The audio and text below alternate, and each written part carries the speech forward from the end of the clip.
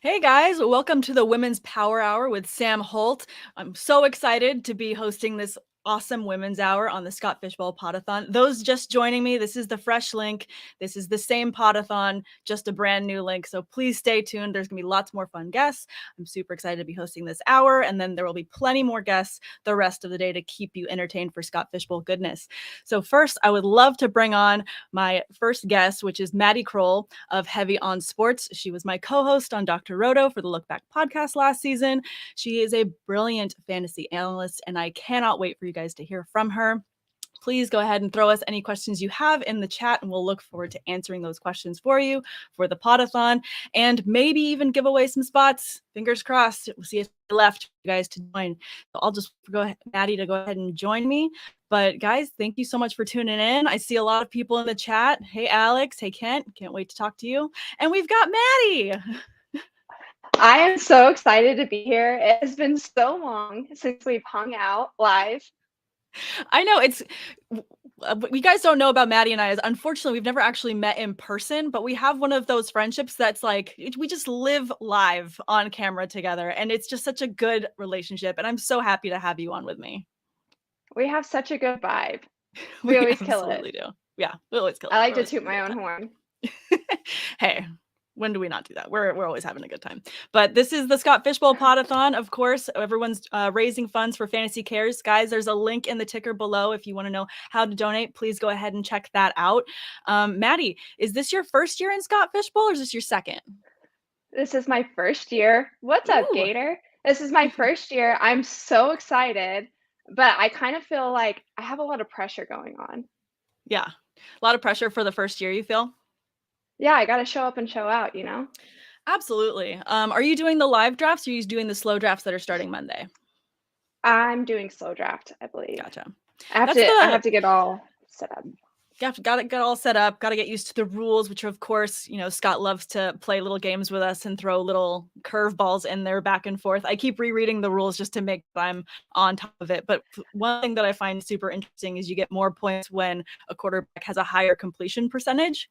So you get docked when they have a lower one. So it's already messing with my mind on what quarterback to take when, just because I don't want to overthink it, but like I want to wait on the position, It's like that's a position in Scott Fishbowl where historically people never try to go early on quarterback. It's like the no rule. Don't go early on quarterback. Gotta wait. Like, what's your So where do you strategy? feel comfortable taking a quarterback?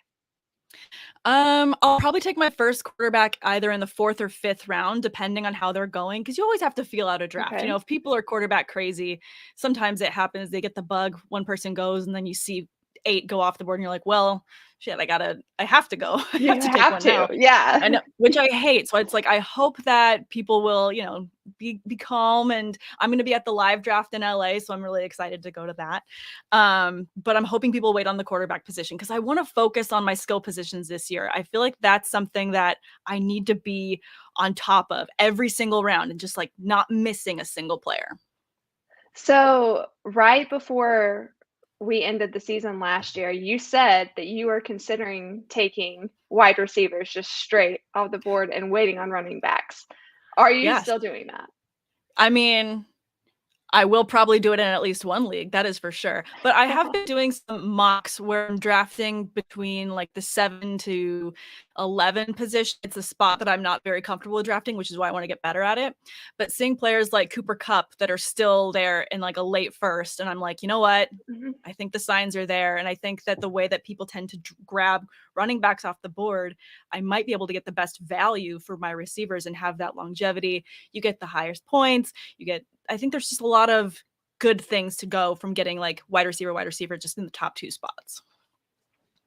I agree. You have to read the room. Yeah, gotta read the room. Guys, thank you so much for being so active in the chats. Tyler, thanks for tuning in. He says Cousins as a quarterback 1 is the winner. Interesting. Like, I don't necessarily agree, but I think that a quarterback late that I like is probably more like Matt Stafford or Derek Carr late, just because the way that they work with their receivers, you have a really great floor. Plus, Derek Carr, you have Devon Adams there now. That's not, something to balk at. Like, that's an amazing addition that's just going to make Derek Carr better, I think. Right, and just the reunion in general is gonna bring up the morale, which is gonna encourage the entire team. I agree on that. Yeah, what do you think of that new combo? Do you think that the rest of the NFL is trying to take one page out of the Bengals books with Burrow and Jamar Chase and the college QB, college wide receiver combo? Do you think we're gonna see more of that? Um, if if the NFL turns into more of like a player-driven league, then yes, but I think that this specific situation had more to do with the Aaron Rodgers Green Bay drama, and I think he was just ready to be out. Yeah, I was kind of confused, honestly, because I felt like we heard some stuff from Adams in the offseason that was like, I'm going wherever my quarterback's going. So it kind of felt out of the blue to have them all of a sudden depart. I mean, we knew that Green Bay couldn't afford to keep both, but it just still felt like ripping off a band-aid. There's something that felt off about it. Well, whenever you get to a certain age, you have to kind of start realizing these are my final contracts. I need to get paid, Yes, especially in absolutely. a league where there's no guaranteed money. Yeah. So, okay, I want to get back to Scott Fishbowl though. And this is your first year in it. And I'm sure you're Yes. getting more familiar with the rules and the strategies and mocking as you're going. Are there specific players maybe that you're targeting in this league different to other leagues? Or is there just like a middle core of players that you're really liking? Honestly, you're probably gonna hate this because I know I know how you feel on this. I have really been looking into tight ends this year because Okay. I feel like there are certain tight ends that are going to perform and put up numbers more like receivers than tight ends, and Okay. I want to be able to get them at a certain point. I don't wanna sleep on a tight end this year. So I'm not taking a tight end 6th round, not gonna do it. Okay. So then what round are you taking one? Are you taking them like maybe around the 8 spot or later? Ah. It depends on I'm going to read the room, but if Yes. Travis Kelce comes off the board, Mark Andrews comes off the board, I'm jumping in. I'm getting in Okay. there immediately. Hey, no judgment there. There is a half point bonus for tight end receptions. So there is a slight tight end bonus in Scott Fishbowl compared to other leagues. It's not traditionally there. Definitely respect that. Um, I feel like maybe I'm thinking this is going to be the year that Travis Kelce like really takes the dip and gets knocked off the top tight end tier. Something about his age as he's progressing. Mahomes is going to have to look to spread the ball so much more with his new receivers in his core with Tyreek Hill gone. So I think that there's someone that can take him off that top spot. Is there a tight end 3 or 4 then that you're looking at that could maybe be like the perfect one for you off the board? Um, I really like Dalton Schultz, and I feel Okay. like he's going to fall. Um, I think that everybody should keep an eye on him, especially with the type of offenses coming through. Kelsey's first Hmm. round. Personally, I feel like Mark Andrews is going to be tight end 1 this year. I've tweeted that. I stand by that. So if I have the opportunity, he's my number 1. I Okay. just feel like that's going to be the first one gone. Honestly, Travis Kelce in my rankings is a tight end 4 this year for me. I agree He with that number. he's Like he's got a number top 4. dollar. Yeah. I do think Kyle Pitts. Everybody's everybody thinks that Kyle Pitts has a high ceiling because there's no other receivers really on that. There's no other tools in the toolbox. So that's the one thing that scares me about Kyle Pitts. I have him ranked as 5th right now for that reason, just because I feel like we're going to see a lot of double teams. I don't know how well he's going to be able to work the middle of the field, but um, I also am interested to see what's going to happen with the Bucks and Hmm. who's going to be rolling into that tight end starting position because that's really what I want to see, especially with Gronk being gone and Tom Brady in the pocket. I don't know. I'm excited to see who ends up winning that spot, and I have my eye on them. I mean, I agree that I'm really curious to see what tight end like goes to the top for the Bucks for that exact reason with Gronk gone. But Gronk has done this in the past. He's left and Yeah. come back, and Brady left and came back. Is there really no chance that by week 4, Brady makes the phone call? Like, I know all you're doing is golfing right now. You got nothing better to do on a Sunday. Just come play. Come on. Oh, he's definitely making the call. I just don't know that Gronk's coming back. especially with Yeah. his super hot girlfriend that he's hanging out with and traveling the world with. I guess it depends on what's going on there. Dukes, Yeah. I agree about Waller. I'm a big Waller fan.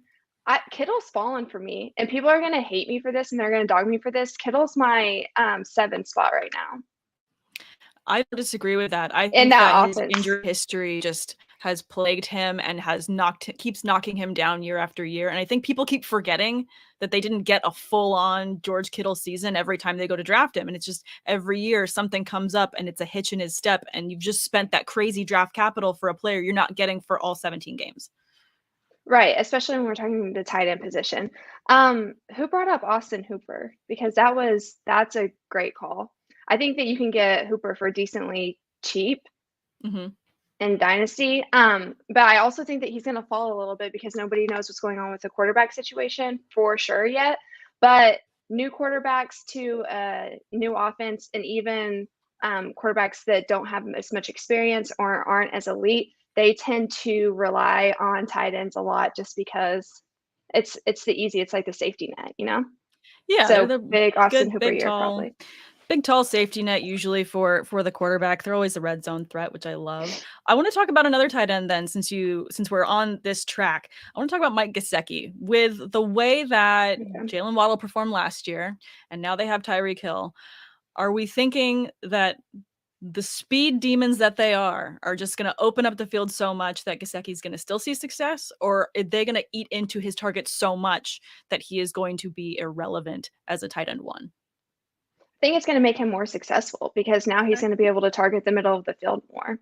Tyreek Hill, we know he has to get down the field. His threat is speed, and they're going to need somebody to work the middle of the field. And I think that that's exactly what he's going to be able to do.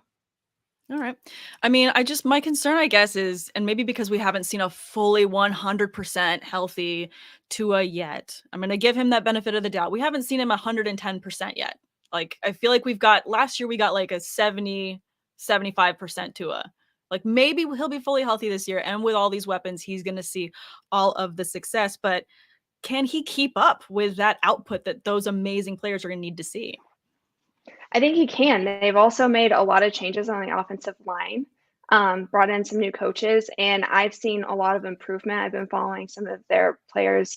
I think that he's going to have better protection, which is going to give him more confidence. I've also noticed a change into his footwork, so Okay. that gives me a lot of hope. I love that. I love that. I see everyone jumping in on the chat. Casey, can't wait to have you on in a little bit. Faith, so excited to see you in the chat as well. I can't believe she's going to the Orlando live draft. I'm jealous. I feel like all the people I That's know in that awesome. area, that draft is going to be off the hook. It's going to be absolutely insane. Like, I kind of cannot just wait. want to like pop in and go, even if I'm not participating. Just like pop in. Do it. Is there a live draft near you then? There's not, but there are planes to everywhere, Sam. There are planes to I everywhere. You love a should good just come to excuse to get LA. on a plane. Just come to LA. It'll be super fun. You can I stay with me. It'll should. be cool. I mean, there's nothing going on in Oklahoma right now. I mean, I wasn't going to say that, but California, I'll it'll be say it fun. for Get a you. tan. You'll have a good time.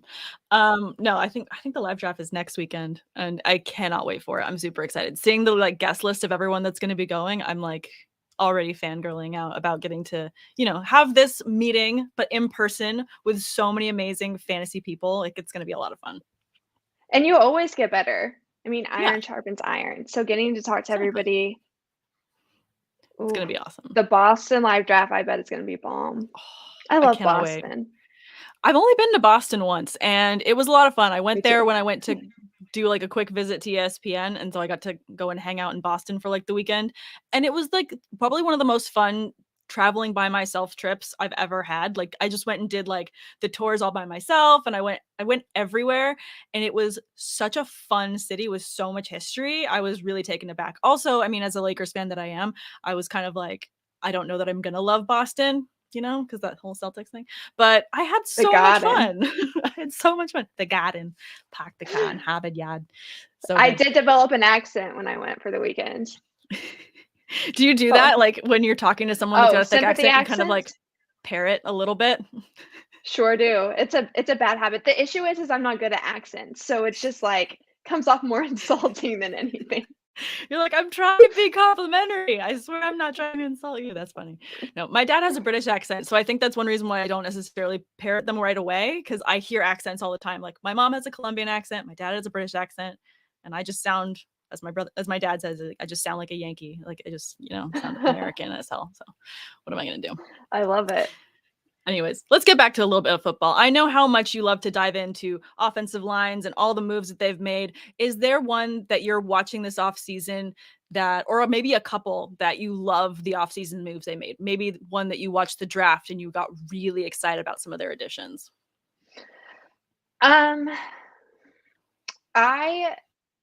really like Linderbaum. Yeah. With the Ravens. Yeah, I was really mad about that. I was jealous. Were you mad about that? I was so jealous. I really wanted him, but I knew the Steelers were going to take a quarterback there. But I thought, if someone else took Pickett, then yeah, we needed to. Mm-hmm. But I also really wanted Linderbaum, so I was a little upset. But please go ahead. The thing that excites me about Linderbaum is his history, and he does remind me a lot of Creed Humphrey. He also reminds me a lot of Kelsey, in the sense of he's so athletic in his footwork. He can move to the second level and block there, and it's no issue. Yeah. So I think that it's really going to open up the offense, especially when you have a quarterback like Lamar. Like you just have to be able to adapt and move on the go. So I was excited about that. I'm really excited about the moves that the Chargers made this offseason with the offensive line, because everybody heard me just complain last year about the right side of that line. And the tackle position is so questionable, but now we have a right guard who will be able to handle a little bit more of the pressure. So I think that we're going to come out and see a quarterback who's able to move the pocket better, and we're going to see a huge upside. So I'm excited there. That's awesome. I mean, I think one of my favorite things about getting to do shows with you last season was just getting to be a student of the game, listening to you talk about the line on so many different formats, because it's just a level of play that I do not get. Like my brain hasn't gotten there yet. It's like if I was in the Matrix, I haven't downloaded that gameplay yet. You know what I mean? And I just love listening to you because I feel like it helps. I thank you. That's a big compliment. Of course. I mean, that's, one thing that I also love about this space and getting to do these types of formats and learning from other analysts is, you're not going to learn if you just keep reading the same take and you're like, oh, well, I agree with them, so I'm only going to read the people I agree with. I think what makes you better is when you listen to people that look at the game differently. And you and I look at it so differently, but I love that because it educates me. I feel the same way. But I will say that makes younger Maddie so excited, because when you play Madden with your friends and you're building all these teams, I was always the one who was drafting offensive linemen. I was building from the trenches. So like defensive linemen, offensive linemen were my targets from the get-go. And everybody was just like, you're an idiot. You build around your quarterback. Hey, I think that you're building from the ground up. If anything, that's how you build a strong house. It's how you build a strong building. You got to build from that foundation. So you're looking at it at a different level. I appreciate that. Respect. Love it. I just got an Xbox. I know it sounds crazy that I haven't had one sooner, but I'm excited to get into Madden. So I'll have to link up with you so that we can start playing together. Because I'm going to have to get an Xbox. I don't even have one. No? Do you want to know why I don't have one? Yes. Because it's a black hole that sucks you in and you don't get anything else in your life done. So I made a mistake is what you're saying. I bought mine off of my friend, and and as soon as I was like, I think I need to invest in this, I'm like, am I just committed to just never leave my house? Is that what I'm doing? Hey, it's fine. I'm not worried about it. But you'll be great. You'll be great. It'll be fine. Okay, so you just briefly talked about quarterback really quick and how you almost punted the position in Madden. But when it comes to Scott Fishbowl, is there a quarterback that you like? You said already you're going to go tight end early. What are the next couple skill positions you're going to target, or are you then going to go quarterback? Like, where are you feeling? Quarterback. And I don't even... it's one of those things where I'm trying not to have a hard plan, just because this is my first Scott Fishbowl. So I don't know how people are going to draft. I have an idea of what I want, but I do have a game plan of how I would like things to go.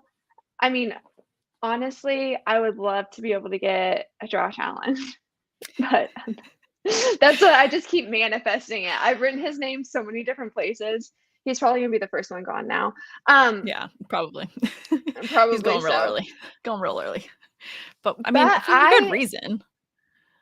I'm gonna sound like such now that I brought him up twice, I'm gonna sound like such a homer, but I'm telling you, Lamar Jackson's upside is gonna be huge this year, and I feel like he's gonna fall because everybody's nervous about what happened last year, but I'm not nervous. I'm excited.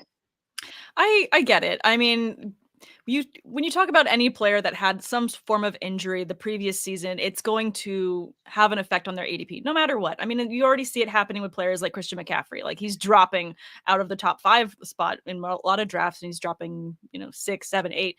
Some random cases I've seen in a mock draft, he goes in the second, which is weird, but that's what's happening when Yeah, you see players get hurt. Someone like Saquon Barkley, you can get him in probably the second or yeah. third round of the draft just because of the types of injuries they've had. But at the quarterback position, what I think is interesting, and it has to do a lot with the type of injury they had. I mean, Lamar just had like a couple weird injuries last year. It wasn't like he completely ruptured and blew out a joint or a thing or broke a leg. Like he has, I think, had more time to fully recover. And based on the pictures we've been seeing, I know you've seen them. We've got swole Lamar this year, so this is a leveled up Lamar. Like he's taken the time, he's done the homework. His body looks ready. His body does look ready, and he is ready. The reason why I'm not scared about that injury is because he could have come back last year and he chose not to. To Yeah. me, that speaks volumes of he knew, okay, this might not be our year, so I'm going to get 100% healthy and I'm going to come back when I'm ready. This year, he was late getting into Baltimore, which everybody had a problem with, but he was working with a coach who has made moves for him. And so I'm really excited. We now have running backs that are healthy on this team. We now have a couple tight ends who can put up some receiving yards. We have receivers who he's comfortable with. So I feel like Lamar Jackson's upside is through the roof. And I think that we're going to see MVP Lamar again. I just seeing those biceps and the way he ran in that practice, I'm thinking the same thing. I think that we've got an MVP level Lamar, and he's looking at the field, he's looking at other quarterbacks and what they're doing, and he's leveled up his play. And I think what I love most Lamar Mhm. is that no matter what, people always underestimate him. And it's crazy to me Always. because he is a cheat code. He just is a cheat code. And I don't know if it's maybe just a jealousy thing that people are like, well, this is not going to be his year and making excuses. Maybe that's what it is. They just love to hate. But I love that you love to love. And I mean, even though I'm a Steelers fan, we all know this. I definitely still love Lamar Jackson. I just love watching him You play. are a Lamar Jackson fan. Mike, the the Marquise Brown trade did not surprise me actually, and I feel like it was a good move. The thing with Hollywood is he needs space to be successful. The Ravens were never a team that were going to be able to give him design space to let him succeed. He's going to be a lot better in Arizona where they can give that to him, right? They have the tools, they have the arm talent to be able to do that. Lamar Jackson has arm talent. It's just in a different way. You have to be able to adapt, like we saw Cooper Kupp do. Hollywood doesn't have that in him. And not that he's a bad receiver, it's just he's a different type of receiver. And in order for him to be successful, he needs to have a wide open field. So that did not surprise me. And I actually think it's going to elevate their offense. I'm really excited to see what Bateman does on the field this year, too.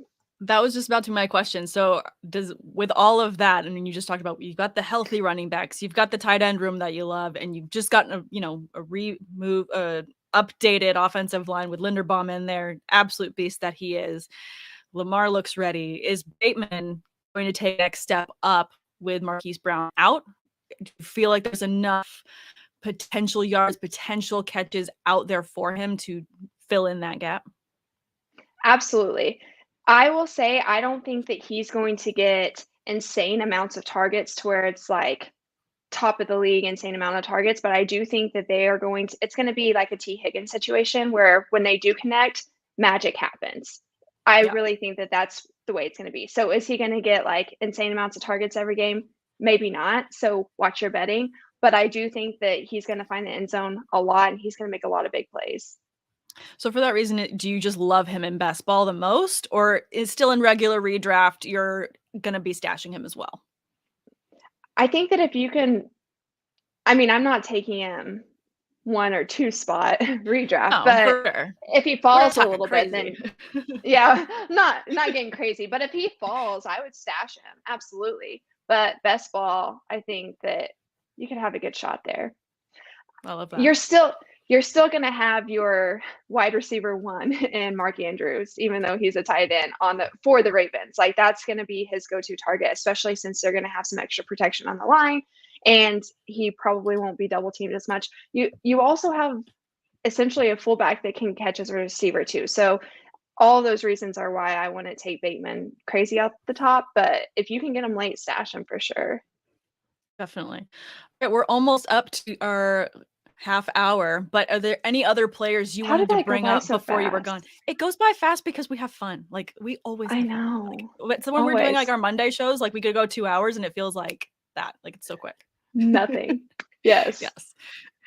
Any other players you want to talk about though before we wrap your segment? I don't have any other players. I don't see Jimmy G as a starter week 1. No. That that whole quarterback situation is weird. At Mm, least to me, knowing that, okay, that Baker just went to North Carolina, fine, is what it is. I just like knowing that we don't have to speculate anymore about what's going to happen to him. He now has his home. He has his landing spot. mhm. Now it's just the last one we have to still deliberate on is Jimmy G, which I feel like it doesn't seem we're going to get any resolution anytime soon. I feel like they should find a way to keep him on the roster as a backup. I agree. I don't see the point in moving him that quickly. Like, what No. level of confidence do you have in Trey Lance that he is 110% not going to get hurt and going to be able to Hurt. finish a whole thing? Like, yeah, just give him all of the power. Like, no, you're still going to Es need a backup. especially when they're a team who performed so well last year, and they're gonna be in sync this year. Hmm. I think that you find a way to keep him, stash him, and then if something happens, heaven forbid, to Trey Lance, you have a quarterback who can step in and execute. And Jimmy G's totally fine being back up and hanging out. Like, you can tell that he would be just fine staying where he's at. Like, he's already getting paid a pretty decent amount, right? Like, am I Mhm. wrong in that? Like, he's already got a decent contract. He's fine. I he's also And got you kind don't of one run of the those risk of faces. getting hurt. Like, you're just getting Yes. paid, you know? 100%. He's also got that face where he's just like, you can tell he's just like always laid back. I don't think anything's ever upset him in his life. So like I feel like he Oh, would yeah. totally be fine to just chill and relax on the bench, just be on the side. And when Trey Lance has a bad game, jump in there and just be like, yeah, tag me in, bro. I got this. And from what I've heard, he's great as an influence on Trey Lance. He's been a great mentor. He's helped him. He's helping him develop. And if you already have a chemistry that works like that, Trey Lance has less pressure to step up and be the full-blown leader off the back, and he can kind of settle into that position a little bit smoother. Hmm. So I feel like they got to make that happen, Oh, in my I own I opinion. completely agree. And I love that what you just said there too about having him there to help keep the pressure off because I think that we see that so much with these young quarterbacks. The pressure just build without that support Yeah. system to really help them grow. I mean, there's just so many that I can't even pull all the names out of my head of ones that have just crumbled and failed. I mean, Sam Darnold being one that obviously has just we're going to not see for a while and maybe he gets a resurgence in his career later, but you know, if you don't have that support to help you grow from the beginning, especially that knowledgeable veteran quarterback just back there to help you, I hate to see them crumble. It's like you don't give them a fair shot. Exactly. Look at some of the best quarterbacks we have in our league right now. Patrick Mahomes. Like, they all set a little bit and they were ready whenever they came into it. And so I Hmm. feel like it's a good decision. Definitely, definitely. Well, let's talk about some of your off-season content, where people can find you. Let's get all those links so everyone can follow Maddie Curl and all her amazing advice. You guys follow me at Maddie Kroll. I have it right there. I always get confused with my finger points. It's Like, over where do I there. point? Yeah, But it's over it's here. backwards. Follow me at Maddie Kroll on Twitter. I'll keep you guys updated with everything going on. I did accept a full-time position with Heavy, which I'm super stoked about. So a lot of big things coming out of there. I'm so excited for you. I love seeing all your Heavy on Sports videos. Maddie is clutch on Heavy on Sports. So if you guys don't follow them, please do. She's got amazing advice across NFL and NBA. I mean, you guys got so much like up here of like the fantasy knowledge and the sports knowledge that people need to be tuning in. Thank you. I thank you so much for having me on and letting me come hang out. Of I course. had the best time. I'm sad I have to go now. Oh, it's okay. Enjoy the rest of your Saturday. And guys, say a quick happy belated birthday to Maddie because it was her birthday this week. It was. Thank you so much. Not a Good luck, problem. everybody. I know I'm butting into the Women's Power Hour, and I'm not a woman. But I want to say, Hey, Sal. Maddie, thank you for coming on. I follow you on Twitter. I've never gotten a chance to interact with you. Just want to say thank you and happy birthday to you. And Thank you for the follow. Yeah, you're welcome, of course. And best of luck in this upcoming season. And Sam, I know you are jumping in with the next group. Did you receive the live read? I have the live read. I'm ready to read it whenever the clock strikes. So I'm going to shut up and get out of your way. And best of luck in the final 30 minutes. Thanks, Sal. Appreciate you.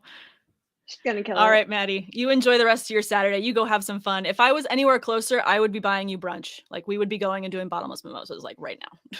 Listen, you don't have to buy them for me, but we're doing bottomless mimosas in a month. I'm holding you Hell to yeah, it. we are. Yes, we're totally doing it. All right, have a good Saturday. All right, good luck. Bye. Thanks. Bye. Guys, please make sure you're following Maddie Kroll. She is just a legend. She honestly has one of the best football minds I've ever gotten a chance to talk to. She looks at the ball completely different. So she really gets in the trenches, understands the offensive line, the defensive line, and how it's going to affect not just the players that you've drafted, but your sports bets throughout the rest of the season. So please go ahead and follow her. She has amazing content. Now, let me get this live read out of the way and not Ron Burgundy it before I bring my next guests on. This segment is brought to you by Club Fantasy and Women of Fantasy Football. This year's third annual Women of Fantasy Football shows kick off on August 10th with Faith Inez and her new co-host, Kelly Singh. We'll be raffling off jerseys every week to support our new partner, Gal Vanez, an organization founded by NFL on Fox reporter Laura Oakman, which coaches and mentors women who want to pursue careers in sports. I'm trying to get through this interview without messing it up. Please give me apologies. I'll get through it. Be sure to also follow Club Fantasy at Club Fantasy FFL and Women of Fantasy Football at Women of _FF. As our friends at Galvanez say, girls complete, women empower. Join the movement now. Got through the live read, guys. Please go ahead and give them a follow. I love watching the content that comes out with the Women of Fantasy Football. I've been a guest on there a couple times. They are amazing and we have so much fun. So please tune in. The ladies have the knowledge and the hour is going to continue as we bring on my next two guests. We've got Kendall Valenzuela and Casey Kasem joining us. Cannot wait to have them. I absolutely love both of them to death. Casey is a brilliant fantasy analyst, and as is Kendall Valenzuela. Cannot wait to have you ladies on. I'm sure they'll be jumping on with me just a second. I see the movies. I see it. Yes, here we go. Hello. Hey, ladies. How Hi. are y'all doing on this lovely Saturday? Hot. We're going. It's good. It's hot. Casey, have you met Kendall? Kendall, have you met Casey? No, hello. Oh, hi. It's a mutual Twitter follow kind of Right. thing. So I'm like, we know each other. We follow each Yeah. other Yes. on Twitter, just like Exactly. everyone. I'm like, I know you on Twitter. We're okay. So now we're Yeah. friends in real life. Yep. 100%. There you go. I try and explain these relationships to like my parents. And when I say, oh, I'm going to go and hang out on a podcast with my friends, and they're like, but have you how do you know them? I'm like, through Twitter. And that concept is really hard to connect for the parents. They're just like, but they're people from the internet. And I'm like, yes, but this isn't AOL like chat room days, mom and dad. Like they're safe people. Trust me. Yeah, I know, right? The internet. Oh, the internet and the craziness it is. Well, we're on the Scott Fishbowl Podathon, so I want to talk about Scott Fishbowl, of course. Casey, what year is this for you? How many Scott Fishbowls have you been in? It's my 8th Scott Fishbowl. Raining. Oh my god. Oh my gosh. See, but I haven't oh my gosh. won it. Sam was like, okay, we're gonna come on, talk Scott Fishbowl stuff, like give advice. And I'm like, I've got my notepad here from you two. I'm just gonna be like etching it down on the side. I'm just like, okay, this is what I'm gonna do. Is this your first year, Kendall? Yes, this is. I'm excited. I'm excited. I love it. Hey, there's nothing wrong with being a first year. I mean, Casey, I'm sure you can attest to this. This is my 3rd year. I feel like there's years where I know 100% what I'm doing. My first 5 weeks are fantastic, and then everything falls off the rails. The wheels are off, and I'm just in the ditch, just watching everyone else have fun. So you never know. It's like any other fantasy league, really. Yeah. Believe me, it doesn't get any easier every year. It gets just a little bit harder, a little bit more people, Yes. Are you going to be at one of the live drafts, Casey? No, I'm so jealous, man, of everybody that gets to be at the live drafts, but no, none around here. So, Oh, you well, know. just fly to LA, go to the one with Kendall and I, because we're going to be at the LA one. I know. I'm jealous because I want to go to the LA one because I hear that all the cool people are going to be there. All the cool people. You can All stay the at my cool house. I have a guest room. Just saying. Oh man, cat. I have to And a I'll cat. check my I have a PTO and cat. see how much time I love cats. Don't have one. Don't want one, but friends. I totally. Mine's asleep over here in the corner as he normally is. Oh, mom's podcasting. I'm gonna go sleep in the corner. Yeah. So yeah, too funny. But the rules are out and everyone knows, and has been mock drafting. Are there any players, because I just talked about it with Maddie, she's going tight end first off the board. Casey, I'll start with you. Who's going to be your first position off the board? Are you targeting running back, targeting wide receiver? Man. Going to go grab that quarterback early? I think I might grab a quarterback early just because the All first year I played, I burned myself so hard with Joe Flacco as my quarterback, thinking I could wait and wait and nobody waits. And I was like, why aren't people waiting for quarterbacks? So I don't know yet for sure because I don't actually go into it with any sort of idea how I'm going to draft, but I mock for fun, and I've been taking quarterback and then going tight end in the second with if I get one of the guys that'll actually put up points. Like Mark Andrews or Kyle Pitts or even Kelsey sometime, so yeah, for sure. I feel like Kelsey's gonna go round one no matter what. Yeah, it's just kind of where everyone sees him in their rankings. Kendall, you're number one position off the board. I mean, this is your first year. I get it. I know. I've been. My mom was like, "What are you doing today?" And besides her telling her I'm doing this, I was like, I am searching through all the Scott Fishbowl hashtags and looking at what everyone is doing. And the trend that I've seen, like Casey said, is quarterbacks first off the board. And Sam, yours and I are a little different because we don't know what position we're picking out for until we get there. Yeah. So we have no idea that's, we can draft as much as we want and mock and everything. But until we get there, it's just going to be, you kind of have to feel it out. And I think that's the most advice that I've gotten coming into it from everyone is just you go in with a plan, but don't stick to the plan. You kind of just have to wait around, see what's going on around you and just adapt and have fun, obviously, but just adapt and don't go in with a plan that you're so dead set that you jump a little bit too early or you do things, you pick up a guy too early that you think won't be there at the end. So I think quarterback first, but I'm just going to play it by ear and just kind of watch everyone around me. And again, take notes from you two and say, okay, this is what they're doing. This is what not to do when you look at what here's what not to do. Don't forget to see your waiver picks. Yeah, exactly. No, I love it. So I think for me, I love what you said too about not being so steadfast in who you're taking. I think when people create their draft lists and they just have the players per round, and when your guy's not there, you get flustered because then you think, do I reach and get the guy in the next round? Mm-hmm. And then it kind of I've been guilty of it as well. You kind of get flustered and then you have to pivot. I think what's much more helpful when you're building your draft strategy is to kind of have pivot positions. So go round by round and pick 3 to 5 players that you're comfortable with taking there. And that's just the main word, comfortable. So you don't want to be doing that reach. You don't feel like, okay, this is a player that maybe I took too early. You're taking someone that you have a healthy floor with. So that level of comfortability, I think, is super important because you don't want to end up with a player that you're just like, well, I hope Josh Jacobs doesn't end up hurt by week 4, and I took him in the second, frazzled. No, you don't want to have that kind of loss of confidence when you're making your pick. So you just want to have that flexibility for sure. I love that we're so active in the chat, everyone. Fam is tuning into the Ladies Power Hour. I love it. Mr. Scampers with the best little avatar that I've ever seen. Is it more stressful to know your spot and possibly tilt or less pressure to not know? Experience with both. Casey, as our reigning veteran of the Scott Fishbowl, I'll let you take this question first.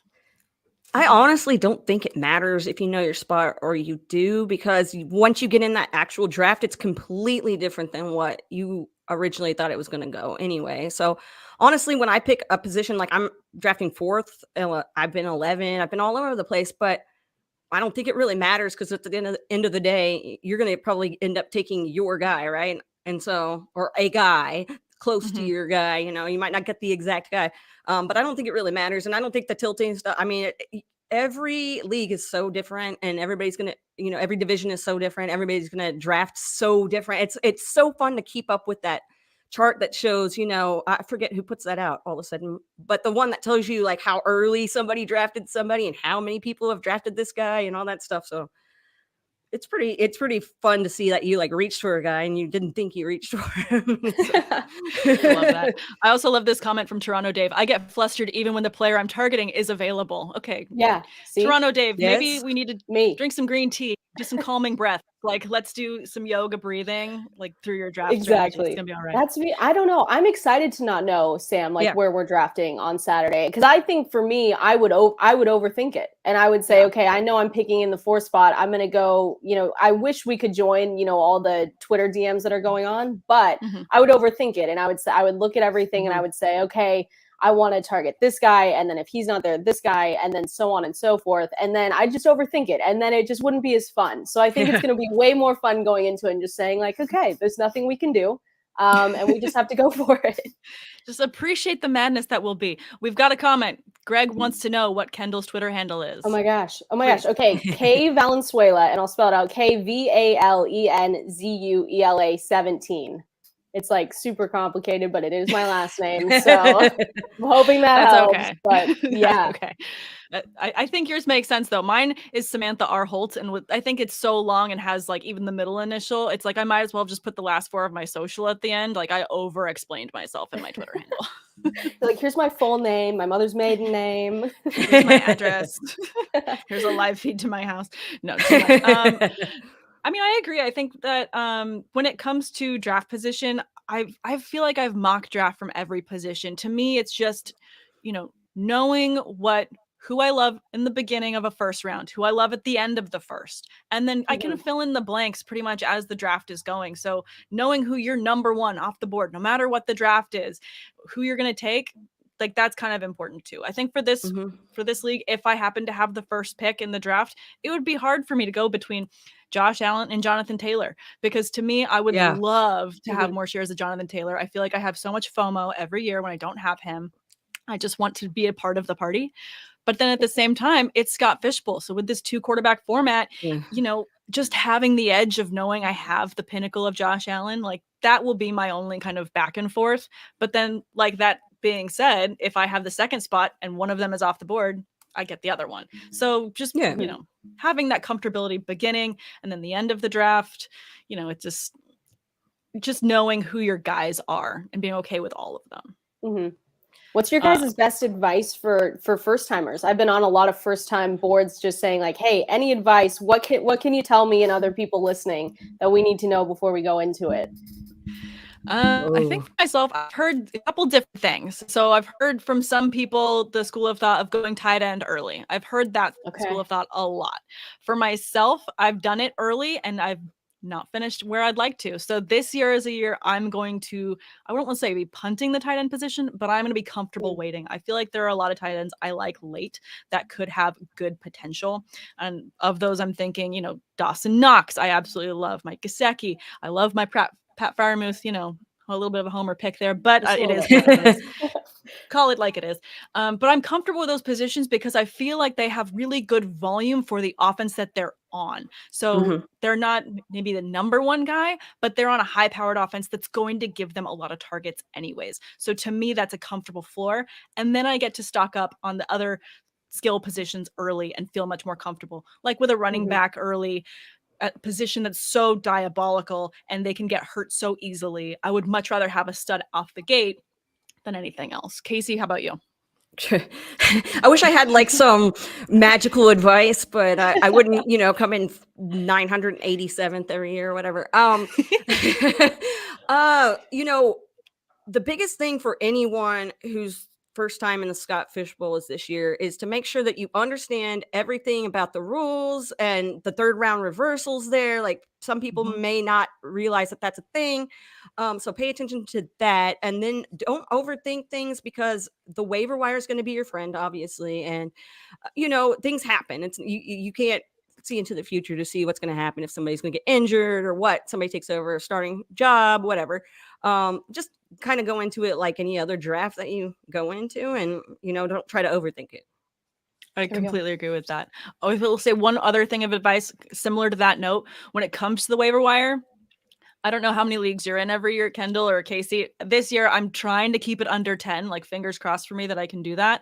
But I'm going to make it a priority to put Scott Fishbowl League at the top of my list of teams that I go to check the waiver wire first. Yeah. Because the people in this league are absolutely ravenous on the waiver wire. So if you're not the first one with your pick in at the right amount, you're going to miss out on a player. So for that reason, I have to say, you have to keep the Scott Fishbowl top of your list. If you've got 20 teams, I don't care. You set an alarm to remind yourself on Monday, just to make sure. On Sunday night, have an alarm go off every time at noon between like Friday to Tuesday, just to remind you to be checking and make sure that you're on top of it. Like that's something you have to like tend like a garden that you're trying to get players out of.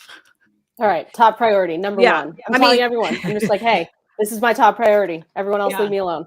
It's crazy how like a quarterback will get hurt and the backup quarterback is like the worst backup quarterback in the history of quarterbacks, but people are like blowing all their money to get it, you know, because they lost somebody or they're just trying to screw somebody else over. So it's crazy. No, it's definitely crazy. And then, you know, because people are so ravenous in the waiver, to that point, Casey, people are going to be drafting deep into the quarterback position just to make sure that they have an extra backup guy. I mean, for myself in one dynasty league, I've done this. So I've got 4 quarterbacks in that league and 2 quarterbacks starting. I've got Aaron Rodgers and Jalen Hurts, but I've got each of their backups. So, and the backup for Hurts this year, I have Carson Strong, who I absolutely love. And I feel like I've talked about him way too much in this offseason. But if Jalen Hurts goes down, I feel really good about Carson Strong. I like that. Gotta have those players that we love. I really want to get more into just basic draft strategy as well. Just players that we're loving this offseason. There have been so many crazy offseason moves. Kendall, I'll start with you. Is there a player that after an offseason move happened or just someone that you love going into this year? Their offense has maybe shifted. Anyone that's kind of high for you? I've been drafting way earlier this year, obviously doing stuff with Fantasy Life. And like, I've been really there was an article I read about like post-hype sleepers, right? And I think that's been interesting to me just to watch the trends there. So like someone that I really have been liking is Chase Edmonds because his ADP in 2021, he was 60th overall and now he's 109. But there is that offseason move where he was with the Cardinals and now he's out with the Dolphins and stuff. So I just think like he was in a timeshare with James Conner and he soaked up a lot of that early down work. And like based on what we know now with the Dolphins and how much they invested in him, like I've been liking him a little bit. Just recently though. So that's something that I've been watching though, is those like guys that had that people thought were going to break out maybe a little bit last year. It didn't happen. So now you're kind of being able to get them at these prices where they're maybe when something does happen that he can come out and make a huge difference. I love that. Casey, same for you. You know, I'm always high on Derek Carr. I know he's been brought up, but I'm always high on him. But this year with the, addition of Adams and everything, I'm just even more excited about that. And he's a good value. You can't go wrong with somebody that's at least consistent enough. The same for like a Kirk Cousins type or something like that. Like not later in Scott Fishbowl, it's going to be crazy where you see Derek Carr and Cousins go all over the place. It's just, I'm excited just to see how that all how it all shakes out. Yeah. No, I agree. I'm high on Carr this for the exact same reason this year as well. A player that I think has jumped around at ADP, someone that was a sleeper last year, Hunter Renfrow had an amazing season last year, but with the addition of Adams, obviously he's going to affect his ADP. Do you think he's someone that, Casey, do you think he's going to be a good wide receiver to be able to keep a steady flow of points enough that he's going to be a value on a team that you draft? Man, I don't really know. He's one of those guys that I really don't ever draft anyway. I don't know if you have blindness to certain players. You're just like, nah, even though like they are putting up the points, you just kind of don't I feel like I'm that way about Amari Cooper. I always forget about him. Exactly. Sorry. As for I think he could be a viable wide receiver 2, maybe a 3-ish flexy kind of dude, but it's if Derek Carr, if I'm expecting Derek Carr to do well, then he has to, have the supporting cast around him. So yeah, if I have faith I mean, in Carr, then I have to have faith. You know? he's such a talent as well. I mean, you've got that really great balance now of having someone like Adams to draw the coverage, who can take the double coverage and still make the catches. We know how amazing he is with contested catches. He's also got Waller, so he's got plenty of weapons. I'm just excited for this rejuvenated Derek Carr, you know, the college quarterback with his college wide receiver, rejuvenated. Bro love. Absolutely love it. Buddy cop movie. The storyline is there. The storyline is there for a great season anyway. Definitely. Any other players, Kendall, that you absolutely love, or an off-season move that you particularly excited about? I was, I went to Arizona State, so I'm a little bit, I still like Brandon Ayuk, and I wanted to get your guys' thoughts on him, because I've been seeing a lot, like, people, he's kind of a little bit polarizing, right? Because people are like, don't touch him because of what they have there with the 49ers. But I still like Brandon Ayuk because he still has that, obviously it's going to be wide receiver 2 upside, but he's out there, like, his ADP isn't anywhere close to what could be happening. So I wanted to know what you guys thought about him. Definitely. Casey, I'll let you answer that one first. What do I? It's another. How do I feel about Brandon? Like, I don't know. She's like, I don't like. It's another one. I don't know. No, I mean, he's fine.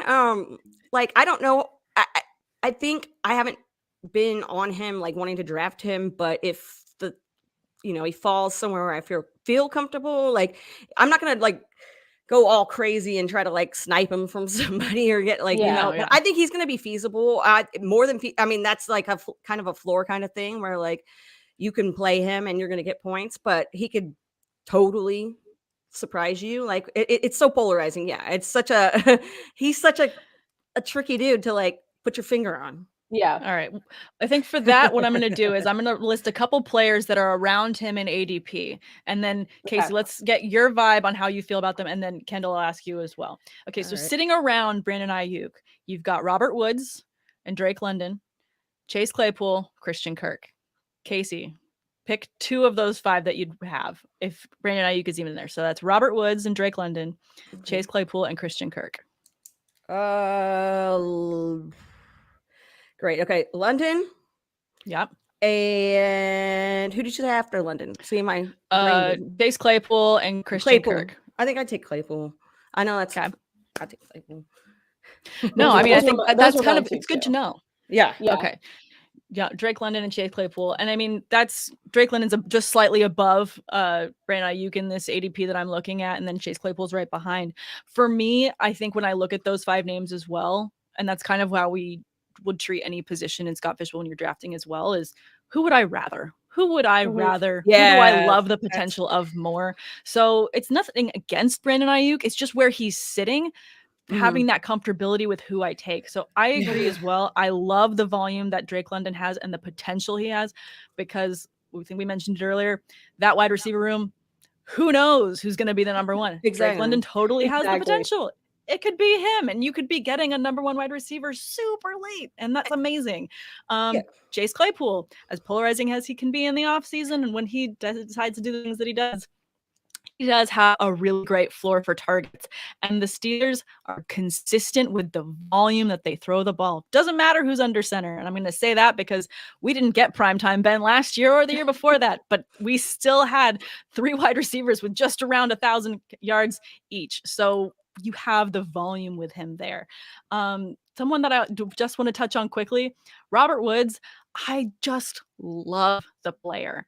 And I don't know how I feel. I feel like I love him in Tennessee, but I'm also like, but is he going to get as much love as I want him to get? Is he going to get enough targets? It might be at one of those love plays that I pick and he just does not meet the need because that offense is so dominated by Derrick Henry. Is there a player like that, or you guys feel similar to any other guys? Kendall? No, I mean, I've seen the speaking of Derrick Henry, I've loved the Derrick Henry debate this year, because I'm like, anyone, I can't be on your side if you're saying that you're not going to pick out Derrick Henry if he's there. I can't believe it. And I think Matthew Berry said the same thing. Matthew Berry said the same thing. He's like, what? You can't, just because what happened last year, you cannot expect that, or you hope it doesn't happen again. But when he's there, top five Derrick Henry for me every time. And it's no question. 100%. Yeah. Casey, for you? I mean, how do you feel about any kind of polarizing players like Derrick Henry or Robert Woods? This isn't a really polarizing player, but the team itself kind of is. Like, okay, I like Brandon Cooks a lot. a Okay. lot. And Yeah, that's gonna love it. and you're gonna get him late. Oh, Like yeah. compared Yeah. and he was always consistent. And I mean, no matter what team he's on or what quarterback is throwing him the football, he's always that guy who's putting up the points. So I'm always on him. That situation there is so weird and crazy and everything else. And and Davis Mills, I like Davis Mills too. I'm not gonna. So I think that's a good little 1-2 punch right there that I'm about. No, I like that. I like I that. do think that Brandon Cooks is a forgotten player, and unfortunately so, because he's been so consistent with his yards that he's kept up and his catches, despite his quarterback play. He's just been a very consistent guy that I do think that, I mean, even with the players we were just talking about, Brandon Cooks is listed higher in the ADP, but he's someone that I wouldn't be surprised if he fell further just because people are not excited about that team. That's exactly it. Yep. Yeah.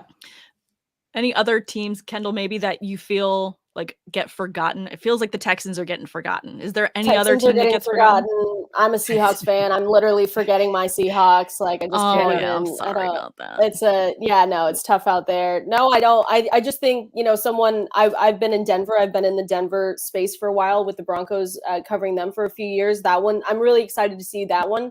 I think another polarizing player that we're going to write about on Fantasy Life in a couple weeks is Jerry Jeudy. That's been one where people are like, they're either off on him or they're on, and you can see both sides with the pros and cons there. So that one will be interesting, especially when they have Tim Patrick, Albert Okwuegbunam is there as their tight end. So it's going to be interesting to see what Russ does with him, because his tight end play has not been as good, but new team, new stuff, Cortland Sutton. So that's Jerry Jeudy. Broncos are definitely teams that I'm keeping an eye on too. I love that. I mean, that's definitely a team that got a major shift in the offseason and definitely looks better going into this year. And I love Albert O as well, getting him late in drafts. I was gonna say, I'm so happy you said his whole name. Yeah, Nobody I ever know. does. I never can pronounce it. I I'm like, oh my gosh, not worthy. Like, you pronounce it perfectly. It took about 2 months, and because I was on radio, they were like, Kendall, you can't keep saying Alberto. Like, he has a full last name, and I'm like, yeah, he's probably okay. like, yeah, come on, guys. Come on, guys, just give it a try. Like, there's no harm in Exactly. trying. There's no harm in trying. I love it. All right, we're almost up on the Women's Power Hour, but I don't want to leave without people knowing all the amazing content you guys are doing. Casey, please kick it off. Where can everyone find you and your amazing content? I see a shirt coming out. What's happening here? Let's go. Ooh. That was Scott Fishbowl 7? 7, baby. I got a whole stack over here of t-shirts. Anyway, I love it. Hi. If you don't know who I am, Casey Kasem right here. You can follow me on Twitter at the Casey Kasem. I have a podcast called Get Real with Casey Kasem. I've interviewed Sam, a lot of different people in the industry. It's really fun, and there's more episodes coming out. I'm just really lazy, and yeah. So there you go. I love that you say that, because I mean, I understand and I appreciate like off-season Casey, but you guys also know just how hard this woman works. Like, Casey puts in the hours. Like, you are really an amazing analyst. Like, please, let's give you your due. You're really good at what you do. Well, I will appreciate the kind words. I appreciate that. I put in a lot of work just in general in life, and I think I put in too much. And then my head goes, psh. So we're trying to keep it at a reasonable, stress level. We're the same in that way. We both just go crazy, and then there's like week 8. Someone should always just send a quick message to like some fantasy analyst and be like, "Are you okay?" Because the response will probably be like, "No." Nervous tired. breakdowns. I'm sorry. Lots of it's all burnout. So much burnout, but so excited for this coming season. Yes. Kendall, please tell me where we can find all your stuff. People can follow you as well. Yeah. I gave out my Twitter handle, but K Valenzuela 17. I'm with Fantasy Life, so we are so excited. Like, we just launched the new website, all these tools. Everyone go check it out, fantasylife.com. We've got tools that are coming out and a lot more coming out when the season comes closer. Everything is free. Every single thing on the website is free. So that is what we are so excited about. Always going to pump the newsletter. Subscribe to our newsletter. It is so fun. Peter and Jordan do a great job. Elliot, Matthew, and I, we're just trying new things. Follow us on all our socials. You'll see Sam's awesome drawings every week. It's just crazy. Yeah. They're the best. They're the best. They're the easiest tweet I put out every week. I'm like, oh, Sam's drawings. Like, I've tweeted out easy over what I want for likes, easy over what I want for comments, engagement. So yeah, that's what we're doing. Oh, thank you so much. I love doing those drawings, and getting to illustrate for Fantasy Life is they're cool. definitely a dream come true. So love it. Sal, thank you so much for letting us have Women's Power Hour. I wish you guys would do 2 hours. I like the rest. But no, you're always fantastic. And Sam and Casey, I think I know you both since 2015. I mean, it's been a long time. Yeah, it's been a minute. Going back to Fantasy Life days, Sam, way back to the Fantasy Life app days. Yeah. I was on the Fantasy Life app. And Kendall, I had Matthew on earlier. I don't know if you watched it, but I talked to him about other people who, when I first met them, I knew immediately they would be superstars. One of them was Elliot Christ, who, when Elliot was first coming up, Matthew said, Sal, Kendall is that person.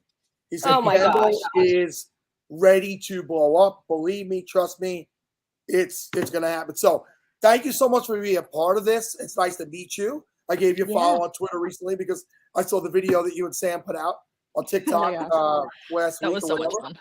Yeah, so, I almost retired after that video. And I almost said, you know what, my job's here. My job's done. Thank you so much, everyone. It was great. I know. Seeing how that video performed, I was like, did we just peak? Like, is it all downhill from here? No, it's really so just the beginning. It's like totally just the beginning. Listen, you're welcome to come back anytime. Sam, you can stick around. You got the link.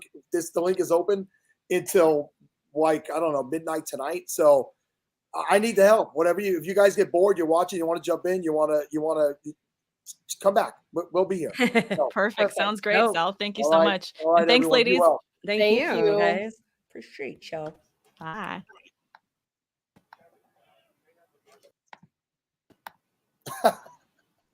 Chase, what's up? Did I put you in by accident?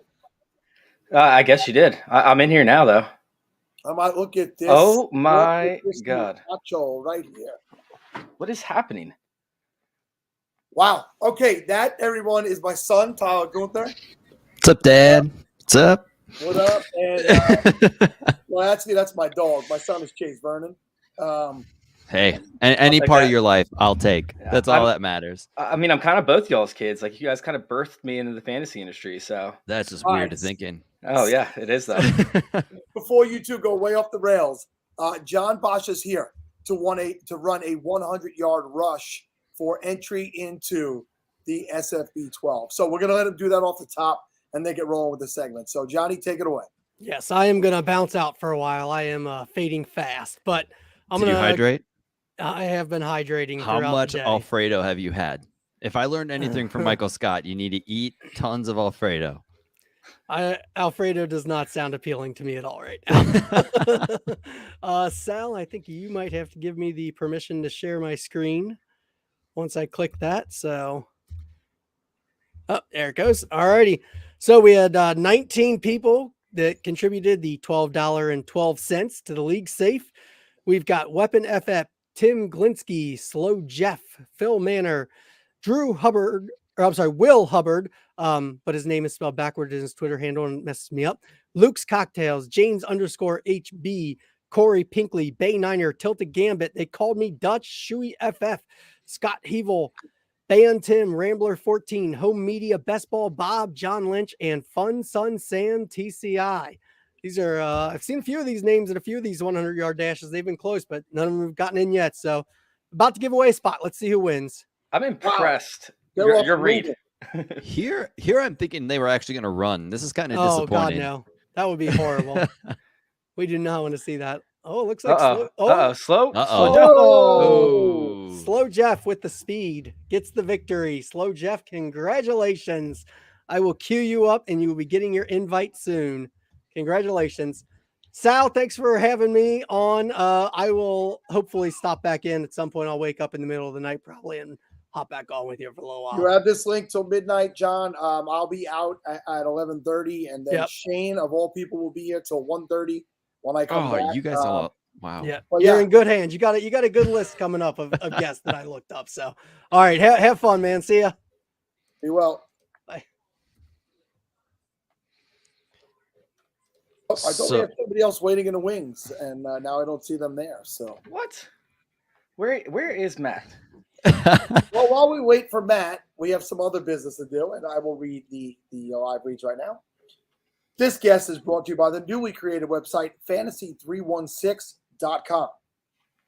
Fantasy316, and maybe it's fantasy316.com, is an online directory for fantasy sports and gambling resources. Looking for specific fantasy information or important betting advice without the spam or dead links, Fantasy 316 has you covered. The best sites and expertise in fantasy and gambling across all formats can be found at Fantasy 316. Be sure to follow founder Austin Wrote That, and that is AUSTINWOOWROTETHAT, and at Fantasy 316 for the latest information in the betting and fantasy space. Visit fantasy316.com/SFB12 for exclusive Scott Fishbowl 12 coasters and the latest must-have sources in sports today. Now, I've not seen these coasters, and now I want some. So I'm definitely going to that site By the couch to see that. The guest is sponsored by Ride or Dynasty podcast, presented by Gridiron Ratings. The ROD pod is by Dynasty Managers for Dynasty Managers. Hosts JJ Werner and Dave Heilman provide the strategy and knowledge needed for you to compete in your Dynasty leagues. Ride or Dynasty offers real conversations with real guests, with great guests, and their approach to different aspects of the game. From Debbie to IDP to high stakes and auctions, we cover everything a Dynasty manager needs to become better.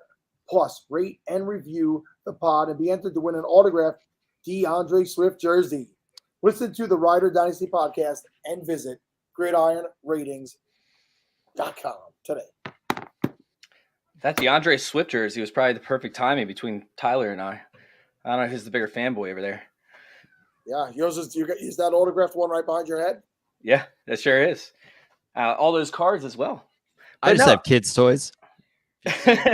Just all kids' toys. I got my daughter. Oh, God, where'd she go? Okay, she's over here somewhere. I got the autographed Jamar Chase right here. Oh, that's gorgeous. It's absolutely gorgeous. I love it. With Saquon right here. Did you change your angle? I think you changed your angle a little bit. Did you get a better camera too? Who? I switched computers. Something was wrong with the first computer on. It wasn't the Wi-Fi. It was actually the computer was getting bogged down. And like I said, I'm pretty sure that since I was logged into Bob Gilchrist's account, that I got porn bots spammed. And it's not the first time. Checks out. Basically ate my computer. So I'm blaming Bob. I mean, it's not the first. I've never watched porn. Won't be the last for Sal. Like, let's be real. Fellas, what's up? I mean, let's not talk about technical issues and technicality. Let's just have fun, right? Well, I actually wasn't even supposed to be on this segment, right? Like, I'm actually scheduled for tomorrow. But I guess, we decided, Sal and I, and of course Mike decided that I had to come on and show off the shirt that I got for you guys for Father's Day. Oh, that was a great shirt. I decided. Oh, there it is. I decided to wear it and bring it in because you guys are so cute together. It's so amazing. And like I said, since you guys birthed me in the industry, I just felt like I had to come on while you all were both on the Podathon and say what's up. It makes me both happy and sad because my dog that Tyler's head is on in that picture, we lost him right at the beginning of COVID. So he's not with us any longer, but I'm still here. I still have Tyler. So is it okay? Like, I'm sure Sal would probably rather the dog than me, right? No, listen, you're great. The pause. You're great.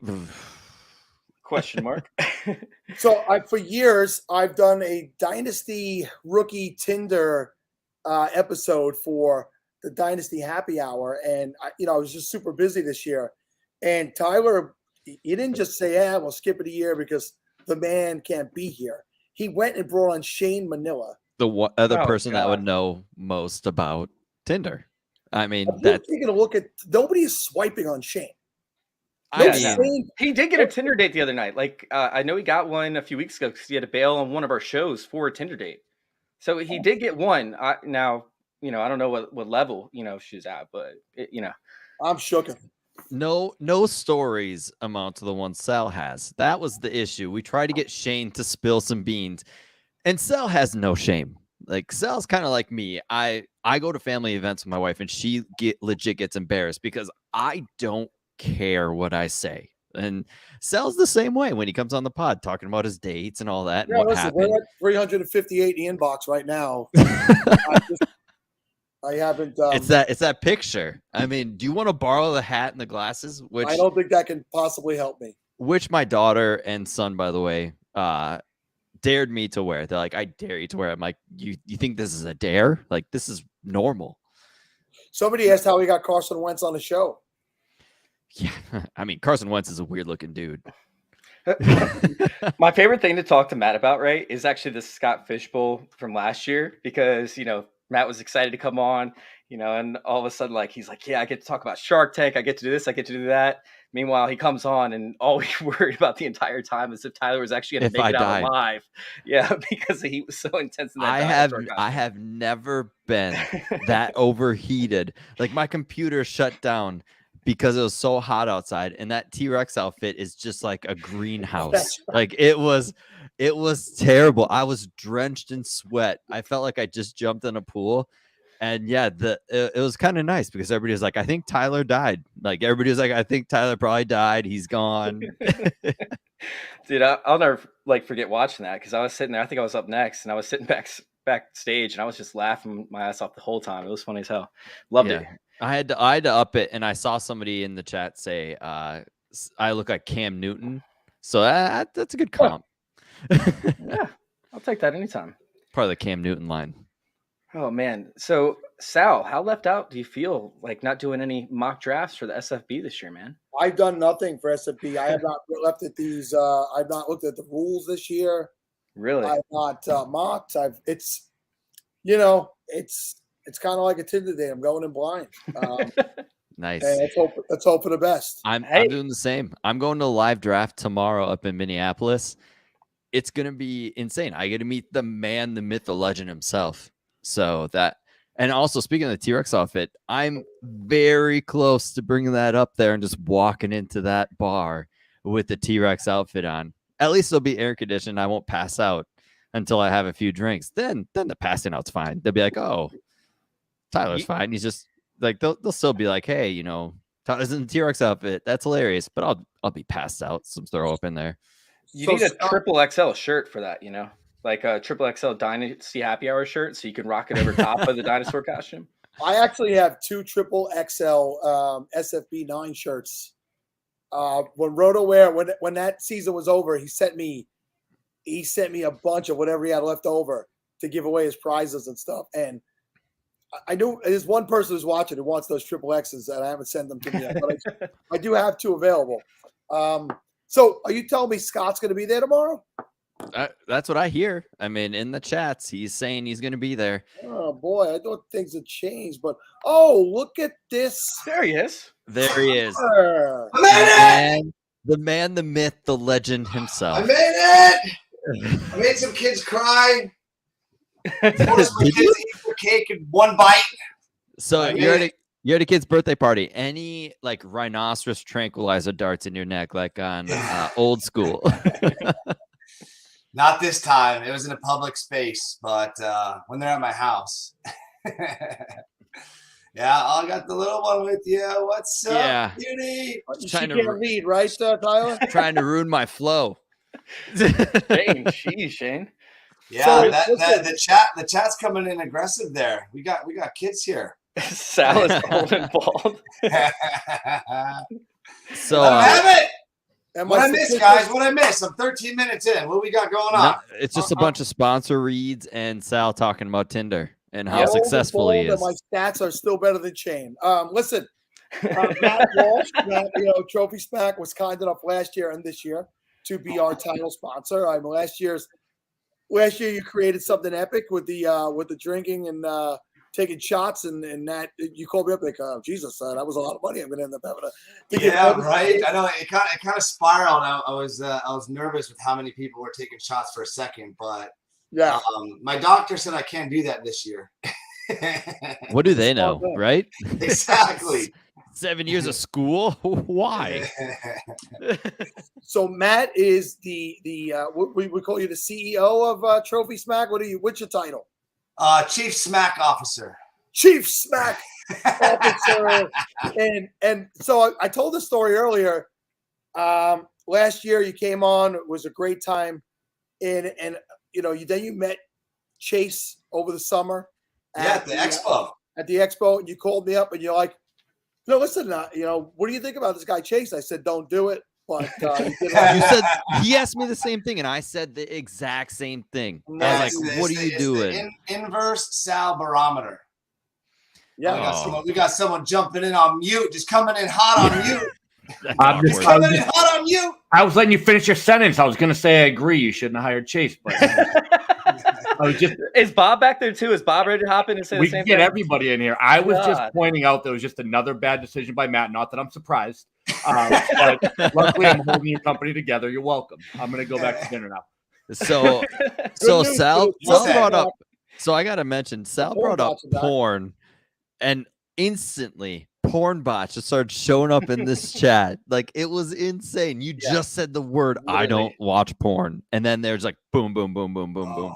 They were in early. I blame Chase. I think so. Earlier, I actually clicked on it, put it on the screen, and said, "We've officially made it." Immediately after I did that, my computer crapped out. That's not even an exaggeration. So don't click on that if you're in here.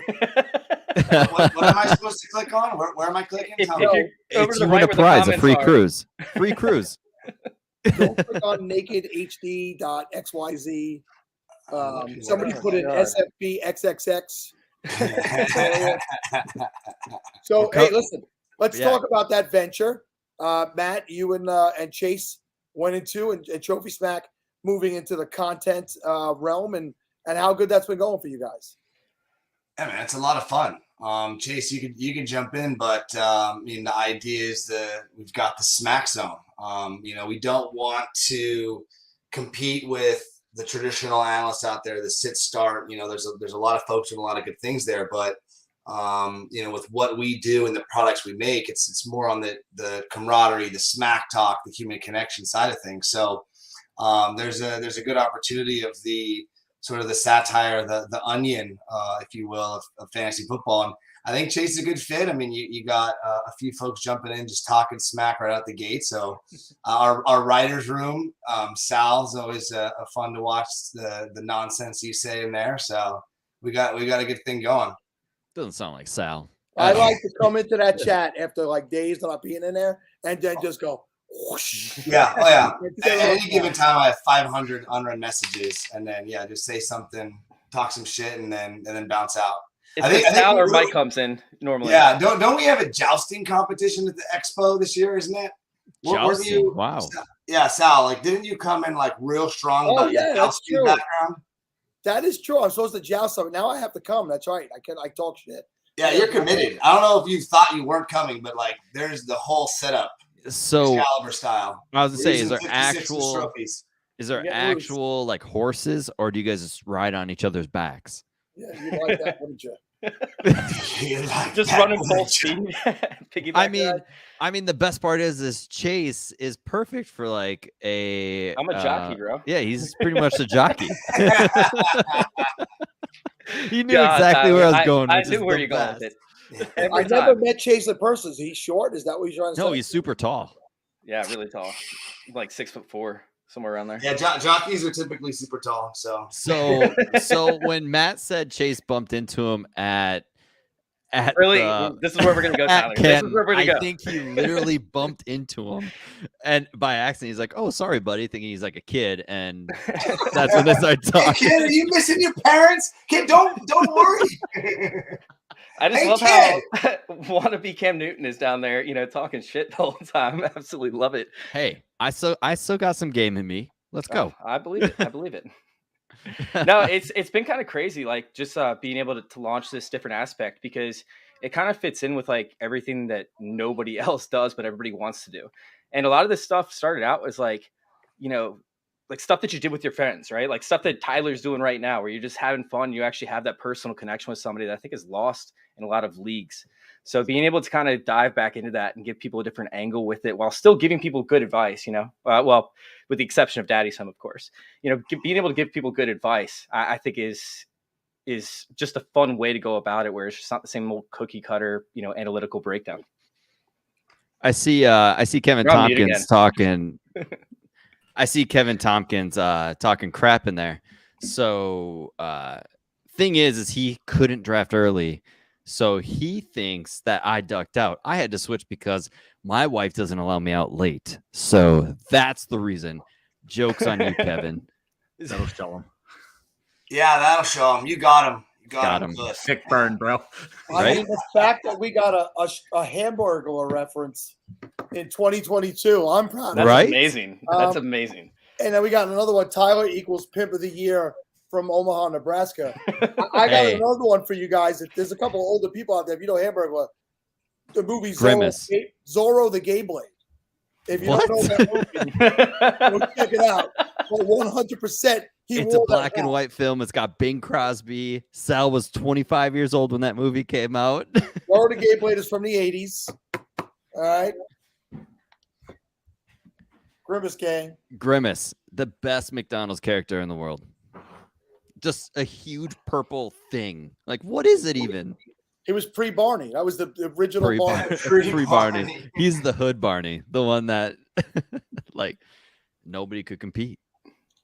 So talk about the big LA live draft that's going to be happening where, Matt Walsh? Yeah, this thing is going to be off the hook. We're taking a page out of the Angels playbook. It's the LA draft of Anaheim. So it's Angels at TrophySmack HQ.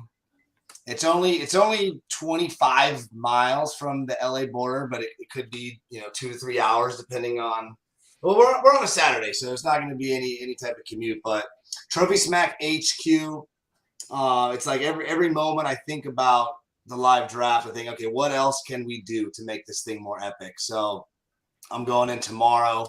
We're adding. I'm not going to spoil the surprise. We're going to have a ton of fun things there. The draft picks, or the draft pick order is going to be decided bar game Olympic style. So there's going to be a lot of shenanigans. What is it? Are you jumping in? She's saying a naughty word, and I'm over here laughing. I want a caca on dada. She said booby, and I tried to mute quick, and I was hoping it didn't show. There was no attempt at mute there. That was intentional. It's being a proud dad, right? My wife is probably watching this, just ticked off.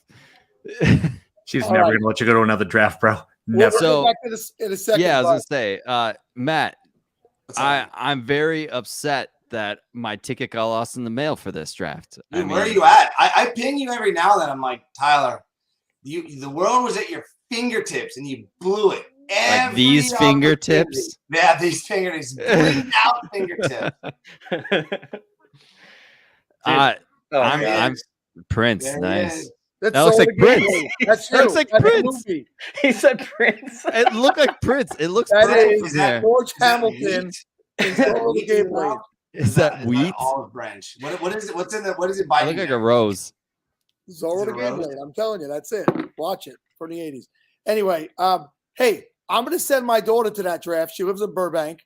I'm going to have her draft at my place. Right? Make sure she lives in Burbank, California. Is she's already in registered? Because I think she can't stand football. What are you talking about? I'm like taking you serious. I'm like, oh shoot, what do we got to do to make this work? So we have 5 leagues. Listen, if I wanted to get her added, I could get her added in no time. And she'd probably end up winning, even though she doesn't play fantasy football. But now that he said it, I talked to her about it. Make her come and do it. He's got a cool name. Let's take him. Yes. You want to hear something not off this? My daughter was just here visiting because my youngest daughter graduated high school, and she told me that she matched with Jimmy G on Bumble. That's a true story. She told me. Wow. I don't know how the Bumbly works, but is it a mutual thing, or is it just the algorithm is deciding? Is there like you both have match? You both have to swipe, but the woman speaks first. The man can't speak till the woman speaks. And I said, first of all, the man's going to be unemployed. Get yourself somebody who's going to have a job. Okay. He has a bad history. Don't stay away from that. Yeah. So that was interesting for me. I was like, I don't know how to take this, sweetheart. But you get proof or ban? Was there screenshots? I didn't want to see the screenshots, Matt. So I didn't see any. I didn't ask, but she's not much of a liar. That one of mine. And my son maybe. My younger daughter, maybe. That one doesn't lie too often. So you would disapprove. Like if this was like she's bringing the boyfriend home and it's Jimmy G walking in, you'd be like, no way. Like dad does not approve of this choice. No, I just wouldn't want him on my fantasy team. Other than that, I don't know. You'd literally be like, hey, how about we go throw some football in the backyard and just see how his shoulder is after the surgery? Be like, oh, is it hurt? What's going on there? Are you still hurt? No? Oh, okay. Trying to just ask him about Trey Lance the whole time. So Trey, like, he's good, right? So real quick, I do want to go back over to the TrophySmack live draft. If you guys head over to, after, of course, the Podathon, head over to youtube.com/TrophySmack. We just had a interview with Heath Cummings and Jeff Hasley, and I was hosted by Nate and Shane Manila. And they go through and they talk about the whole thing, but I think it's like the 37-minute mark. You can actually see a little preview of what's to come for the live draft, like the bowling alley, the shuffleboard, the pool tables, the game rooms, the bars. It's sick. Like it's insanely sick. All you have you guys to know, need to go check it out. All you literally have to know is Matt Walsh is involved with it. That's it. Like honest to God, like Matt Walsh is involved with the planning of this. It's going to be insane. It's going to be crazy fun. Like that's it. That's Matt. Every time I think of Matt Walsh, I just think of crazy fun. I love it. I appreciate it. That is the goal. Expectations are set. Expectations will be met. I mean, it's kind of like a dream come true. We found this office. We were growing out of our last office, with Shark Tank and, hustling nonstop. Business is good. We're making really cool products. But this office that we found had a built-in bowling alley. Like, come on, right? I mean, this is like a dream come true. And Tyler, you'll appreciate this. Every opportunity to buy another arcade game or pinball machine or anything of the sort, my wife's reaction and the judgment and me trying to explain that it's an investment, right? Yes. This is a good store of value, right? Pinball machines appreciate. It's a depreciable asset, babe. She wants nothing to do with it, but they keep delivering. Honestly, pinball machines, you go back to old school like Indiana Jones, anything like that. It's crazy. It gains value. Like I didn't know anything about the world of pinball. When I got the office, I just knew that I wanted one of the classic nostalgic, like Indiana Jones or Ghostbusters or Simpsons. And the dang things are like $30,000. Yeah. Old games are in. Ever since COVID hit, it's either trading cards or old video games. Like freaking Nintendos, old school Nintendos are selling for like what? How about this? $300? The Pokemon Fantasy Football League, baby. Nice.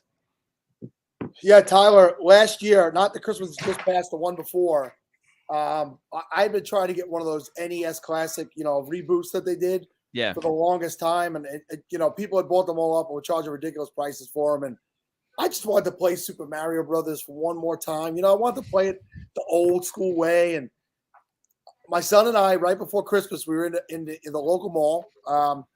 And there was this video game trading post. That was the name of the store. And we went in and it had all the classic refurbished game systems. I was like, oh my God, this is great, but I'm not going to spend the money on myself right now. It's Christmas time, And my son waited for me to leave the mall, went back and bought that for me. Nice. So I have the original, not the reboot. Oh, it has to be the original. I have the original NES. I even have the 4 controller where it was like, I forget what it was called. Like, I think it was like a 4-way tag team or something. Yeah. And you can put 4 controllers in. I think it was the, do you guys remember the name of the Monster Car Rally? Oh, you remember that? You had the turbo, and there was like a cheat code to get unlimited turbos. Anybody? Yes, I remember it. What it was Chase, called? I think you were born 20 years after the game came out. He probably was. Yeah, look at these comments though. We got Jean-Luc talking about his grape jelly here. It was a preemptive. Jean-Luc let me know that he had a prank ready for the office. He let me know ahead of time before he did the prank, which was really courteous of him. And now we've got solicitations for graphic designers and office cats. I'm gonna go ahead and just say yes to everything. Office cat. I mean, you need one. You need an office cat, right?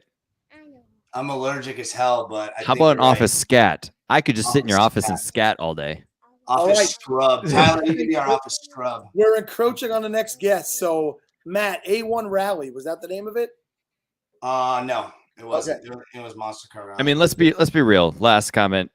Super Mario Party was one of the best games ever invented. Well, Tyler, as somebody who never got invited to parties, I understand why you enjoyed it. Close it out. And we're out. Yeah, Chase, what's your final parting words? Oh, dude, just make sure you guys tune into the live TrophySmack draft. We're gonna actually be hosting it on our YouTube channel as well. I'm excited to get that launched off. So if you guys aren't following us on YouTube, you need to be, so you guys can check out all the different angles we're gonna be doing for the live draft in LA. I'm so excited.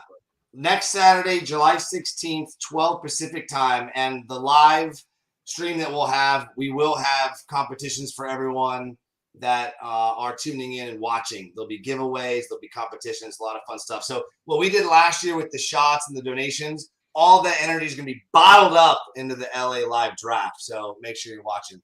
I'm jealous. All right, gents, be well. Thank you all. I appreciate all three of you guys. Love all three of you guys. Later. We'll all be in touch very soon. See you, brother. Okay. Well, that leaves just look at this giant fat head of mine right here. Let me get some reads out of the way as soon as my iPad opens up. All right, so don't settle for the same old convenience store snacks. Bite into beef jerky and snack sticks from John's Elgin Market. With over 30 products to choose from, there's a flavor for every craving. From barbecue beef or hot and spicy venison to exotic meats like our best-selling alligator snack sticks. It's time to treat yourself to damn good jerky. Visit johnselginmarket.com to check out all the mouth-watering options. Plus, now through July 16th, the same day as that draft in LA, contact at Stephen, STEPHEN _Roto on Twitter to place an order and receive free shipping with 10% of all proceeds going to Fantasy Cares. That's right, we ship nationwide, smoking quality meats since 1880, even before I was born. Snack with the best at John's Elgin Market. And also, this guest is brought to you by CampusToCanton.com, a website focused on all things college, fantasy, including Dynasty, Devy, College Fantasy, and Campus to Canton leagues. Campus to Canton is the fastest growing format in fantasy, where your teams have college and NFL lineups, and as college players enter the NFL, they join your NFL roster.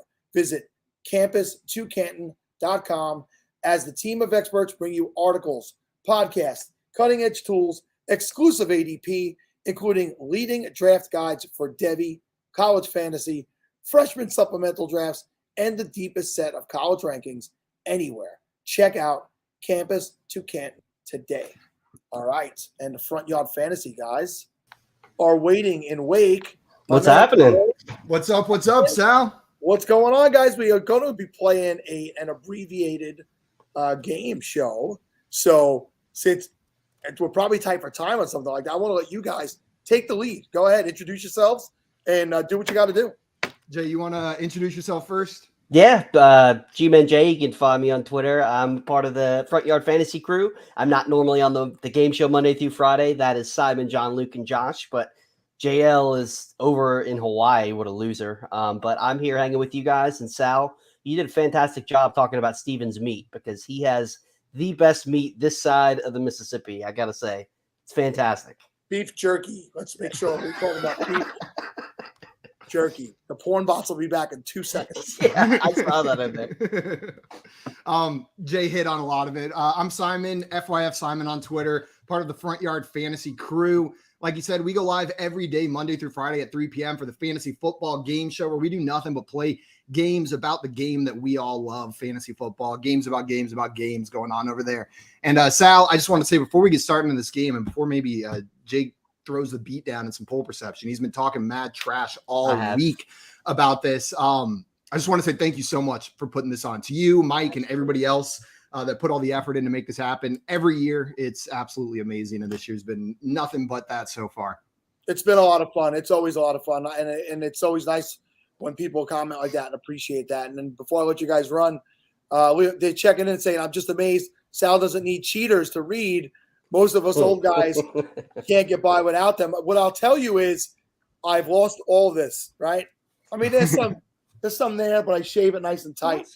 My hearing, I worked in construction for 25 years. A lot of that's damaged from power tools. But I could see. I could still see. You still got that going for you. Thank you, Jesus. Let me see. And I could see these two good-looking guys in front of me who are going to run this game show. Take it away. Absolutely. Today, we are going to be playing a miniature version of our game, Pole Perception. It is our OG game, the one we started with way back when we were just a podcast, before we even had the video format. This is one of our favorite games. It's the one that tests the contestants' knowledge of the public perception of fantasy football players. So how it's going to work is, before this stream, I found a bunch of fantasy football or NFL-related polls on Twitter. And we got Mike joining the party. Another handsome-looking guy. He saw JL wasn't on, and he said, "Oh, good, I can come on now that JL's that was it. When I know JL wasn't going to be here, I'm like, fine, I'll hang out and play. Plus, I thought beef salad something today. Beautiful. Perfect. So this game, guys, you guys are going to be going head to head against each other. How it's going to work is I'm going to propose one of these polls that I found to one of our contestants. So, Sal, I may ask you, in this poll, DeAndre Hopkins versus Saquon Barkley, what percentage of people chose DeAndre Hopkins? You're going to give me your answer. This is a Twitter poll, most likely. That is going to be setting the line for your other two contestants. Mike and Jay, you guys are going to be responsible for guessing whether the actual percentage of people that chose side A in that poll is over or under the answer that Sal gave. Sal, the closer you are, the more points you're going to get. Up to 10 if you get it exactly right. 0 if you're more than 15 away, and it's going to scale in that range. And then Mike and Jay, you guys will score 2 points if you can correctly identify the over-under. We'll do one full round like that. Each of you guys getting one poll each. And then in the final round, all of you will be guessing a number. Whoever's the closest will get 5 points, and someone will have a champion. Usually we go 2 full rounds, 7 polls, but we're just going to do 4 on here today if that works for you guys. Let's do it. I'm old at what time. Let me write that down. Hold on. Go ahead, bud. Perfect. Sal, so you've been on here all day. Mike, I know you have too, but I'm defaulting to Sal here. Do you want to go first, second, or third? I'll go second. Okay. Then Mike, you want to go first or third? I'll start us off. Why not? There we go. Mike's going first, and then Jay, you are going to go third. So, Mike, are you ready for your first poll? Yeah, hit me.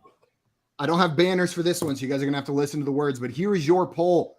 Which of these players would you prefer in Dynasty? CeeDee Lamb or A.J. Brown? What percentage of people chose CeeDee Lamb in this poll, Mike? Well, before the trade, I probably would have think this would have been closer. But I think it's probably a pretty good spread now. So I am going to go 68% on CeeDee Lamb. Mike, I want you to look what I wrote on my paper. Look it up. I did forget one more rule, guys. If you think your competitor's guess is exactly right on the money, you can queen bee it. And if you are correct, if their answer is exactly right, not only will they get 10 points, but you're going to get that 10 points as well, keeping you right in the game. It's risky. It has never once been hit on our show with as much as we play this, but hey, if you want to try it, you want to go for it, it's all open to you. And the rule is named after the wonderful Bonnie Queen Bee who came on the show, and we didn't do that, and she's like, I want to guess exactly what they said. And sure, let's go for it. Will is going with 68%. It looks like Mr. Scampers in the chat was 77. JC was 72, and Dave at 69. So all around your answer. Sal, do you think the actual percentage of people that chose CeeDee Lamb over A.J. Brown is over or under Sal's guess of 68, or Mike's guess of 68%? I have to go with, I'm Queen Bee in this. I have I love it. I have to. We got the Queen Bee first round. Jay, are you following Sal's lead? Are you going with the Queen Bee, or are you less brave than him? Are you a coward? I'm a coward because when you initially said the question, I was thinking in the 70s. While I was hoping you'd say like low 60s, I'm going to go with the over. Although I would not be surprised if the Queen Bee hits. We got the over, and there was a couple more guesses in the chat. 73 from Dame, 76 from Husker, 54 from Mr. Showtime, and Jordan guessing 63%. And I just got to shout out Jordan real quick. He came on our show Friday and played Pole Perception. And no, he didn't play. He dominated. It wasn't a game. Just embarrassed everybody on the show. I've never tilted so hard in my life as I did trying to play He Pole broke Perception Simon against pretty much. Jordan. Guys, Let's go ahead and reveal the answer to this poll. The percentage of people that chose CeeDee Lamb over AJ Brown was 77%. So, Mike, you were within 10. That's going to give you 3 points. Jay, you correctly picked the over. That's going to give you 2. And Sal, you're going to start with 0 points, but that's okay. It's still early. You still got your poll coming up. Plenty of time to catch up. Did anyone in the chat get that one right? Yes, Mr. Scampers looks like he got that our one favorite exactly chat cat. right. Nice job, Mr. Scampers, on that one. Absolutely nailed it. Sal, this is going to be your poll now. Are you ready for your first poll? Let's go. Let's do it. Here's your poll. This is a price check on the tight end Cameron Brate. Which tight end do you prefer in fantasy football this year? So this is redraft. Cameron Brate or Cole Kmet? What percentage of people chose Cameron Brate? Mike, in your this face poll? is exactly how I feel right now.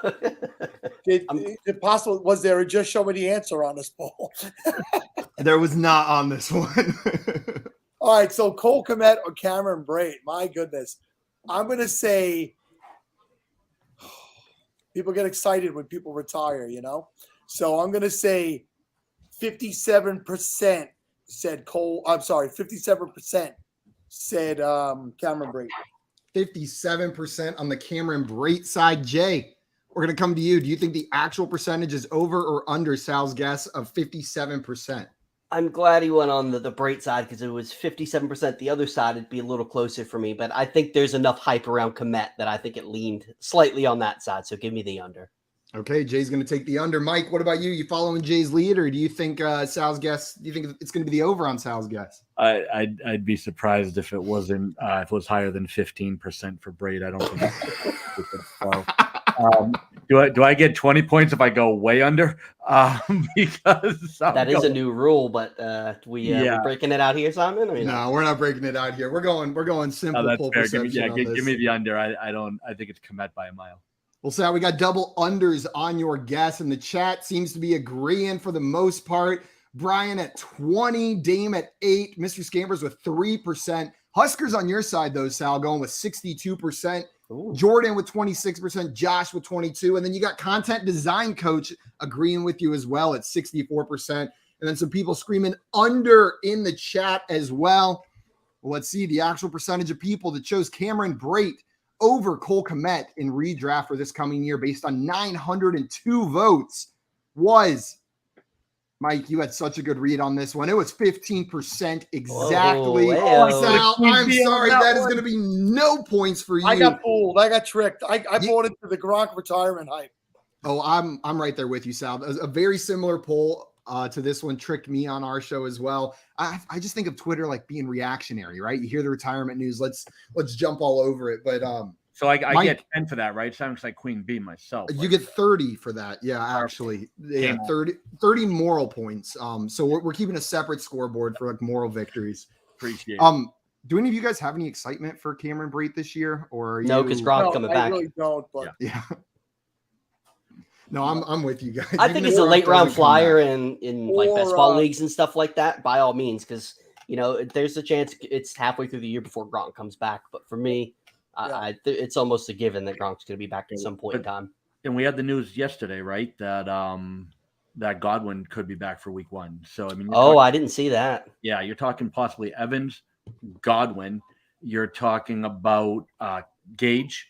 You're looking at the rookie was Cade Otton, if I'm pronouncing it correctly. I've only read it. I've never heard it said. No, I think you said it right. So, and then the potential of Gronk coming out of retirement. How you could have any excitement with Cameron Brate, I have no idea. I would put him maybe like a 28th round pick in the fishbowl if we go that far. Somewhere around backup kickers, roughly. Trade him while you can, if you can. For anything. If you can. Yeah, before we get that Gronk knows that Jay is so eagerly awaiting the Gronk coming back news. Guys, after those 2 polls, Mike, you are in the lead with 5 points. Jay, you've been perfect so far with your over-under. It's going to give you 4 points. And Sal, you still got time, man. You can still come back. You're at 0 points, but these guys have not pulled ahead from you. Jay, you're up third here. Are you ready for your poll? Ready as I'm going to be. Let's do it. Jay, here is your poll. Rookie wide receiver price check. Who would you draft first in Dynasty? Who would you draft first? Would it be Jahan Dotson or would it be Alec Pierce? What percentage of people chose Jahan Dotson in this poll? We're talking some rookies now. I know, which is not my forte. So this is not a great poll for me. Thanks a lot, Simon. I will say there's been a lot of hype around Dotson and somewhat around Pierce, but especially here recently, I've seen a lot of hype around Dotson. So I'm going to go with first number that popped in my mind was 74%. And that's for the Dotson side, right? Yes, that's for the Dotson side. 74%. Locking that in, Jay? Yep, lock it in. Well, then, Mike, we're up to you. Over or under Jay's guess of 74%, Dotson versus Pierce on the Dotson side. That's a tough one. My initial guess was 76. But Queen Bee it. Let's go for it, Mike. Just end the game right here. Love it. Queen Bee. I love it. I love it, Mike. Mike wants to keep it close for me, or at least give me a shot. Mike, Queen Bee in it. Sal, what do you think here? 74% was Jay's guess. Yeah, I'm going to go slightly under. So I'm going to go under. I don't think he's way off. I'm going to go slightly under. Slightly under on that one. And I'm seeing some guesses in the chat here.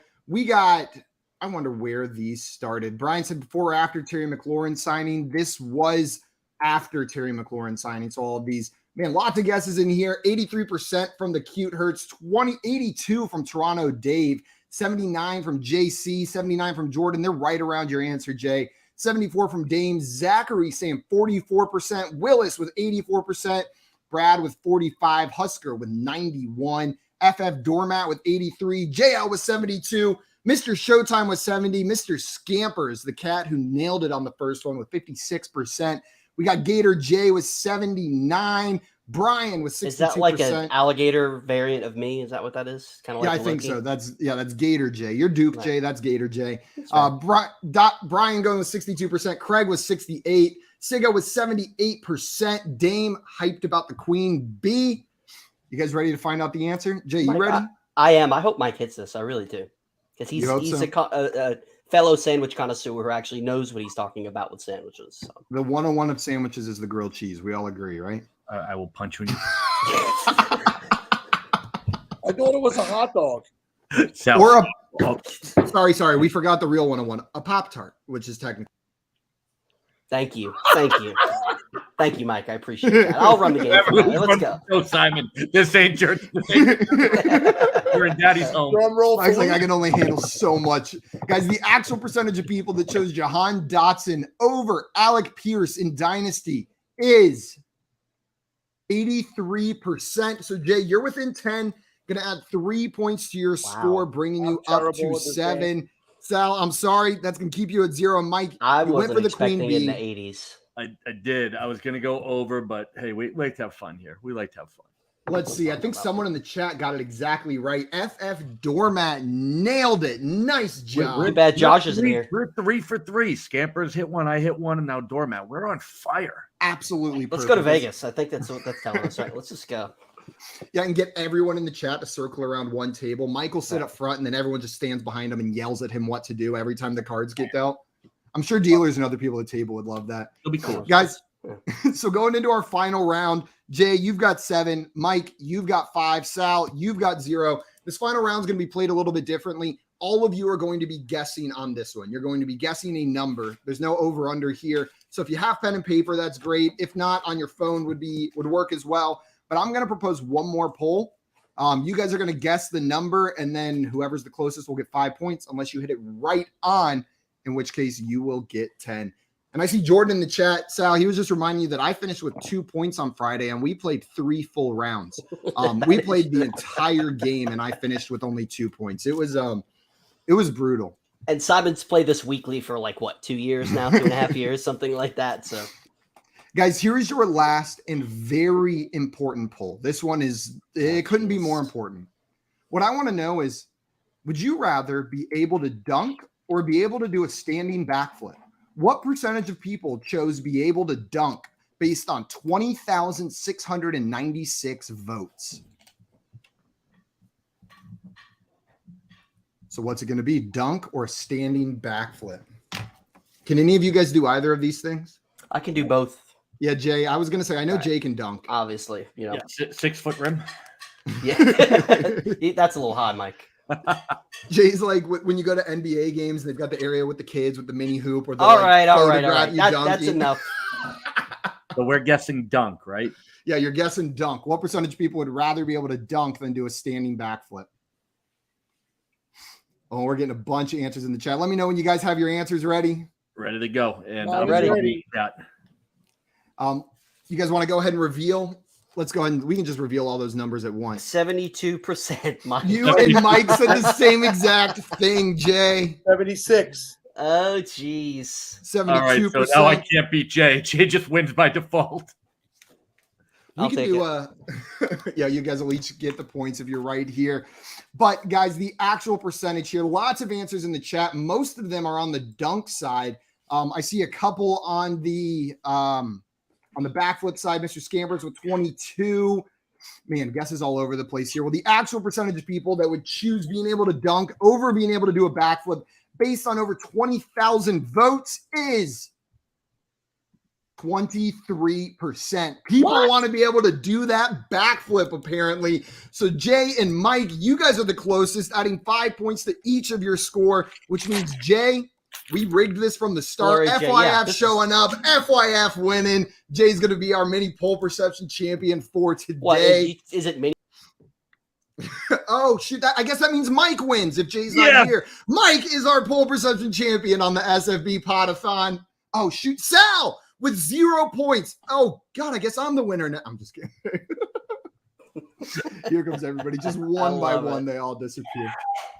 FF Spaceman saying we need a recount. There was a cheering section. Yeah, that's what I'm talking about. Somebody's excited. And I see someone in the chat saying ladies love backflips. Yeah, maybe we hang out with a bunch of dudes too much if we think everyone just wants to be able to dunk is what's going on. Chicks dig the backflip. Wasn't that the way the commercial went? Man, I don't get it. Like, I was thinking of going in the 80s, and I was like, no, I'll play it a little conservative. Let's go in the 70s. I was not expecting that. I mean, I guess I dunked once in my life. I was young. I was a teen. We had a hoop outside, and we played basketball on the street all day and night, my brother and myself. And one time I just decided I'm going for it. I'm going to go. I got up there. I came down. I landed on my ankle wrong. Never tried it again. I became quite a great layer upper of the basketball. Yeah, that was my go-to move, the layup. I dunked once in high school, but there was a guy who was like 6 foot who stood like in a bunch on the floor. And then I jumped on his back and he stood up and then I dunked. So I have dunked, but I also had assistance from somebody else. Mr. Scaver said you hang out with people who can't dunk. Yeah, that's also true. Maybe there's a lot more people that can dunk, and that's not what's going on here.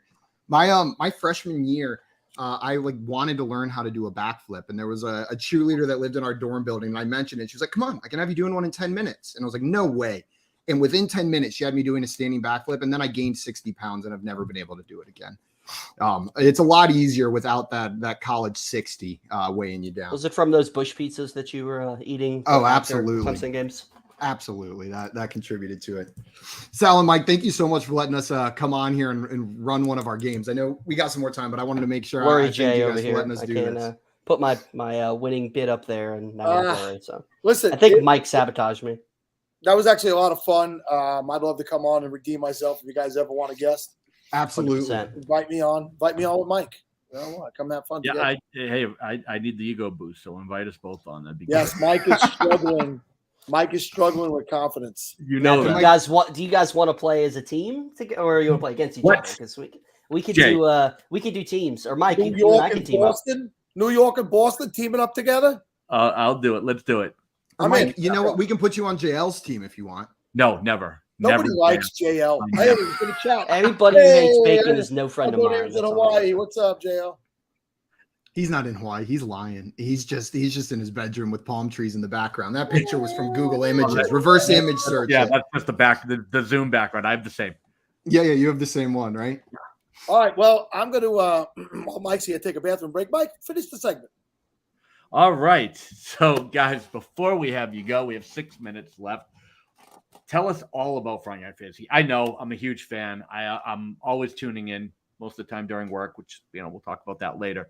But talk about what you guys do, what your schedule looks like, what you guys are doing. I know you have a bunch of different partnerships you've been doing. Rolling a couple shows a day, if I'm not mistaken. So let people know where they can find you and when. Yeah, absolutely. So like we mentioned at the top, our Front Yard Fantasy and our flagship show, the one that we started off with, is our fantasy football game show. It is 5 days a week, Monday through Friday at 3 p.m. Eastern time. We stream it on YouTube at Front Yard Fantasy. And you can find all the links to it on our Twitter at Front Yard FYF. And what we do there every single day, that game we just played is just one of many games that we have. We do spins on popular TV game shows. We do spins on other Jackbox games, Quiplash, Jeopardy, Wheel of Fortune, Price is Right. We've got versions of all of those. And we're just a bunch of competitive guys who like playing games. And we bring on people from the industry every single day, Monday through Friday. We've got a guest who comes on. They come on, hang out, play some games, and it's a really good time. On top of that, most people get sick of us after 5 shows a week. But if you're not sick of us, still like us. There's a few that still like us. Mr. Scamper, some of the crazy ones. Dame in the chat, Craig. We got a great group that follows us pretty much everywhere. Awesome group. We do a couple shows a week with FanDuel as well over on the FanDuel YouTube and Twitch channel. So on Friday nights, we have a show that is, if you like our game show, it's the same exact thing. We're just on there playing games over on the FanDuel YouTube and Twitch channels.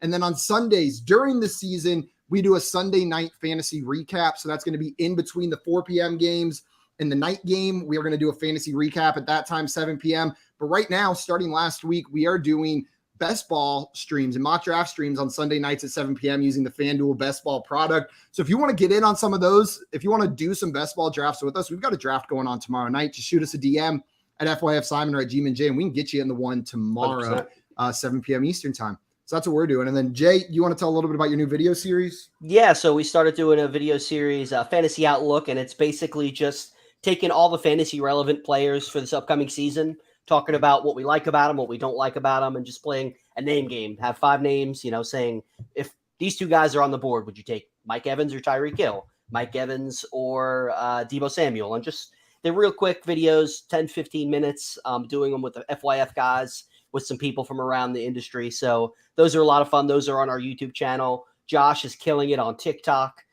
We've got a very active Discord as well. So we've got a lot going on. Best way you can check everything out is subscribe to our YouTube. Pretty much everything flows through there.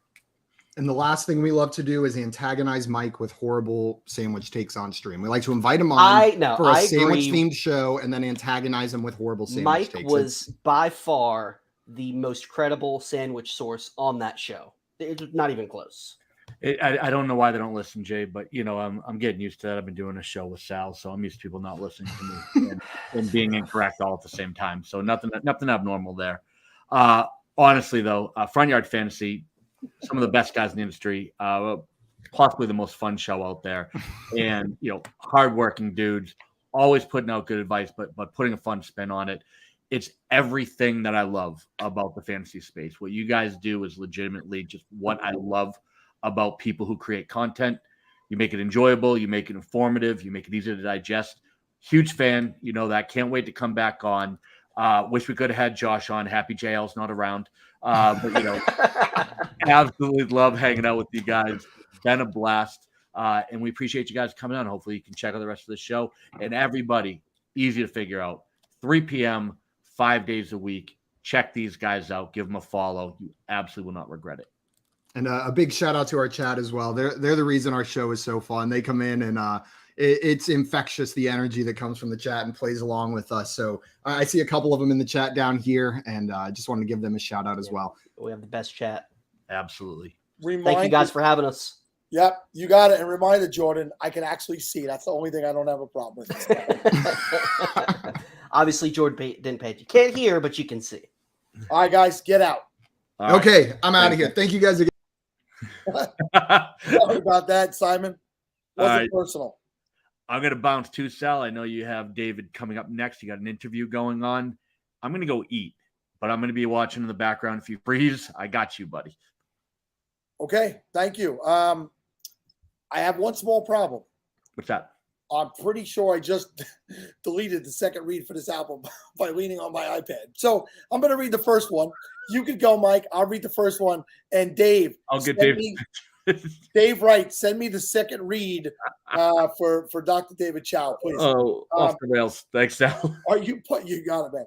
Are you part of the 90% of FanDuel DraftKings users that lost money last year? Occupy Fantasy co-founder Brian Jester wasn't one of them.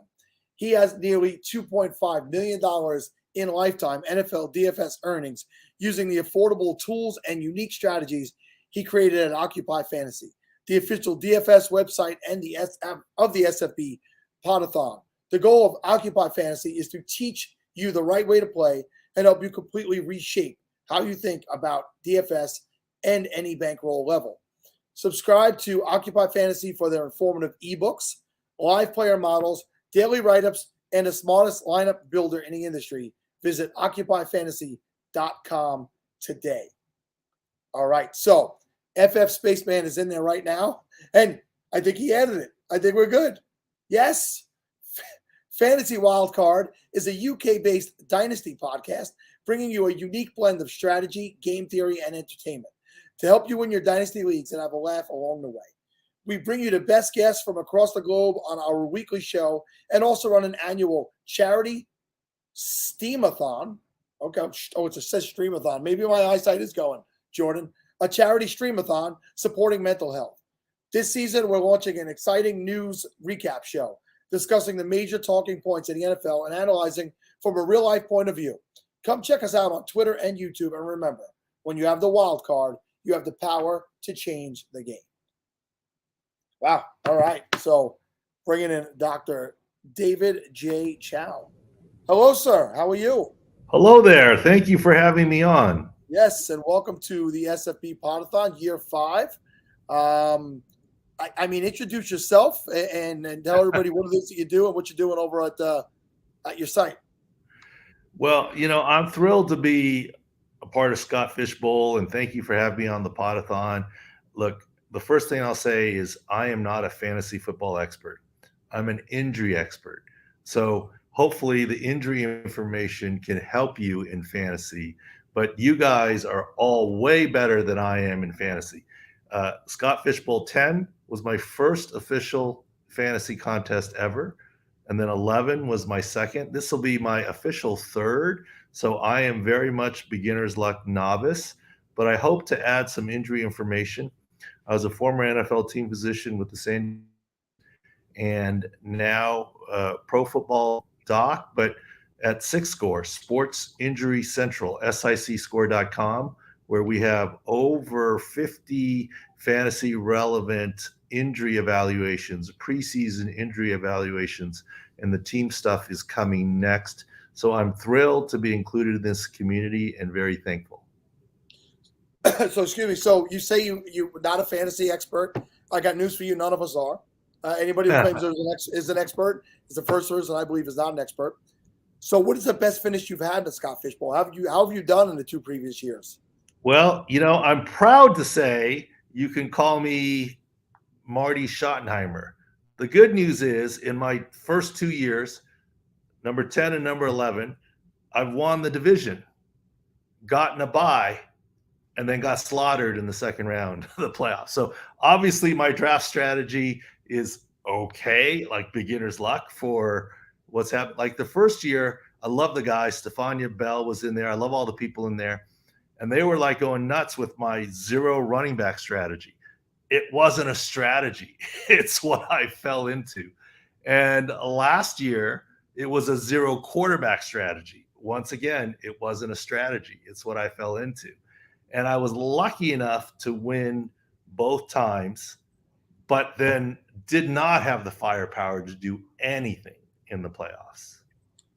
Yeah, when it comes to the Scott Fishbowl, it's a grind for the whole way through. And you could have that run of the season, but some very key injuries can just bottom you out very quickly. You're going against a very large pool of competitors. Oh, with excellent players. And look, prior to this, the only fantasy league I've ever done is like with family and kids, like where I was drafting like everybody and like, flipping coins for my little kids to like pick what they were doing. So this is a big boy league and I'm thrilled. Like to me, it's like I'm a football fan and the first game that I ever go to is like the Super Bowl, right? And I've been to 2 football games and it's been the Super Bowl. So I'm thrilled to just be included and I appreciate you guys and thank you for having me on. Yeah, absolutely. It's good to have you with us. And you mentioned Stephania. There's a growth with the explosion of fantasy football and the popularity. There's also been an explosion of people who are analyzing injuries and therapists and stuff of this nature. So maybe it's not something different. I don't know. But what separates you and what you're doing? I mean, I know you have a history of working for an NFL team, so you know the ins and outs of what goes on there. So what is it that we could get from your site that maybe we're not getting somewhere else? Look, Stefania is the best. She's a fantasy expert. She knows injuries. She's absolutely the best. And if anyone wants to compare me to Stefania, I'll take it. Okay. Look, here's the difference. And it's not better, difference. I and the other doctors that work for our site, we deal in insider knowledge. Everybody was either a former NFL, MLB, NBA, former head team physician. Insider knowledge. We don't deal in insider information. Stefania probably has sources. She has insider information. She's a fantasy expert. She is the absolute best. And the fact that you might put me in the same sentence as her, I'm thrilled with. I'm just a doc who knows some football, who knows injuries, and has insider knowledge related to injuries. I am not being held out as a fantasy expert, which I believe Stefania is. Yeah, and so you mentioned you have multiple doctors at the site that worked for different organizations in different sports organizations as well. So what do you guys cover more than just football over there at the site? You cover We other do. sports? This is their first year doing that. Sports Injury Central. We want to be Kleenex for injuries. So in the first quarter of a game, when a player goes out, the big boy services only can say so-and-so left the game. We can say so-and-so left the game, and this is what we think he has. Will he come back and how long? Early. And that's what we do. And then when head coaches speak, we try and interpret the information. Look, coach speak is real. And I never want to denigrate any head coach. They're doing a job. I love all head coaches, but part of their job is to hide some of the injury information. And so we try and analyze that. At the end of, for example, last season, for 4 straight weeks, we kept saying, I love John Harbaugh. I don't know John. I know his brother Jim very well. So obviously, I have affection for John. But he kept saying Lamar Jackson's going to play this week. We think he's positive. It looks good. And the lines and da-da-da-da-da. We were saying, look, it's an ankle bone bruise. He's not going to play. And he missed the final 4 weeks of the season. So we try and give insider knowledge related to injuries, but we never cross over HIPAA into insider information. Yeah, and that's understandable. You guys, in order to maintain licensing and everything you need to do and uphold your oath, so to speak. So somebody wrote, Gary Davenport wrote, the whole injury subgenre is incredibly valuable. Can you remember the dark days before it? And like we said, fantasy in recent years has just absolutely exploded. It's become integral to the success of the NFL. I mean, the NFL, you worked in and around it. It survived off of gambling for a long time too. It's people want to have something riding on the games. It's one of those sports where you will watch any 2 teams playing. You don't really get that in Major League Baseball and hockey and in the NBA. But football, the diehards, and a lot of times because of fantasy and for gambling reasons, people will watch any game on any night. You could bring a game out on Tuesday. And that's the difference. Like when I started in the NFL, I'm an old guy now. I started in the NFL in the mid to late 90s. I feel like the NFL was the biggest sport. But by the time I was done, it was bigger than all the other sports combined.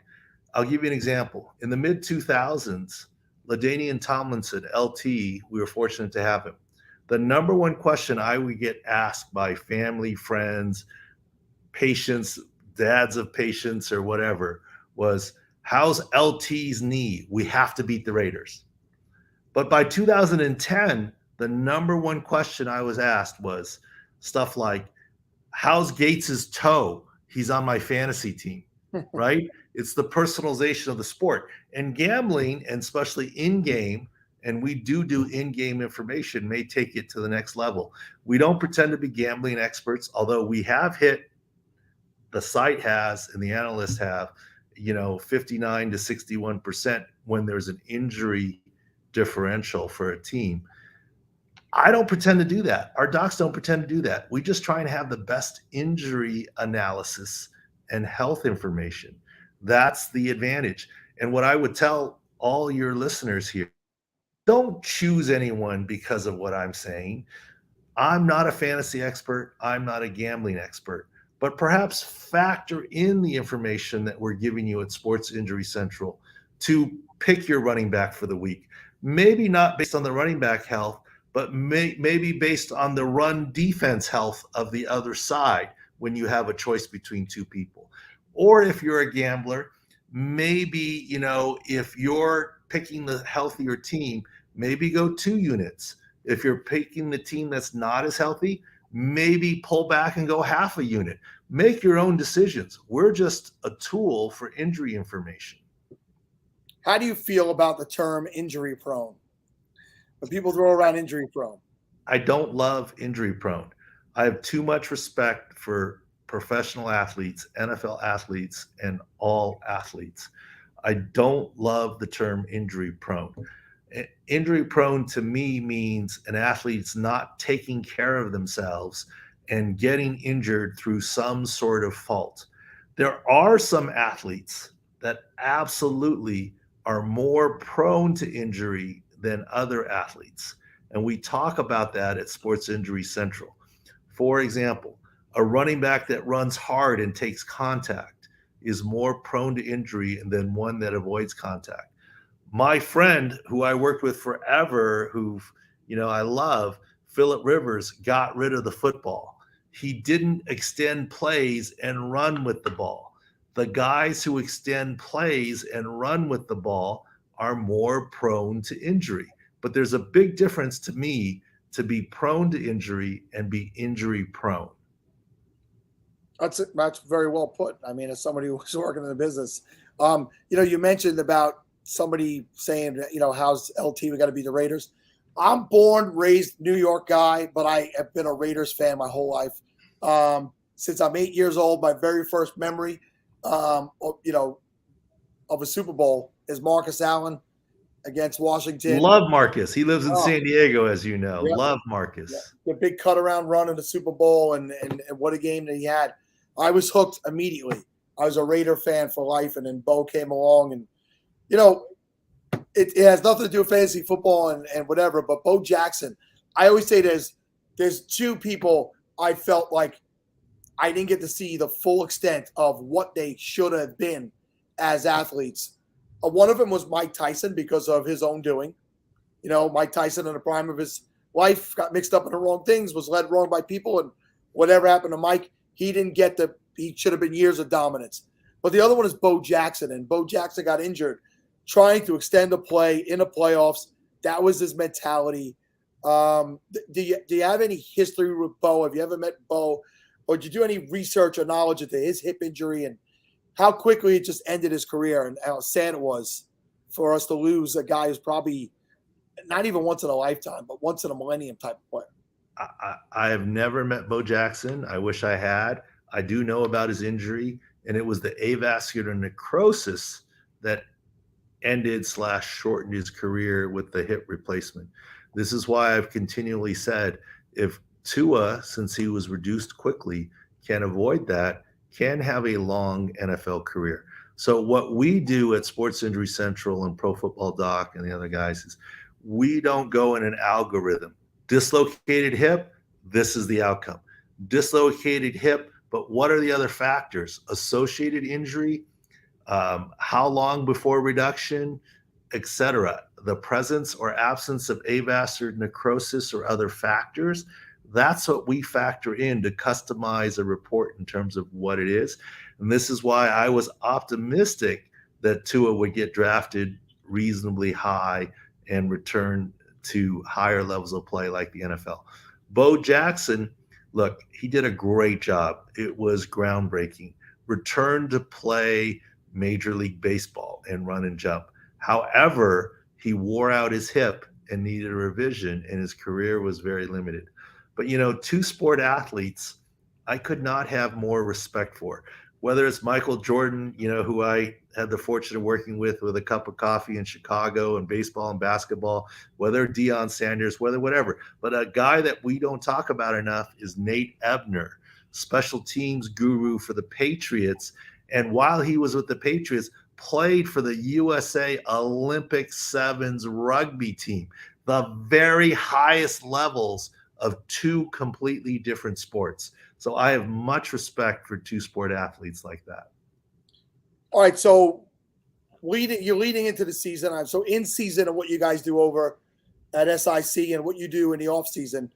Right now, I'm sure you're evaluating guys returning from injury. Players, we'll go with the fantasy players, not so much the alignment and the defensive players. So last year in the Scott Fish Bowl, two of my first three picks were running back Cam Akers and running back J.K. Dobbins. We saw Cam Akers at least healthy enough to touch a field in the playoffs last year. Who are the players you're personally zeroing in on right now? Who are the guys we should expect to return without an issue? And who are some of the guys we should really be cautious about drafting where we might have drafted them in the past? Well, I'd love to answer that question completely, but I think we only have 15 minutes left. So let me give a little commercial and some fun anecdotes. Yes. The little commercial is if you go to Sports Injury Central, SICScore.com, we have well over 50 fantasy relevant players, quarterbacks, running backs, wide receivers, tight ends, right on the carousel there. We're halfway or three-quarters of the way through offensive linemen. Defenses next, Chase Young, Jeff Okudah, and more. And then we'll roll it up into team stuff. Look, I don't hide anything. We try and give the best fantasy information available in terms of injuries. And look, my being lucky in Scott Fish Bowl is just that, lucky. It has nothing to do with injuries, because let me tell you something. Last year, I was at a wedding with my wife. I'm actually on vacation now with my wife, and so we're in a hotel room. So I'm sorry about the casualness and the whole deal. But you got to get the preseason vacations in, right? Because the season is busy.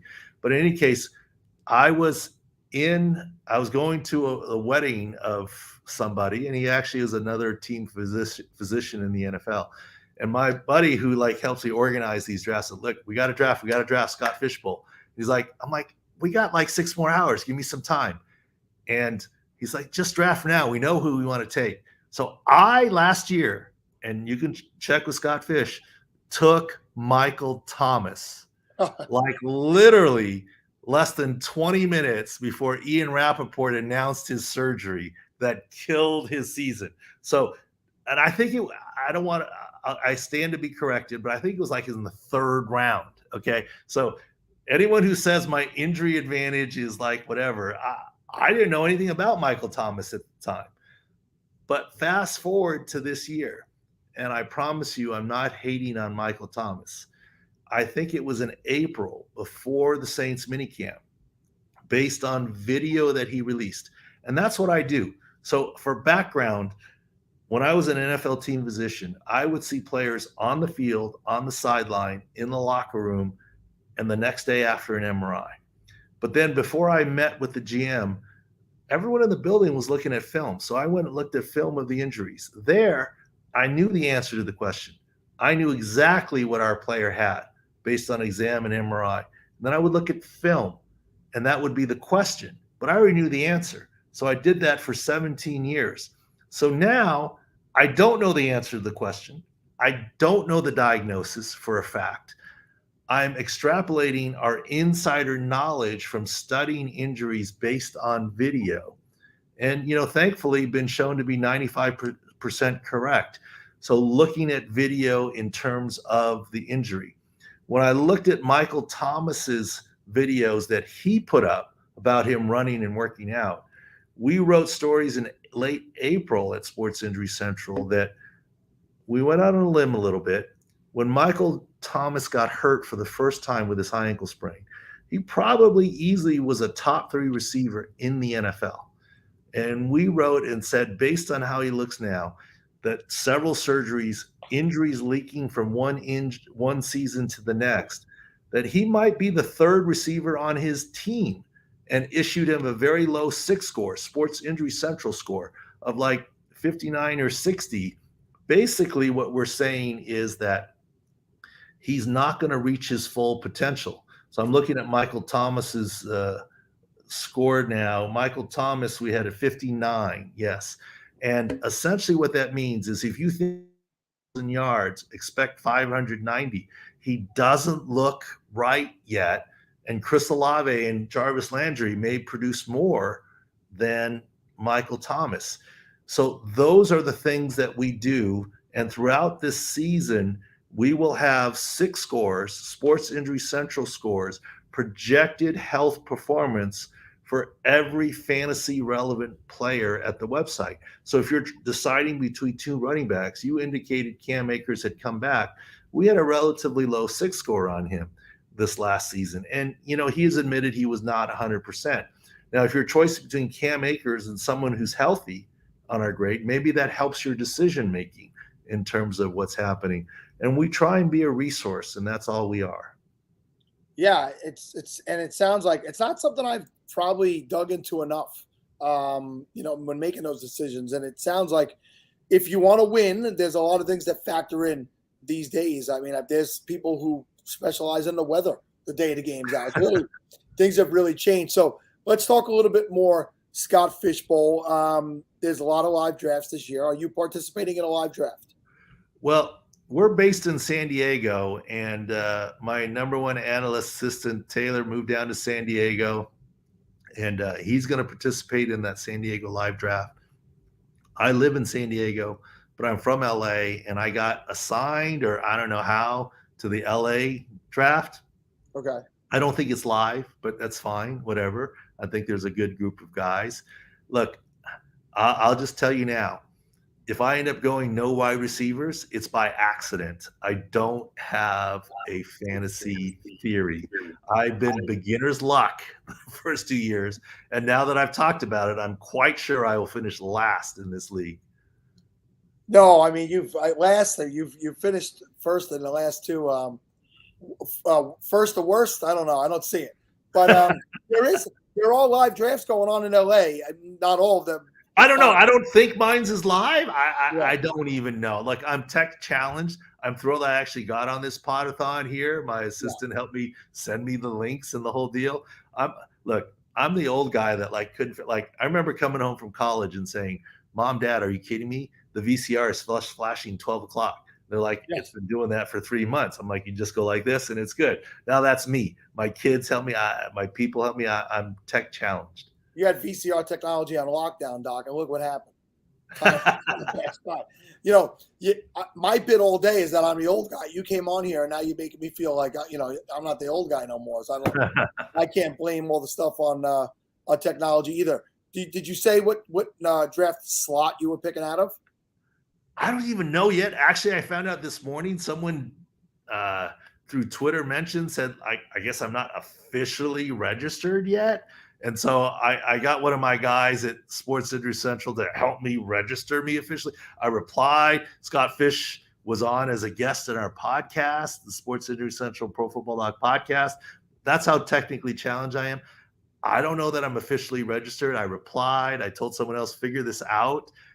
I do not know when I draft yet. No clue. All right, you better find out by Monday. It's Monday? Okay, thank you.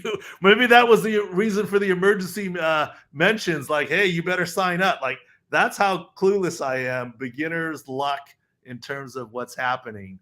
We'll figure it out by Monday, I guess. Taylor, by Monday, you got to figure it out. Thank you, buddy. Taylor, if you're watching, help out the doc. I need help, and I was tagged in the tweet by Ryan McDowell today also that I hadn't signed in yet either. Okay, I feel better. Okay, so I went and did it, but I went and did it while I was here, Doc. So no excuses. All right.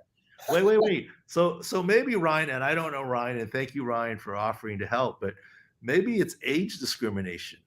He singled us out. We're like the old guys. And Ryan's 46. He's getting up there also. Okay, but in medicine, you know what we say? The definition of an old patient. Do you know what it is? What's that? Someone older than you. There you go. So I hopefully you have a lot of them older than me. So Ryan has us as old because we're older than him. We're definitely older than him. So let me ask you, you said you had Scott on your show. This is your 3rd year. You've gotten to know Scott a little bit. You know what it is that we do here with the SFB and the SFBPodathon. Say a few words about Scott and why you wanted to be such a part of this.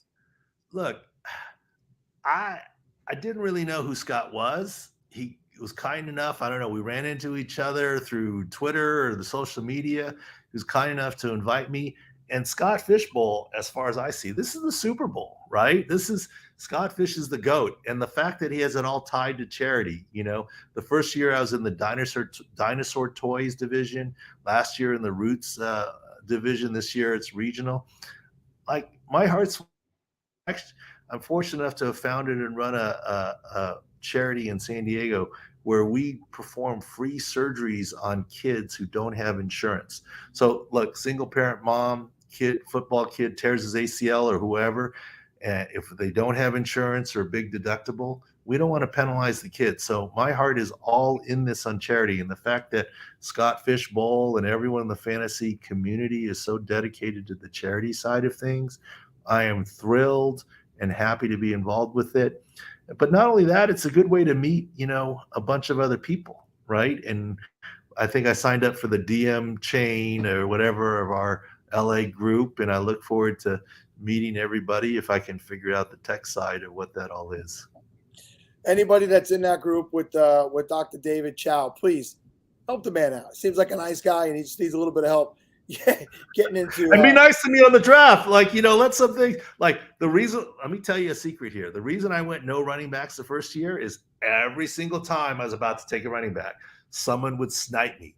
I'm like, okay, my second or third choice running back, that's not worth it. They'll be there another round. And then it'd be another round and another round and another round. And it ended up basically no running backs. Last year, it was no quarterbacks. Okay, the first year in Scott Fishbowl, I think I don't remember the exact details, but I know I took Patrick Mahomes very early and Tyreek Hill in the stack very early. I think I went Patrick Mahomes, Aaron Rodgers, Tyreek Hill. Okay. And then the next year, but no running backs, right? And then till way down. And next year, by accident, I had no QBs, and the scoring didn't change that much. So all I can say, it's beginner luck. Yeah, we spoke to last year's champion, and every year we have on the previous year's champion. They will tell you, luck goes a long way in something this long and deep. So 3,000 teams this year, Doc. So, hey, listen, really nice. You and I have never spoken before. It was nice to talk to you today. Nice to meet you. Very interesting to hear what you guys are doing over there at SIC. One more time, give a plug to the site where people can find it. Twitter, I'm at ProFootballDoc, but Twitter for the site is SIC Score, 6 Score, Sports Injury Central, SICScore.com. And I hope it helps you a little bit with information. Cut through the coach speak that's out there and the media stuff that's out there. And I'm thrilled to meet you. I was very glad that it was a hosted segment. I was like, I'm not good at just talking into a camera. And so I thank you guys very, very much for having me on, and hopefully we connect again often in the future. I'm sure we will. Usually I have other guests, I have other co-hosts with me. One of them right here who helped start the show me 5 years ago, he's just hanging out watching. He's not helping me. But our gimmick is always that we're not that funny, we're not that analytical, but we could stay on for lots of hours in a row. That's what we bring to the table. So Dr. David Chow, thank you for your time, and we'll see you around the Twitter sphere, sir. Be well. Thank you. I appreciate all you guys. All right. Bye-bye. All right. Moving on. 2.5 hours into section 2. So I guess that means we're 10.5 hours in to this show. And I got some good friends, guests that I like coming up next. And they'll be sponsored by DraftBuddy.com. DraftBuddy helps fantasy players get ready for the most important day of the year, Draft Day. Create custom cheat sheets for your fantasy league and track your draft with DraftBuddy. Buddy syncs with drafts on My Fantasy League, Sleeper, and more. Use it to track your SFB12 draft. Over 20 years, helping fantasy players in their leagues. Connect with DraftBuddy developer Mike McGregor at DraftBuddy on Twitter, or visit DraftBuddy.com to download this league-winning tool today. And they are a returning sponsor year after year. We love them. When millions of opinions just aren't enough, head over to the Sheist, SHEIST.com,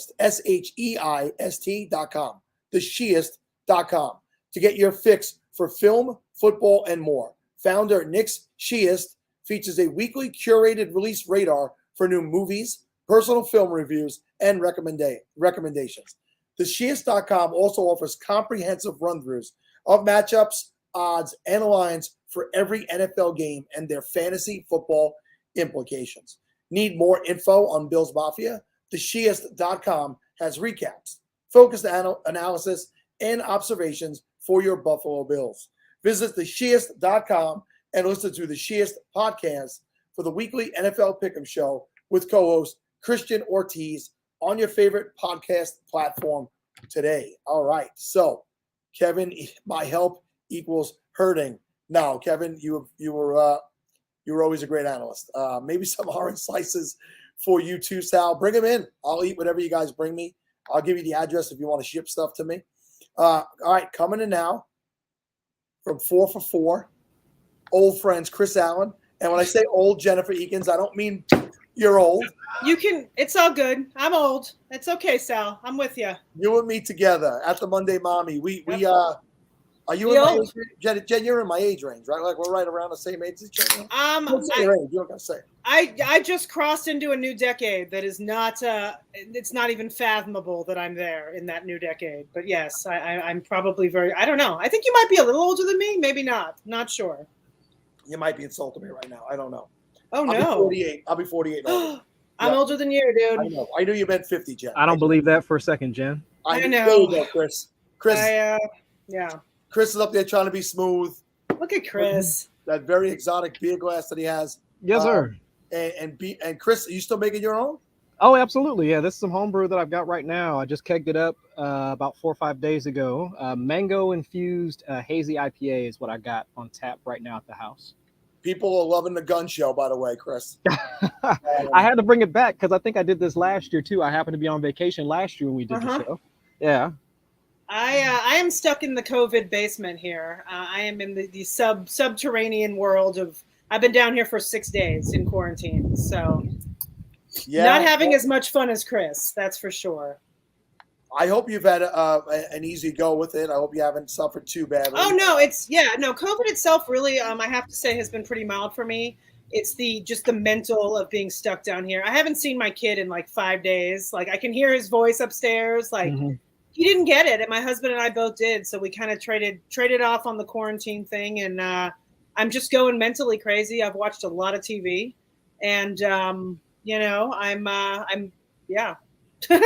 so if there's the one thing that the Podathon is known for and famous for, it's basements, i.e. Kevin's murder basement from year 2, as it was called, because he was sitting in a basement that was completely on sheetrock, and there was a very ominous freezer to the right of him, and throughout the entire show, people wondered what was in that freezer.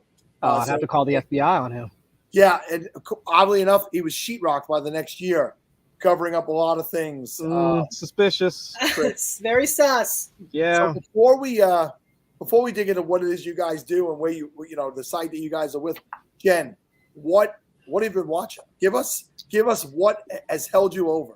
Okay, I will say I watched The Bear, which is on it's on FX, but I watched it on Hulu.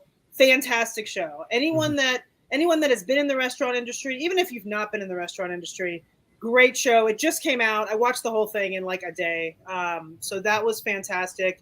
I've been watching The Lincoln Lawyer. I don't know if anyone watched that. It's a law show on Netflix. I think it's Netflix. I've been watching that. And then I watch a lot of vet shows, even though I'm not a vet. I love animals. I was joking around the other day. I honestly feel at this point I could castrate a cow. I could clean an abscess on any kind of goat. I've watched a lot of the farm vet shows in the last week as well. So you watch Dr. Pole, Jen? I do watch. My Dr. boys Pole. are obsessed with Dr. Pole. I watched Dr. Oakley, the Yukon vet. I watched it all. Like I said, I feel like I could castrate a bull right now. I've got the knowledge. I just got taken aback. I missed it in a whole market. There's a vet TV show market I didn't even know existed. Oh yeah. There's a lot. There's like, and it's interesting. I like that stuff. I could never physically do it like for real. I could never be a vet, but I can certainly sit on my couch and watch other people do it. I throw up. What? Oh, yeah, in real life? Yeah. Well, Yeah, I'd probably throw up. Mr. Scamper's checking in would probably like some of your services, John. Oh yeah, listen, I can try. I may, I don't know. If this whole fantasy analyst thing doesn't work out for me, maybe I'll go back to vet school. I don't know. You've had a pretty solid run though, so I think it's working out. I'm doing all right. Yeah. Before we go any further, Sal, I'm going to take over for a second and get mad at you because you left my division, and I'm very upset. Uh-oh. You were in my division until like this morning. What happened? He just left. He straight up left. No, but seriously, I was so excited. You were actually the only person that I recognized in my division. And then all of a sudden this morning I tuned in and you talked about a different division. I was like, where the hell did Sal go? Was that an Alabama division? No, it was King of the Hill, Arlen, Texas. Was that the division I was in? Yeah, it was from the show King of the Hill. You were in there, and you were literally the only name I recognized. And then this morning, I have to hear it on the Podathon that you're no longer in that division. I apologize. Well, I did not look to see who was in the division before I left. What had happened was. Oh boy. No, honestly, okay, you don't even have to explain yourself. That was get awkward, so I just wanted to save him. Hey. Well, listen, I was What's going on, I Mike? was certainly not taking it personally in any This way. is coming. This is speaking from personal experience. You don't want that smoke from Jen. You don't want it. No, there's no real smoke. I was just kidding. I was excited to play with you, Sal. I'm sad I'm not. That's really all that it is. I don't care that you left. I'm not taking it personally in any way, shape, or form. I just would have liked to have played with you. I hear you, we were in one of those underdog drafts, like the big one, together a couple of years ago. Oh yeah. I'm not saying I made it past the first 2 rounds. I'm just saying I did. Yeah. So I don't know how much of the show you guys have watched today, but I took a new job in January, and my days are not long. They're ridiculously long. I get up at 4:30 a.m. I get home at 7:30 p.m. every day. So I have not dug into anything. I haven't podcasted. So when I saw that, oh my God, you were supposed to select your own division in your draft pick and I didn't. I'm like, oh, I was just putting this random division. Let me go see if there's any New York divisions available. And New York was filled up, but I saw that there was a Gotham City division. And I'm a Batman fan, as well as Gotham City is basically just essentially New York City in the Batman comics, and that's why I switched over there. It had nothing to do with my friend Jen. I know, and I'm glad you're in the right place. We can set up a play date. Okay, I mean, no, listen, I'm glad that you're in a New York division. I'm glad you're in the right place. I certainly wasn't mad at you. It's just weird, I have to say, like for all of us, I've been around for a while, right? This is my 7th, I think, or 8th Scott Fishbowl. And I think this is the first time that I literally do not recognize one name in my division. Like, never seen them, don't know any of them. Got one thing to say, Jen. Win that shit. I'd love to. It's funny. Last year, I was in the Grateful Dead division, thinking, all right, it's a good hippie division. It's going to be super soft, and it was not. It was no joke. I mean, it was legit. So I don't know. I don't know anything about anyone in here. So it should be fun. You got this. You got this for sure. Grateful listen, there's legitimate people in there from reputable sites. I mean, just because I don't know them doesn't mean they're not good. You had to be with my buddy Sean at Dead Duck in Great. Oh, of course, yes. Sean, I knew was going to be in there anyway, but Sean was tough. It was a tough division. It was much harder than I thought. I thought for sure it would be very chill, a bunch of stoners just drafting, including myself. But I was like, all right. But it was hard. I mean, the waiver wire was, legit every week. It was not soft. Answer this question, Chris. Take the over. Take the over. All right. Always. Let's talk about 4 for 4 for a little bit. Mr. Allen, why don't you give us a shout, a cover on what goes on at 4 for 4 and what it is that you guys do over at 4 for 4? Oh my gosh. I mean, 4 for 4, I've actually been asked this question a couple of times. But over at 4 for 4, I mean, one of the most accurate sites, fantasy football sites, with the projections from our own John Paulson. But I think over the last year or so, especially after 4 for 4 was acquired by BetSperts, we've been able to really expand past just the typical like fantasy football analysis that you would get from any other site. And if folks haven't seen it so far, we've really kind of moved past, like I was saying, like past fantasy football, and now we've expanded to betting content with bringing on Connor Allen, Ryan Noonan, like those folks, John Daigle as well.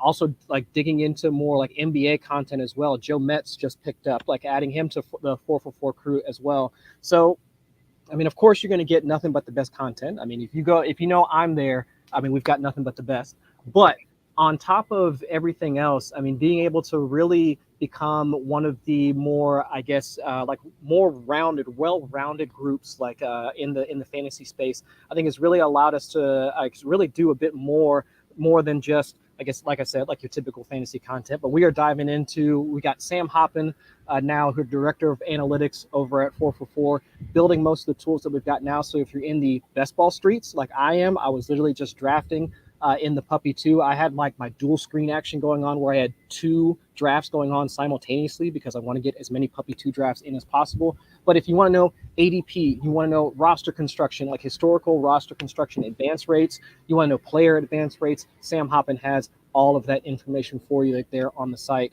And then, of course, now with it being, getting close to the middle of July, and we start turning that page and starting to look at redraft content, all of the information that you'd want in terms of how you want to construct your teams, players that you want to target. Of course, John Paulson will have the projections up. But again, back to the best ball stuff. TJ stuff right now with his Best Ball Mania 2 Bible that he's got now. What is it, a 2-part series, Jim? 3-part series? It's like 7 parts, Chris. It's so many, so much information. I've tried to tack on like a few notes like here and there as well, but it's just there's just a plethora of content available at 4for4. So regardless of if you're into best ball, if you're into redraft, if you're into dynasty, I mean, whatever the case may be, I mean, 4for4, we definitely got you covered there. So I've had nothing but fun, and I guess I would say headache, but headache in a good way, that I always learn new things, like playing with the tools, reading the content that we've got, the debates that we've got going on right now, the debate series that we've got, comparing different players that are at similar ADPs and trying to have 2 analysts go head to head, essentially make their case for a particular player. Those have been fun to do. I've done a few of those as well. So, I mean, it's just, I don't know. There's so much content that 4for4 has been able to provide that, I mean, we are your one-stop shop, to be quite honest. Yeah, it's amazing. And so many names that you say and you bring up, and didn't even mention my content or me. I'm just sitting right here. Oh my God. Because I talk to you every week. Like, I didn't even mention any of my stuff. Like I know we're on every Monday night, with Brandon, like on TMAP, but it's just, it's everything. Everything. Well, Jen, why don't you tell us about your content? No, I'm just kidding.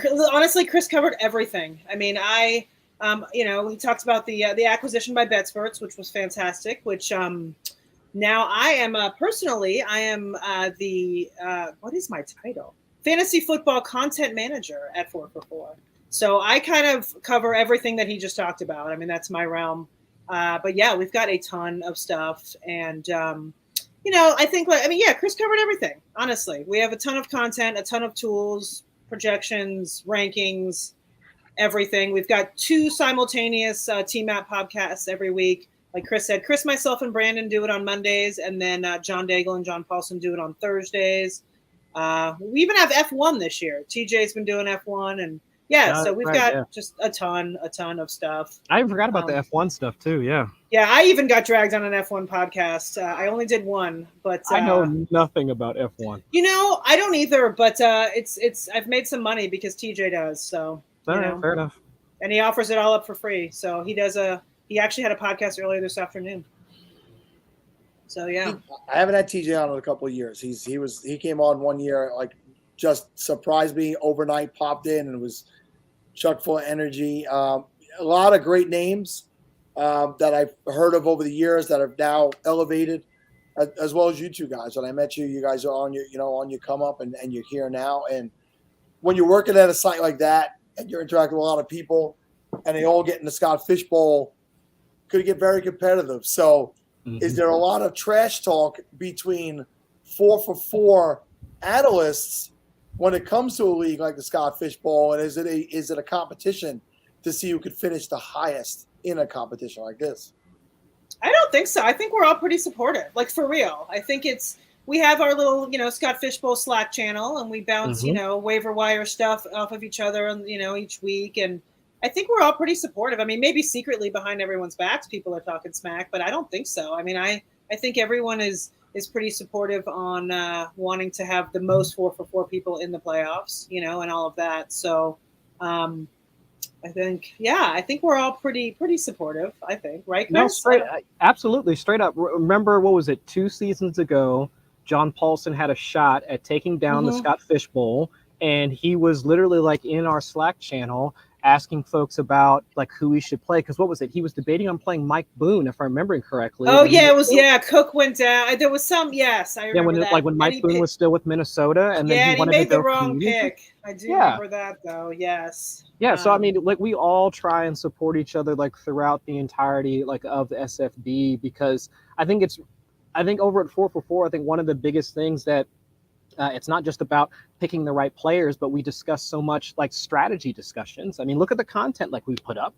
I mean, whether it's best ball strategy, whether it's redraft strategy, dynasty strategy, like whatever the case may be, it's like it really does focus on the process that gets you there. And like John is like definitely one of the biggest proponents of that. And I think in that particular case, I mean, he was just kind of reaching out to the entire group to say, like, here are my thoughts, and like, how would I go about doing this? And while it didn't work out, it's still always about like process. And that's one of the big key things at 4-for-4. Oh, I want to say something before I forget. Speaking of 4-for-4 and Scott Fishbowl, I did write a Scott Fishbowl primer. It is free on 4-for-4.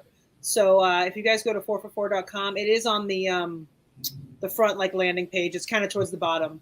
But I did write a Scott Fishbowl primer, and it is free. So if anyone needs some last minute, research ideas, that kind of thing, it is on there. For sure, definitely check that out. So, Chris, how many Scott Fishbowls does this make for you?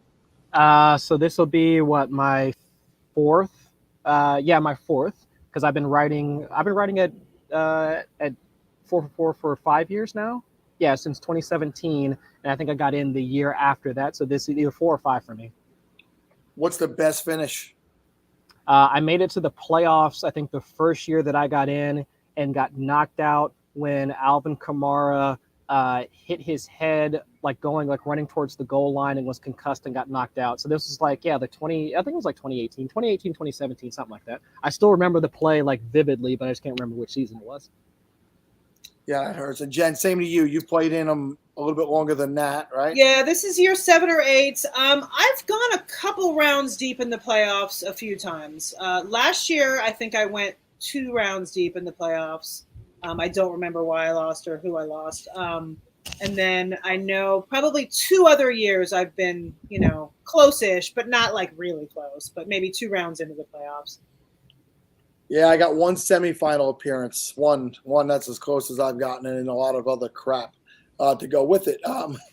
So, Chris, I know Jen said she's obviously in this King of the Hill division. Did you mention what division you're in? No, I'm not. No, I didn't, rather. I'm in the Canton, Ohio division. So I'm about 3-ish hours southwest of Canton. So yeah, I'm supposed to do the live draft tomorrow. I don't know if I'll be able to make it up, but hopefully I can for the live draft itself. That'd be great. And what slot are you in? Do you know what slot you're picking from? I'm from 9th. That's where I'm picking. Okay, so in a third round reversal, you like being towards the back end of the round? Yeah, at least that's my thought.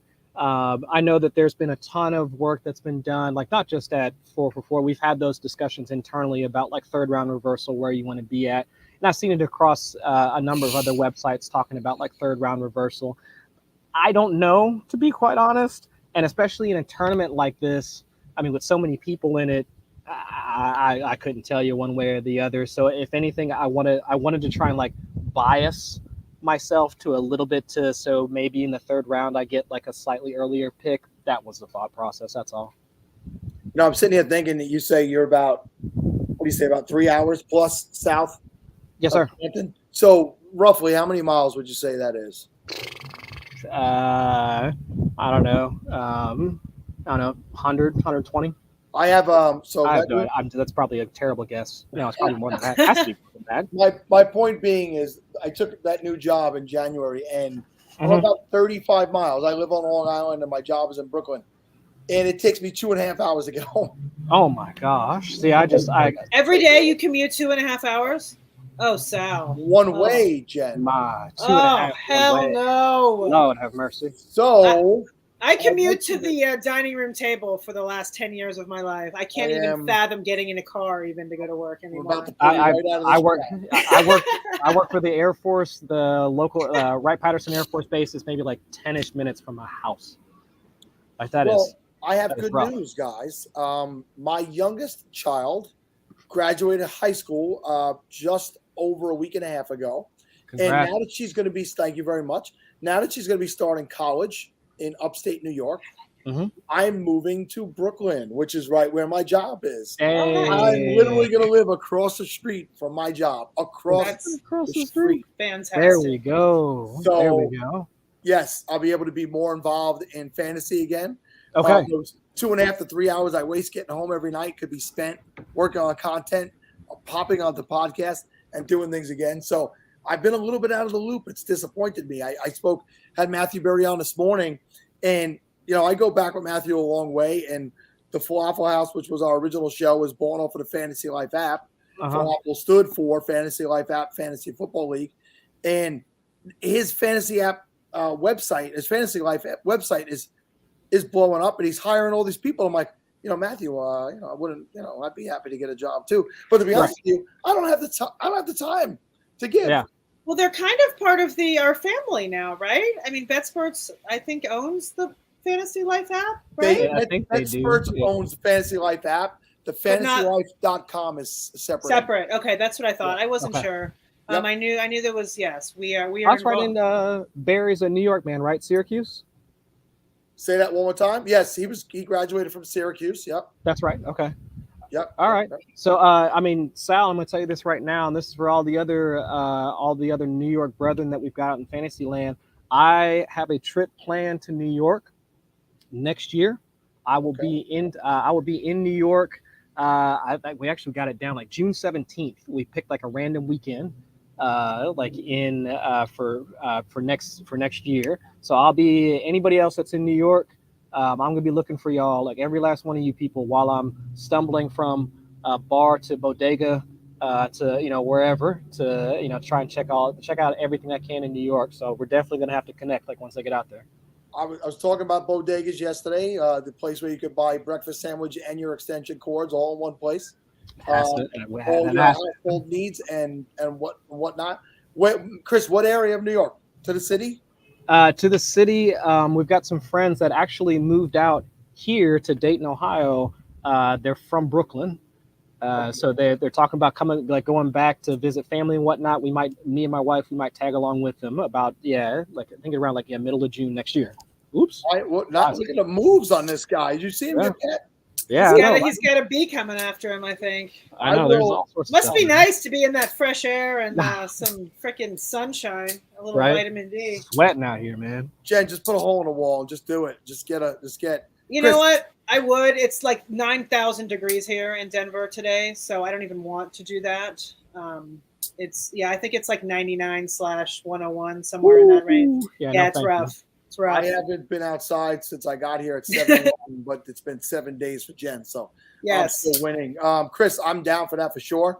Yeah. And I have a contingency of fantasy football people that we meet up with in the cities when we go and hang out. So we'll definitely get a good group together. Let's do it. When you do that. I had another gentleman who was an old school falafel guy, Elliot Anderson from California. His kids brought him and his wife a trip to New York City for Christmas. Okay. And by pure luck, we had tickets to the Yankees-Rays game on the same day. And we were sitting one section apart from each other. Oh, my gosh. I had never met the man in person. We have played in fantasy league since 2015. And when he saw me, and we knew each other was going to be there. And when he saw me across the bleachers, he ran to me. It was like something out of a movie scene. I have the pictures. I actually posted them on Twitter of him running and then hugging me. And we had a great time. It was so nice to meet him and his wife. And that's what's amazing about this community is I've never met either one of you two in person, but we connect right away. Jen and I, because we're old, and And it's just I love being a part of this community and meeting different people from different backgrounds, from different walks of life. It's been tremendous, and doing this show every year. Like I said earlier, if I don't ever make any money off of fantasy, and I've made some, I should say, in the past, but I don't need to. This show, for me, if this is my legacy, I'm good with it. It's quite a legacy, Sal. It's impressive. 100%. And it's impressive to see from its humble beginnings, just like Scott Fishbowl in general, from its humble beginnings to where we are now with not only the event, but this specific pod and the amount of money it raises and everything is fantastic. Could not agree more. That's amazing to hear. Somebody said this morning it's like the unofficial kickoff to draft season, which is like true. That's amazing. Yes, so, except for those of us that have already drafted like 50 best balls. But, other than that, yes, it's the official kickoff to draft season. Some of us have a disease, Jen. Some of us have a disease. I cannot confirm nor deny I'm a part of the group. Some of us are there already. But this is a great question. How many have you drafted while sitting in that basement? I quite a bit actually. I've drafted just today. I've drafted 1 Best Ball Mania and 2 puppies. So yeah, I've drafted 3 today. Through the course of the week, I don't know, probably 20, 25 total between the Superflex puppy, the Meow Puppy 2, and the Best Ball Mania 3. All right, last question for each of you. I'll start with Chris. If today, whoa, we got porn bots. Okay, I'm sorry. Gosh, it's been happening all day. It's been happening all day. Has it? I made a mistake earlier on of clicking one and putting it on a screen. Oh, no. Oh, no. Made it, and I'm not kidding with you. This computer right here, my other computer with all my wonderful stickers on it, bogged down and stopped working correctly, where it kept crashing. So I don't know if I infected it or what, but... sorry, I didn't mean to interrupt your last question. I'm ready. No, we're good. I'm on a different computer and... no sex sites. If today, Chris, you were told you can only play one format and style of fantasy football going forward, what would that format be? Best ball. No, no question about it. It would probably be best ball. There's just so much. I mean, with Dynasty, I don't know if the book has been written, but at the very least, there are very few chapters left.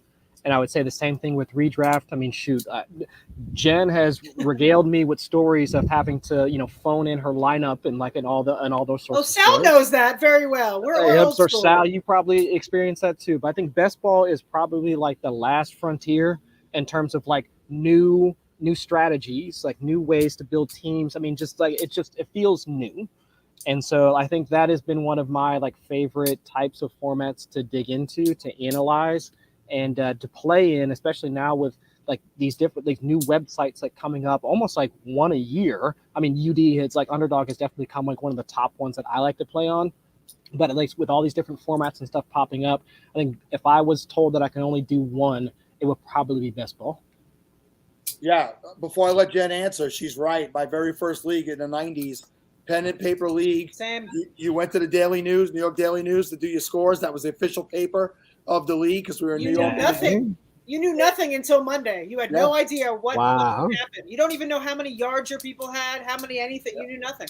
That league existed till COVID hit 2 years ago. Yeah, my first year was 96, and I was in the same league for quite a while, and then that one folded, and then I was in another one that started in 99 that I was in for quite a while as well. It's a bummer when they fold, but the memories are always there of just the drafts and the pen and paper, the calling the commissioner on the phone to give your lineup every week. You're all right, I'm starting so-and-so, and then I'm starting so-and-so in my flex, and then I'm It's ridiculous. People now don't even have no concept of that. Jen, go ahead real quick. One format going forward, what would it be? This is a very difficult question for me. Off the cuff, I would say best ball just because I love drafting. But at the same time, then when the season starts, you just don't play fantasy football? That would be really difficult. So I'm going to have to go with redraft just for that because I don't know how you don't set a lineup. What do? You just watch football? You just watch football on Sundays? No, that's not going to happen. What the hell is that? Yeah, that's not going to happen. Dang, now I think she's right. She's right. Maybe DFS. I don't know. You got betting in DFS, but if you're talking just straight up, Yeah. One last thing from Debo before we go. Better question is how many teams would you draft on the toilet? I'd rather not say. I'm not answering that question. I'd rather not say as well. It's probably too many. I'm a lady. Yes, you are. A lady trapped in a basement. Thank you both so very much for joining me today. Good friends. Love Cheers, you both. Chris. And Chris, I will Appreciate see you both. you in person Yes. in 11 months. Yes, sir. All right, you two, get out of here. Bye, everybody. Peace, y'all. All right, we're rolling right along. 3 hours into segment number 2, which means I think that adds up to 11. I was never good with math. 11 hours in the books. Listen up, Podathoners. If you can't spot the sucker in your fantasy draft or your dynasty draft, then you are the sucker. Luckily, the Dynasty Dynamic has your back. True to its name, the podcast believes Dynasty is constantly evolving, making it more challenging to remain competitive than in redraft leagues. From Twitter poll breakdowns to in-depth player analysis and advanced metrics, the Dynasty Dynamic provides actionable insights to help you improve your Dynasty teams. So if you're looking to gain an edge in your Dynasty league while having plenty of laughs along the way, then be sure to tune into the Dynasty Dynamic. These next two guests are also sponsored by Club Fantasy and Women of Fantasy Football. If more female-led content is what you're after, Women of Fantasy Football is partnering with Fantasy Alarm to produce Her Story in the Making, hosted by Britt Flynn. Britt was with us earlier today. Beginning this fall, so be sure to follow Club Fantasy at Club Fantasy FFL and Women of Fantasy Football at Women of _FF, and visit clubfantasyffl.com. As our friends at Galvanize say, girls compete, women empower. Also be sure to visit and join the movement now. And I think what a great sponsor to usher in my next two guests, and that is Kate and Michelle. And, hi. I know I've said the last name. Is it Magic? Am I saying it right? Magic. Majuk. Close. Yes. Yeah. Listen, I'm not perfect. We all know that. It's an annual lesson for anybody hosting the Scott Fishbowl Podathon. So it's fine. It's like a tradition announcing the last name. But yeah, I'm honored. Thank you guys for having us. And what a special hour to be joining you. I'm being asked if this is what was on the top shelf. Whoever saw that has good eyesight. Because that's exactly what it is. It's not mine. This is not my office. So, but yes, that's what it was. But yes, welcome back. You've joined us at least the last 3 years, if not even before that. And I think you had a terrible hour year one. We were like 4 a.m. It was 4 Eastern. Yeah, and that was when I was working full time as a nurse, and I think I worked at. We got a better slot now, which is nice. Yes, working our way up. Nice afternoon slot last year too, if I remember correctly. And you guys are killing it, so that makes sense. And you left me behind at the hospital. Kate, I still work in a hospital. It's I'm sorry. We got to get you out of there, man. Yeah, I actually just took a new job at a different hospital, and it's a good one. So I'm going to be there for a little bit. Yes, thank you very much. But you both moved on to different careers from when I first met you. So tell everybody what it is that you're doing. I mean, we'll get to the other stuff that you guys have going on, but what is it tell me about the full-time jobs and careers you ladies have now. Yeah, so I'll start. I work at NFL Network. I'm a researcher there. So I pull all of the data, create a lot of the storylines for what we're talking about in each and any week, of either the football season or the off season as well. We stay plenty busy. So anything you're hearing on NFL Network, most likely the research came from my department. I'm part of it. So obviously, I have a lot of great coworkers who also create the information, but it's a great little gig and I have a great time with it. Yes. And Kate? Oh, yeah, me. Sorry, I'm just so proud of you. I was internally celebrating. You guys want to be alone? I mean, I can leave. The camera would still be here, so I don't think we're ever alone. So I'm Kate Majuk. I work full-time with DraftKings Nation. I started there as an editorial coordinator right off the bat, kind of organizing our content plan. And I was recently promoted to a manager of our editorial content. So taking a bigger leadership role in our group. But I mean, betting content, fantasy content, just about everything. I'll edit, I'll write. She doesn't just work football. There's days I walk in, I'm like, what are you working on? She's like, golf or like F1 or NASCAR. I'm like, ugh. I'm like, have fun. But like, she knows about it. And I'm like, I don't know who you are. Because when I met her, she did not watch a single sport. And now she's writing about every single sport there is that I don't even know about. I'm like football world and that's it. Oh, this week I was doing Wimbledon and I was literally like, I've never watched Wimbledon in my life, and I'm like, I should probably watch it since our team is doing a lot of coverage on it. I heard her this morning. I was like, cheering. I was like, what are you watching? And she's like, I was rooting for the other girl. I'm like, what? How do you even know what you're watching? On Shabor, I was like, I fell in love with this girl. I was so excited for her. She made it to the final, and of course, the 23-year-old Elena. I don't know how you say her name, Rybanaki or Ryba. Like came up and she was like the number 17 seed, like the ultimate sleeper if we're making a fantasy football comp out of it. And I was just like, I was so into it. And I was like, we man, all love an underdog. Oh, you love an underdog. But on Jabor, I'm going to be rooting for her in the years to come. But yeah, that's the person I've turned into now. It's not just fantasy football anymore for me, folks. I'm all in on Wimbledon, I guess. So. Well, you know, the U.S. Open is next, so you be prepared for that. I was a huge tennis fan growing up. Never really played it, but loved tennis. I watched every one of the big events. And so I actually went the opposite way you. Growing up, I watched everything. Never was really into car racing or golf. But literally every other sport, like when the Olympics were on, I was glued to the TV for weeks. I loved competition. I loved to compete and everything. I had two brothers. We were in the streets playing street hockey every day. We playing basketball every day. We played in every league year round. I loved it. Now that I'm getting older, I find myself getting into golf. So I'm going out. I think that's a prerequisite to be an old man, right? You gotta like golf. I said I was getting older, Michelle. I didn't say I was an old man. Golf is definitely like the bridge to your elder years, but. Yeah. I will say, like, actually, probably like the opposite. So, like, literally, like you said, I think fantasy football actually made me fall in love with like competition. Like, I was an only child. I didn't need to compete with anybody. I was already number one.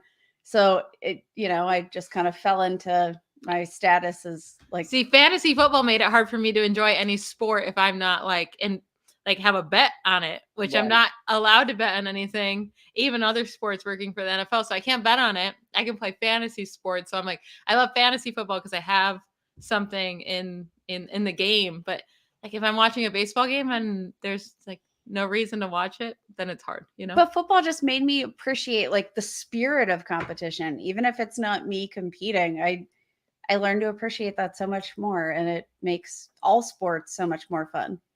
Do you ever cover spike ball? You have any of the spike ball lines for today? No, I've literally never heard of spike ball, but I'm going to have to take that as a personal request and start covering. Is everybody calling you old? I was just joking. No. You can't enter your 40s if you're a male and if you don't like golf. Like that's not allowed. I'm about to turn 48, but no, it's been a running 48? Yeah, I'll be 48 in August. Yes. Yep. Wow. Don't make him see great. Don't make him see 48's young still. God. No, I was just saying. Oh my God, you old man. 48. No, I was gonna say like about to turn 40. Yeah. No. Yeah. It's nice to have an 8-year edge on I was just really praying you were 40 when I said that. I was like, shoot, what if he's not 40? Kate, if Michelle ever pisses you off, you complimented me, give me a call. No, I feel young. I've always stayed young. I had children young. I had my first daughter when I was 24. So she's actually about to turn 23. She graduated college last year and she got a job offer in California and went. And so that's a little tough for me to have her on the other side of the country, but she's flourishing. Like she's doing so well. I couldn't be happier. I couldn't be more proud. But sad because I don't get to see her every day. So my youngest just graduated high school 2 weeks ago. So Madison, which is my oldest daughter, she came home for like 10 days. And I was like, I just got so comfortable having her here. And then I had to drive. And then she flew home. Yeah. So, but the running joke for me, since I've gotten into, and I played fantasy football since the 90s, but the running joke for me has always been that I'm the older guy of the group that I played with. So the old jokes are just natural. I just tell them that I can still kick all their asses. So, yeah. Are you the cradle robber of fantasy football? I do not confirm or deny any of this. I'll just ask the next question. That's all. You dog. So the point being that I was bringing up about both of you is that Kate was a nurse. Michelle, I don't know what your job was before. I was a recruiter for nurses, actually. She didn't recruit me though. I didn't recruit Kate. Yeah, but we worked for the same hospital system, so I recruited nurses. She was a nurse. Both working regular jobs, right? Regular people, everyday jobs. You got on Twitter, you grinded, you created Ball Blast, and from that it led to the careers that you both have now. And the reason I'm saying is there are so many, and even when you ladies started out like 4 years ago, and I know you played before that, but really turned to content, whatever it is, however many years it is, you could correct me on the years. It's exploded even more. Every year, this market gets ridiculously bigger and more people want to work full time in this market. And it is possible to just be working that regular job, being a 9-to-5er. You grind, you work hard, you get noticed, and separate yourself. You guys did something with Ball Blast, I think, that separated yourself from a lot of people. But talk about Ball Blast, talk about that venture and where it's at now. You want to start? Yeah, so we started our Ball Blast Fantasy Football podcast in a bar, basically. A couple of drinks deep. We're just spitballing. And I mean, we spend way too much time talking about fantasy football. If you can imagine, like our household is probably like the American dream for most men playing fantasy football because it's just the constant topic of conversation. It'll get a little better, bitter sometimes because we play each other in a lot of leagues. Like we share a lot of leagues together. So imagine when I beat her in the fantasy playoffs. There was one time she cried.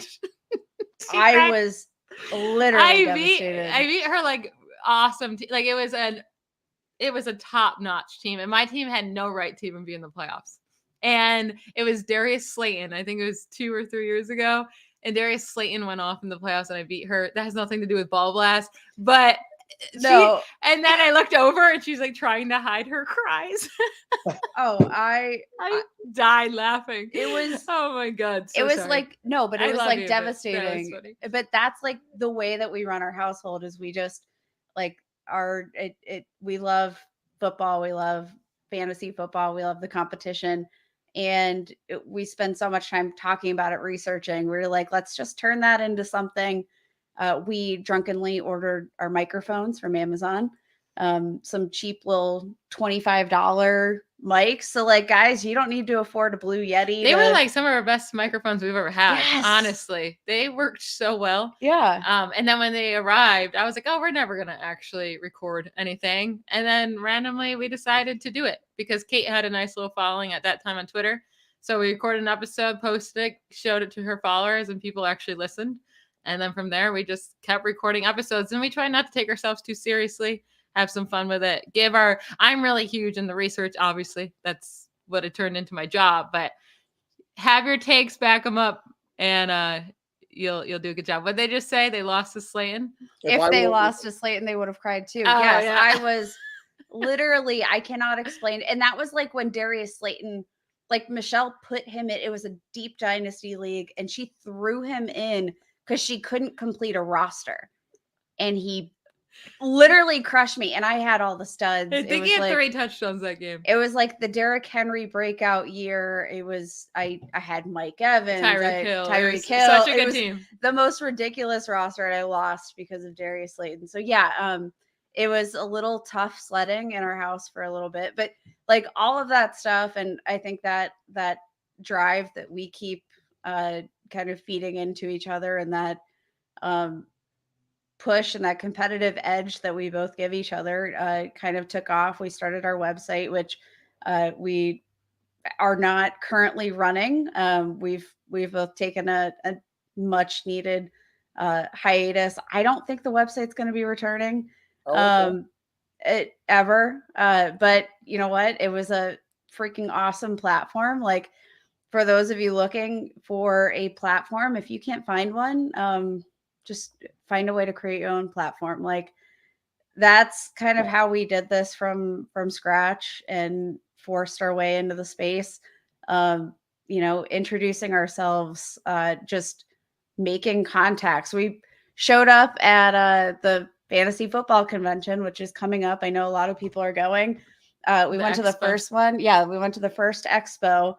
And like handed our business card to Marcus Grant. To everybody. Well, we handed our business card to everyone that we could meet. Yeah, it was ridiculous. Like my idols were all there, but like Marcus Grant was like the kicker there, and somehow we ended up stealing his drink. But like we got stuck in his head because he was like, "Oh my God, these girls stole my drink," and like he had our business card afterward. I was like just making friends, making connections, enjoying what you do. The rest is gonna come later. Yeah.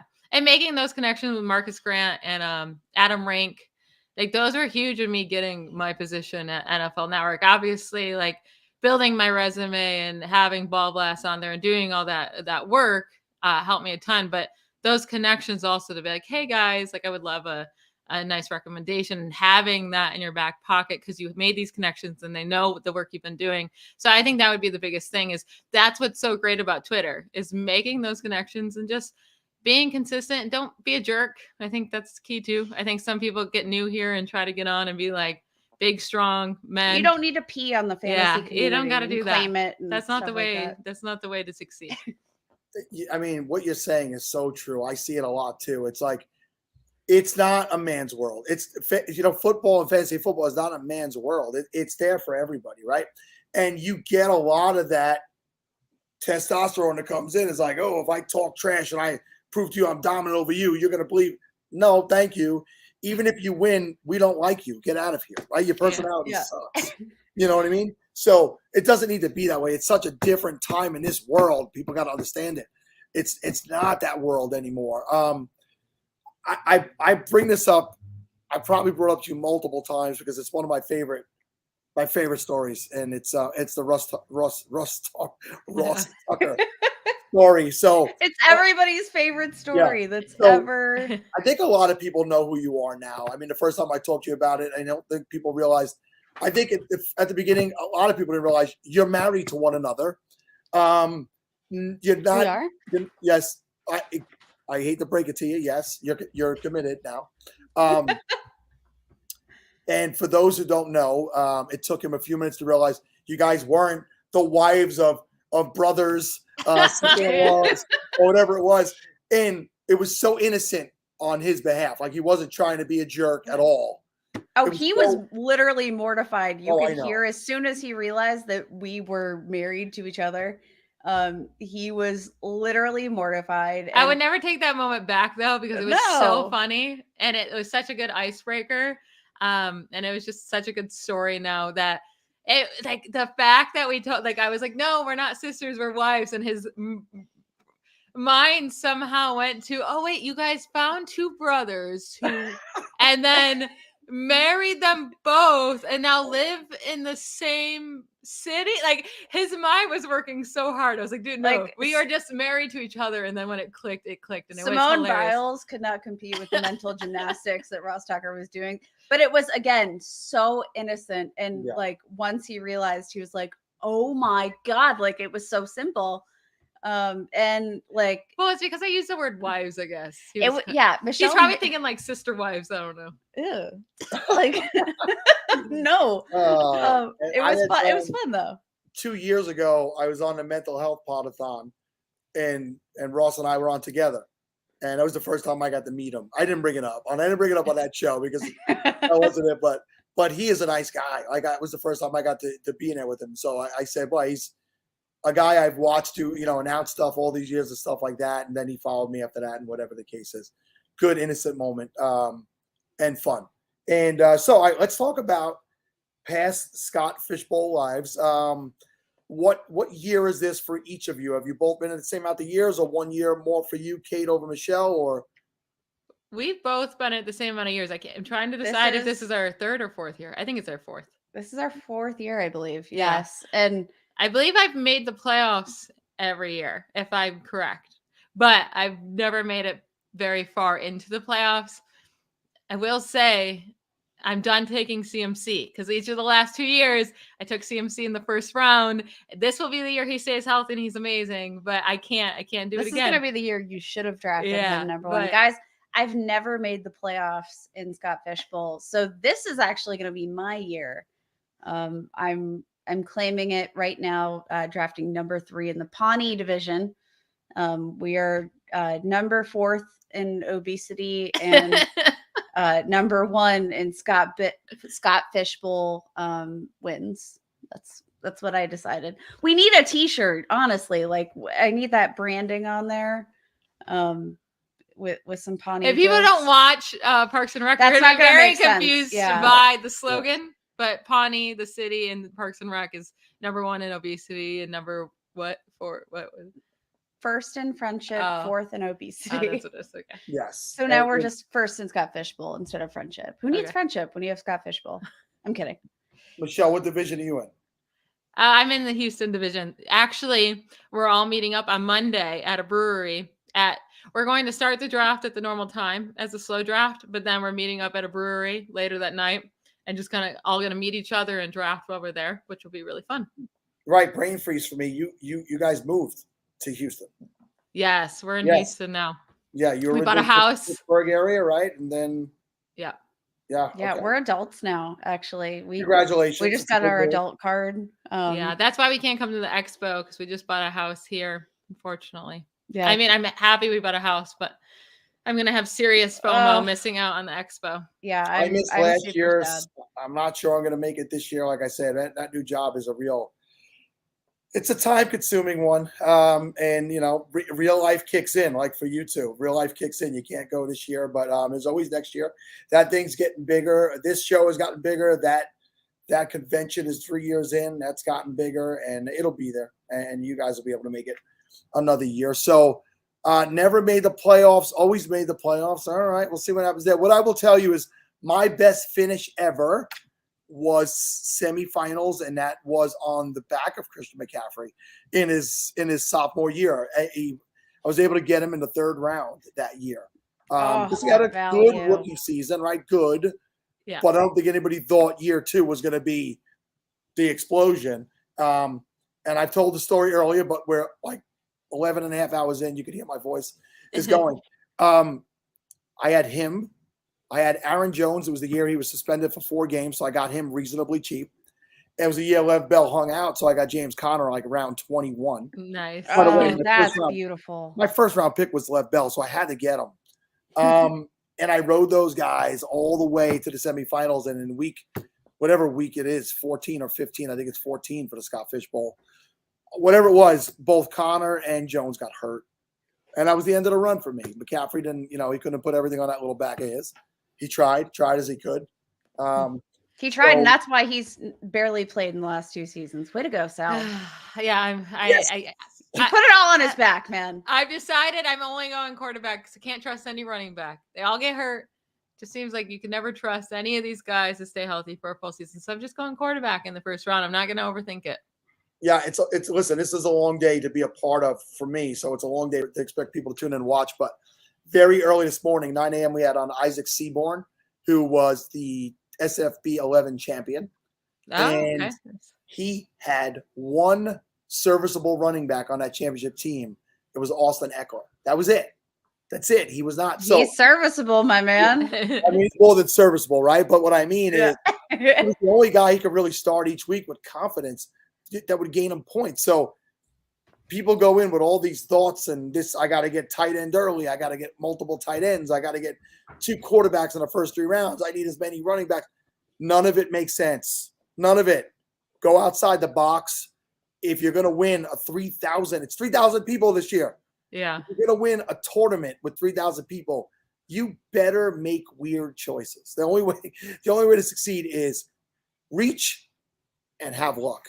Injuries will murder you in something like this. So what I was actually saying to Kate today, I feel like everyone's trying to get the Joe Burrow, Jamar Chase connection. I'm like, guys, you're a year late for that one. If you're taking Burrow in the first and Chase in the second, like they're going to have to be the top guy at their position to even be a difference maker for this type of tournament. Like, yeah, they'll help you win games, but like to win it, that's not going to be the difference maker. You need a hit. Like the reason why Chase was so great last year is because you got him in the 7th, 8th round. And Joe Burrow in the 2nd round. Yeah. There he is. I mean, they're amazing players. I'm not trying to say if you take Joe Burrow and Jamar Chase, you're doing it wrong. But I'm just saying that's not your difference makers there. You're going to have to find different difference makers later on in It's not the my draft. picture. Don't worry. I'm in somebody else's.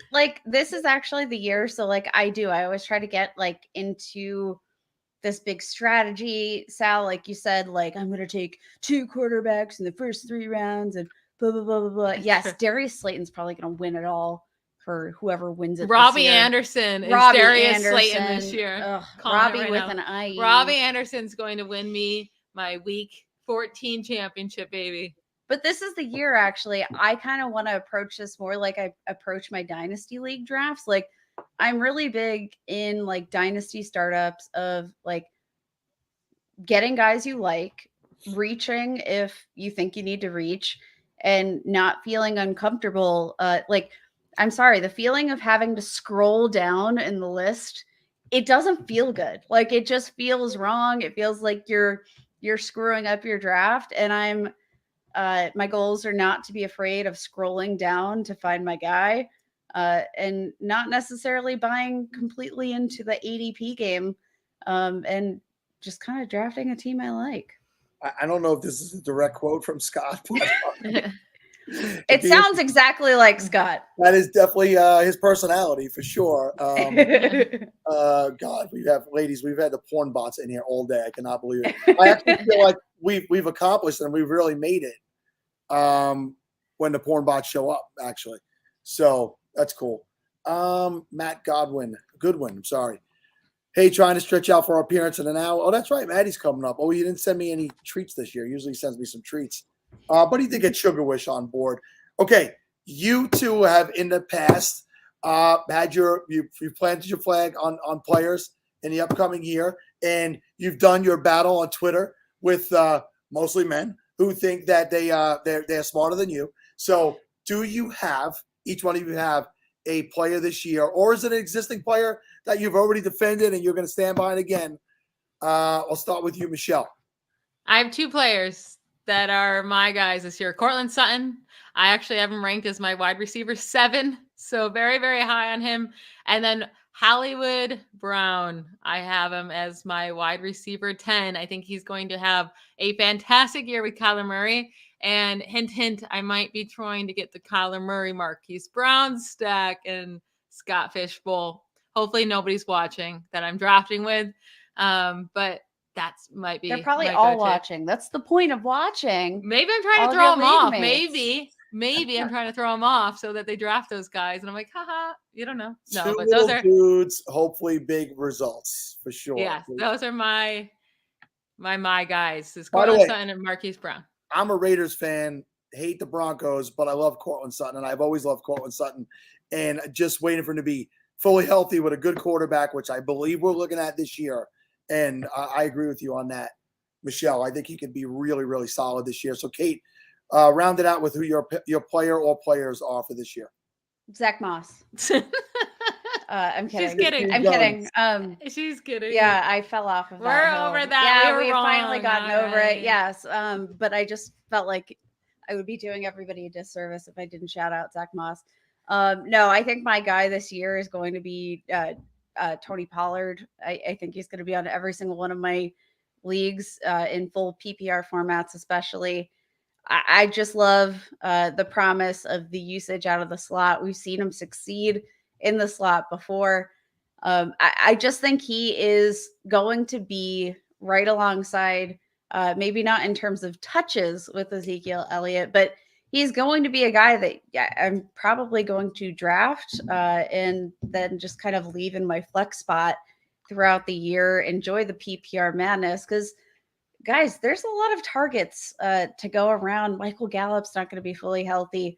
I do think Tony Pollard's going to be like that surprise PPR machine this year. And I'm all in. I do want to say quickly, I think this year's quarterback is Trey Lance. So Yeah. 2020 is calling for Josh Allen. 2021, it was Jalen Hurts. This year it's Trey Lance. But There's I think it's no Jalen- reason he's going in the 9th round. I also think it's obviously Trey not Lance. in 2 quarterback leagues, but It's still Trey Lance. It's still Jalen Hurts. Excuse me. I actually think so. Michelle's always been way more bullish on Jalen Hurts He's than amazing. me. I think he's like, without a doubt, my sleeper pick for QB1 this year. No doubt. Sweet. That's awesome. Well, once again, ladies, congratulations on your success on the new home. Just generally exuding happiness. Thank you. Thank you for being here, joining me, and best of luck in your upcoming Scott Fishbowl drafts and the upcoming season. Look forward to speaking to you again in the future. Thanks, you for having us on. Good luck with your podathon. Bye. Thank you. You know, they said good luck with the podathon. It's been a while since I pointed out that we need your donations. ScottFishbowl.com/give. Contributions, as John Bosch has come to call them. Please give so that we could go at Christmas time and buy a boatload of toys for kids, for Toys for Tots. You've seen the pictures. Myself, John, Heath Cummings, Scott, Ryan, many people around the country. In December, we go and do all that shopping for Toys for Tots, and it's a great experience for us. It's great. We love to give our time to give back to the less fortunate, and we need your help to do that. ScottFishbowl.com/give. We're rolling along 11 and a half hours into the SFB Podathon, and my next guest will be looking to get into Dynasty Fantasy Football. Look no further than the Dynasty Domain, your home for in-depth Dynasty football analysis. The Domain offers original content, including a weekly podcast, ADP rankings, weekly articles, a cross-reference tool to determine the best buys and sells, and a contender value algorithm to target the right players for winning your Dynasty League.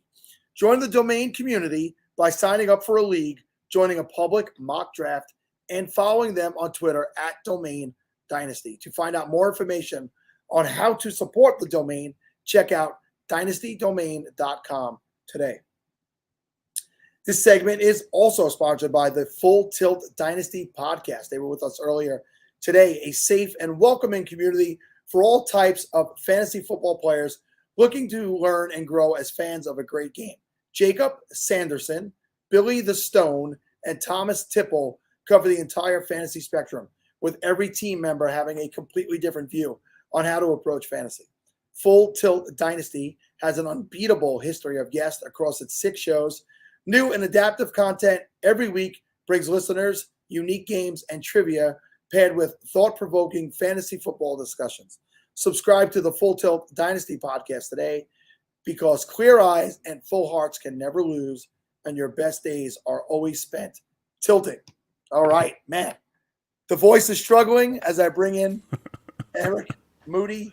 Eric, you're returning. I think you joined us for the first time last year. You're a gentleman who I've followed on fantasy Twitter. You and I have followed each other for a while. You've been doing a lot more in important stuff than me. But you've made the move to ESPN, and you're part of Fantasy Focus recently with Matthew Berry. We had Matthew on this morning. I know he's a big fan. So talk about what's new in the world for Eric Moody. No, I can do that. But first of all, hey, thanks for the invite. Hey, it's always great to come back on. And Sal, you've been going strong like all day. I was kind of tuning in and out throughout the day, and the voice is still holding up. So I'm gonna give you some of my strength to get you, to that last hour. So let's do it. But no, things are going great. Going great in my world. Fantasy football season's right around the corner, and with the Scott Fishbowl coming up too. That's I would say like the unofficial start of the fantasy season. Once that draft kicks off, so that's exciting to get that going. Where more people get involved, obviously on Monday. But things for me are great. I would say that I'm all in right now on, of course, fantasy football content. I've got, WNBA stuff that I'm doing for ESPN, fantasy and sports betting. The NBA season wrapped up, but we still have some things around the draft and other content that we're creating. So it keeps me busy, because I do so much, NBA, NFL, WNBA, sports betting, and fantasy. So it's always something going on in my world, but things are awesome. That's great. And, as you can tell by the chat, you got a good following. People love you. They say you're the man. What a great guy. And you're another guy, I think, just when you see your face, you give off a happy energy, and you're always so positive. So that's great. So how many years have you been a part of the Scott Fishbowl? Yeah, I would say going into this year, I think this is my 5th year doing it. Nice. Yeah. Have you had any success or good success to talk about? Yeah, I've had some success. I obviously haven't taken down the Scott Fishbowl, but I felt like my teams have done well. I will tell you though, last year's team, it was a disaster, and I'll tell you why. It's I know I had Cam Akers was my RB1. We know how that story ended. I also had Kyler Murray as well, so we kind of know how what happened there. So I know those are two picks I remember off the top of my head that did not go well. I will tell you, my one saving grace for that team, where I was able to get some victories, was having Cooper Kupp. So we all know the type of season that he had. But just overall the team did not do well. But yeah, I felt like I've had some success in the previous years, so can't complain. I'm pretty sure. So I know for sure 2 of my first picks were Akers and Dobbins. Mm-hmm. So Okay. they never even made it to the field for me at all. Yeah. And I believe that I had a shot at Mark Andrews and took Zach Ertz. Oh boy. I'm not positive it was Ertz, but I definitely took someone that I was like, nah, I still think they got a year left in them or something along those. No, it wasn't Ertz. It was God, my brain is fried, from Detroit. It was the tight end from Detroit. No, Hawkinson. Yeah, TJ Hawkinson. So. Yeah. Who had a good year. So that was yeah. Yeah, but he didn't have Mark Andrews yet. But no, not at all. Those 2 running backs absolutely buried me. I remember a year when I had the 1 year I had the 12 pick, and I was like, "This is the year I'm gonna go back-to-back quarterback." Mm-hmm. And I took Tom Brady and Drew Brees, and they both had down years. I don't know if you remember that 1 year. No, I do. And it was like, oh my God, how could that fail? How could that fail? But I've had a semifinal finish one time. So are you participating in a live draft this year? I'm not. Yes, I'll be remote, waiting for everything to kick off. So I'd like to participate in one. Hopefully we can get enough people here in the Dallas area to make that happen. So we'll see what the future holds. Yeah, I got to imagine that if he continues to do live drafts going forward, the bigger cities like Dallas, we don't have one in New York City this year. And I found out a little late, from Scott, that there wasn't going to be one here in New York. The person that he reached out to couldn't find a venue. And the key to these venues for Scott is they need to be free, right? So he doesn't want anybody to have to take a penny out of their pocket to go and draft at these places. So all these places where these drafts are being held, are free. That's difficult in places like New York City to get anybody into a venue for free. So when I found out about it a little too late, I'm going to start planning for it right away next year. And Derek Brown is in the chat. He said, we need a live draft. He's in Dallas area also. Lots of people. Yeah. I was in Dallas for the Thanksgiving game. I'm a Raiders fan, and I was there for Raiders Dallas. And Derek and I were going to meet up, but he backed out on me. And I think somebody ended up getting sick. in the family, and he couldn't make it. But Derek's he's going to be on. The schedule is blending to me at this point, either later today or tomorrow. I had so many Dobbins shares in 2021. Yeah, join a club. Join the club. So it's like feel the pain. That's right. Derek got the COVID when I was there. There it goes. So I'm glad he didn't come meet me. So you're drafting a long draft, a typical, the old Scott Fishbowl standard. And what position are you drafting at? Yeah, I'm drafting from the 102, so I got the second pick. Okay, so I won't ask you. I mean, you have only one person that can pick ahead of you, right? But so I won't ask you too much. You may want to say a couple of people you're looking at, but third round reversal. Do you hate having to wait so long to make that third pick, or is that something you're good with? You want to get a stud early. You feel that could help carry the team. Yeah, I think with picking early, especially you mentioned with the where things reverse around, and I'll be candid, with the number 2 pick, it's like you kind of have to go quarterback. So I'm anticipating, Josh Allen will be available to Patrick Mahomes. Unless there's some prizes, which in the Scott Fishbowl every year there are always surprises in different drafts that we often hear about on the Twitterverse.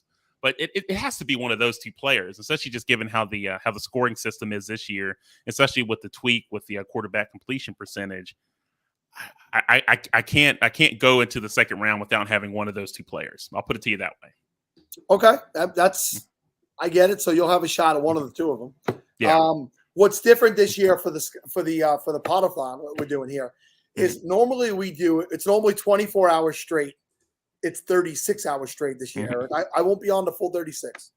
I got a break at 4:00 when we did the women's power hour. I got a 1-hour break, and I go to 11:30 tonight, and then I take a break overnight. I do pop back on at 1:30 for 2 guests, and then I go back to sleep till about 6:30 in the morning.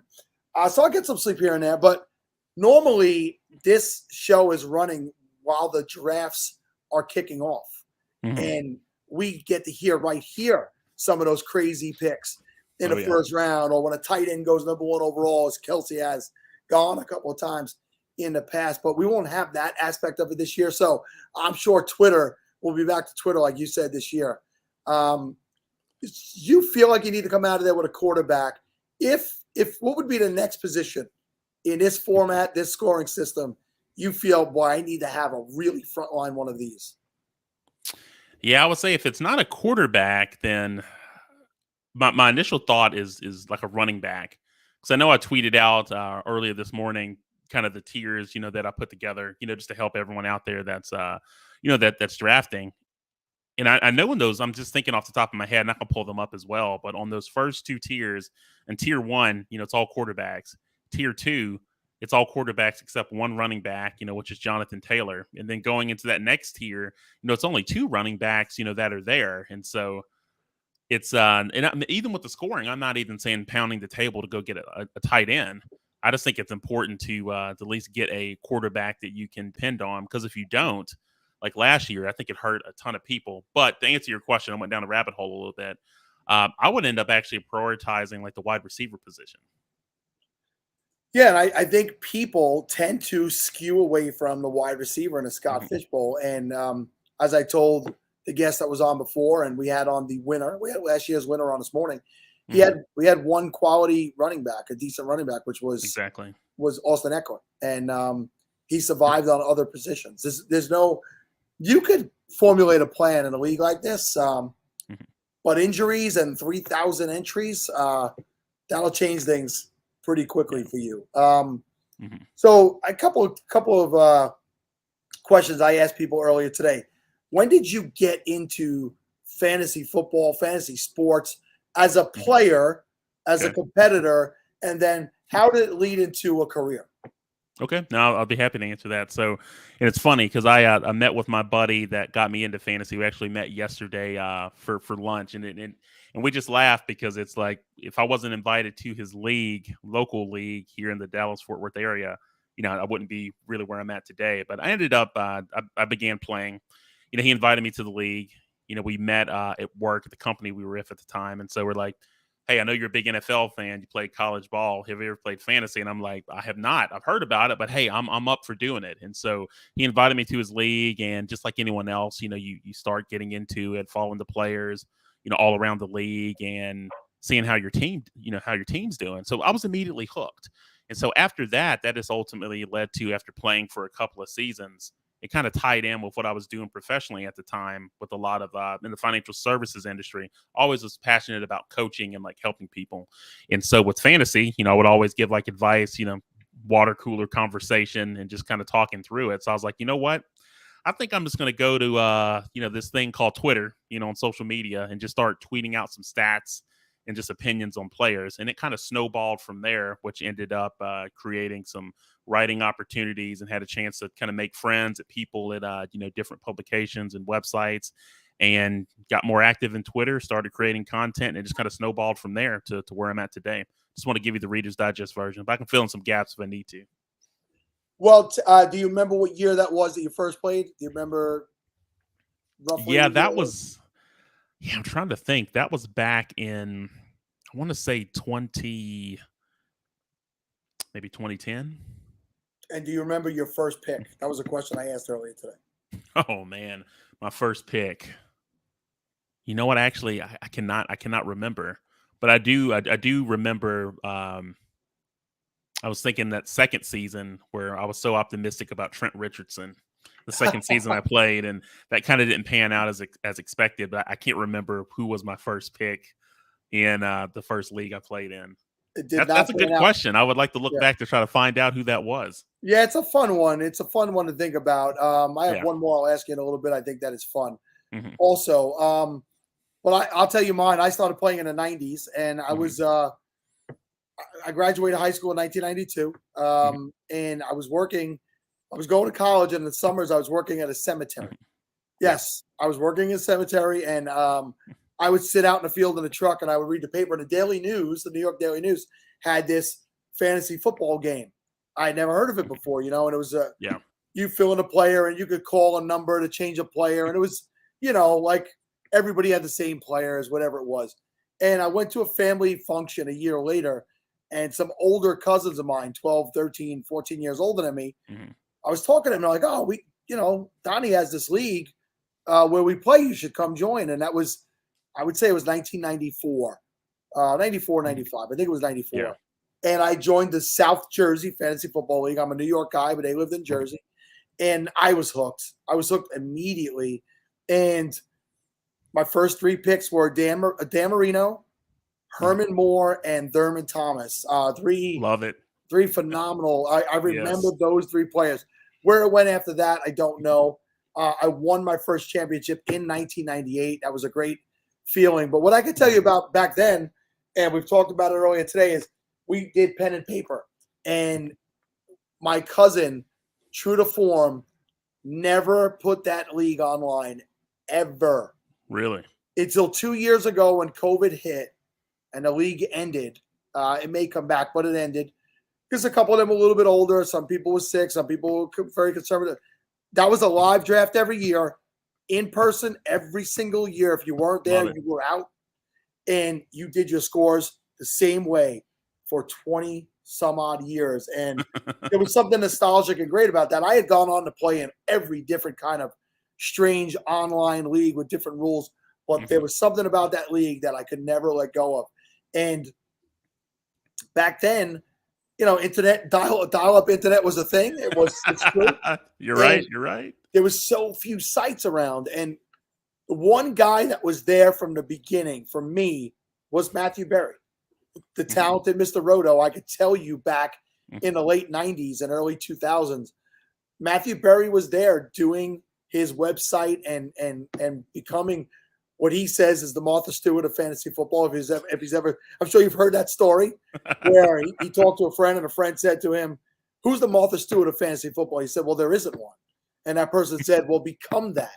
And I think Matthew really well now. He has become that. Like he is that guy. So for me, the constant in fantasy football has always been Matthew. And 2015, fast forward to 2015, and I'm taking up your half hour with my story. You're good. 2015, my marriage was on the rocks, and I had a lot more free time, and I found this thing called the Fantasy Life app.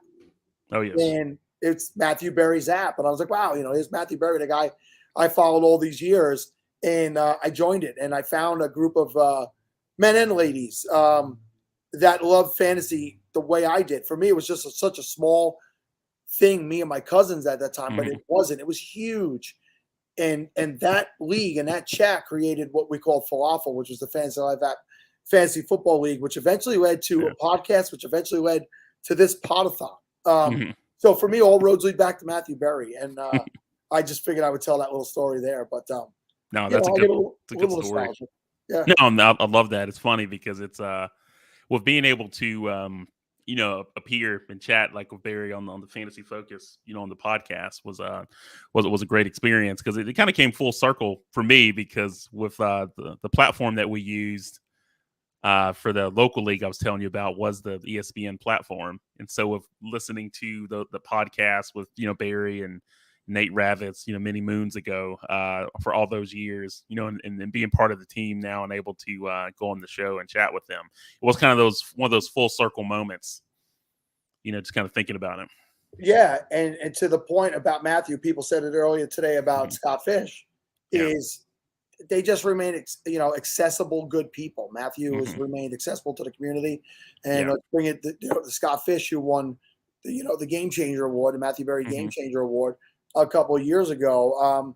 Talk to me about your interactions with Scott and just what he's built here that other people like myself, John Bosch, Brian McDowell have all jumped on with him to make it a better process. Talk to me about Scott. No, I can do that. And so I think first of all, what Scott is doing and the people he's partnered up with over the years to make this happen is amazing, because I think it's always important in whatever space that you're in, to give back. And a lot of people do it in different ways. With Scott, so with the Scott Fish Bowl, and then the charity aspect, Fantasy Cares, and just all the relationships and just friendships, that are sparked, from the event. And so that's one way to give back. I know for me personally, I just always like to give back with just kind of giving advice on aspiring like content creators and share my story and takeaways that could help, others that are out there. But as far as my interactions, like with Scott, it's I think the first time we really had a chance like to interact was actually, it's kind of tied to Matthew Berry. I'm sure everyone out there remembers like Clubhouse. I'm assuming it's still a thing, but I remember when it first came out, everyone's like, "Oh, Clubhouse, yeah, let's do it." Everyone hopped on the platform, and so I know for the Fantasy Life app, I know Matthew Berry hosted kind of like a chat or a Clubhouse, and I know Scott Fish was a part of that Clubhouse, and I was part of that Clubhouse. And I just remember like he reached out because I think someone was supposed to kind of pop into the Clubhouse, but they may have had to reschedule. So he just like DM'd me and he's like, "Hey, can you hop on this thing? I know it's short notice, man, but if you could do it, that'll be great." I'm like, yeah, let's do it. What are we going to talk about?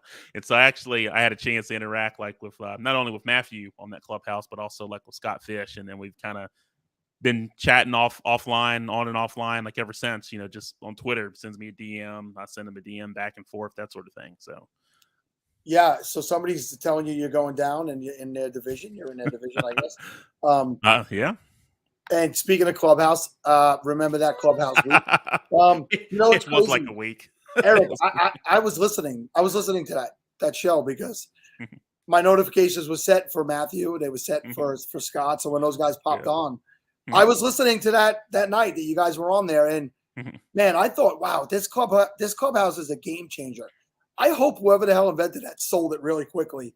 I hope somebody saw the buzz around that thing and they made some money, because it died on the vine, boy. It was hot for like, it was probably more like 2 months, but it was really like legitimately 2 months. I remember driving home and Curtis Patrick from RotoViz would do like these afternoon things, and I would just put it on. I would listen to the Clubhouse on my ride home.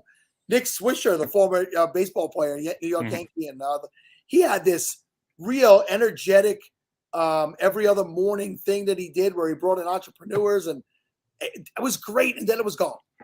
Yeah. And then Twitter Spaces showed up. Twitter Spaces. Exactly. So I really hope those guys made a little bit of money before they burned out. So one of the other questions I asked earlier today, now you're covering a lot of stuff now at ESPN. Matthew told me earlier, it's not just football. You're doing basketball. What else do you cover over there? Yeah, it's like anything that's fantasy and sports betting related. So NFL, WNBA, and NBA. So if I said to you today, Eric Moody, you have to pick one type of fantasy football to play the rest of your life, and that's all you can play. You cannot play Dynasty and Redraft. You cannot play Best Ball. You cannot play DFS. You have one. What is your favorite format, and what would you not give up? Oh, yeah. I already have my answer there. If I can only play one format, it would be like a redraft keeper league. Okay. That's it. I think it may be a hot take or an unpopular opinion, but I do believe that redraft keeper league I just enjoy it a lot more than dynasty formats. Because I will tell you this, probably the best home league that I've been in was one where it was like a live keeper league redraft, like auction draft with a crazy kind of Scott Fishbowl-esque scoring. And the whole thing would be an event. It would be like a 5 to 6 hour event, like on a Saturday when we would do the draft. Everyone would bring beverages and food, and we would hang out and do the auction draft and have someone that would act as the auctioneer and build our team. So that was like my fantasy football version of the Super Bowl, I guess you could say. Yeah, well, we always look forward to that draft. And how many keepers? From what I can remember, it was three keepers. And it was interesting because it was single quarterback. You'd start a quarterback, 2 running backs, and I think it was like 3 wide receivers. And it wasn't like a kicker or defense. You weren't required to start a tight end, but you could in one of those like wide receiver spots. But unless you had like Rob Gronkowski or someone like that, back then, it's like you would most likely lean heavily on receivers. And it all had kind of bonuses for if you got over 100 rushing yards or 100 receiving yards. You got 5 receptions, you would give the bonus. So the scoring was really unique, but it was just that group and the camaraderie just with getting together in those teams. And it was nice, nice trash talking league as well. So it was fun. I should try to recreate something like that again. Yeah, and sometimes it's hard to recreate it, but you could definitely give it a good shot. And I'm a guy who's always loved and respected the tight end. I always hated when people want to remove the position because it's like, hey, it's a strategy to it, and if you could figure out a way to stream them and figure out what you're doing. And I actually have a young man who I knew since he was 6 years old. I've spoken about him for years. I met him when he was 6. I was his soccer coach. He played with my son. He played every sport with my son: soccer, baseball, flag football, regular football, church basketball, everything growing up. And when he was a freshman in high school, he was the leading touchdown receiver in the county as a freshman on the varsity level. That player is Jeremy Ruckert. He's the tight end of the New York Jets, just drafted in the 3rd round this year. I've watched him grow since he's 6. So for me, I have an investment in that kid, an investment in watching him grow into that position. And I just, hope that he gets the opportunity because he's being deemed a blocking tight end. This kid was the '1 tight end in the nation coming out of high school because of his receiving ability. He was a wide receiver in high school, but a big kid. And I think he's 6'6", 255 or 260 now. The NFL is going to be shocked if given the opportunity to be in a pass catching role. It may not happen in year 1. We know they signed Uzama and the other tight end that they signed is escaping me, but they signed 2 guys that can catch the ball, but they have 3-year contracts that are voidable after 2.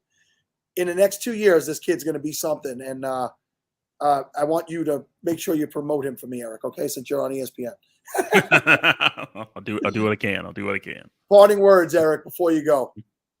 No, it was great. Like I said, it's always good, to hop on the Podathon, talk about the Scott Fish Bowl and just to catch up. So I feel like the last time we really had a chance to talk was actually doing this like last year, I believe. Absolutely. I remember some of the DMs on Twitter and just talking and trying to find a time to schedule this. So yeah, I would say that's key. But I would just say is if you're not following me already, if you're on Twitter or any social media, just follow me at Eric N. Moody. Whether it's on LinkedIn, Twitter, Instagram, or even Clubhouse, my that's my handle. And so follow me there, especially if you like fantasy football. And if you're watching this, I'm sure you do, NFL.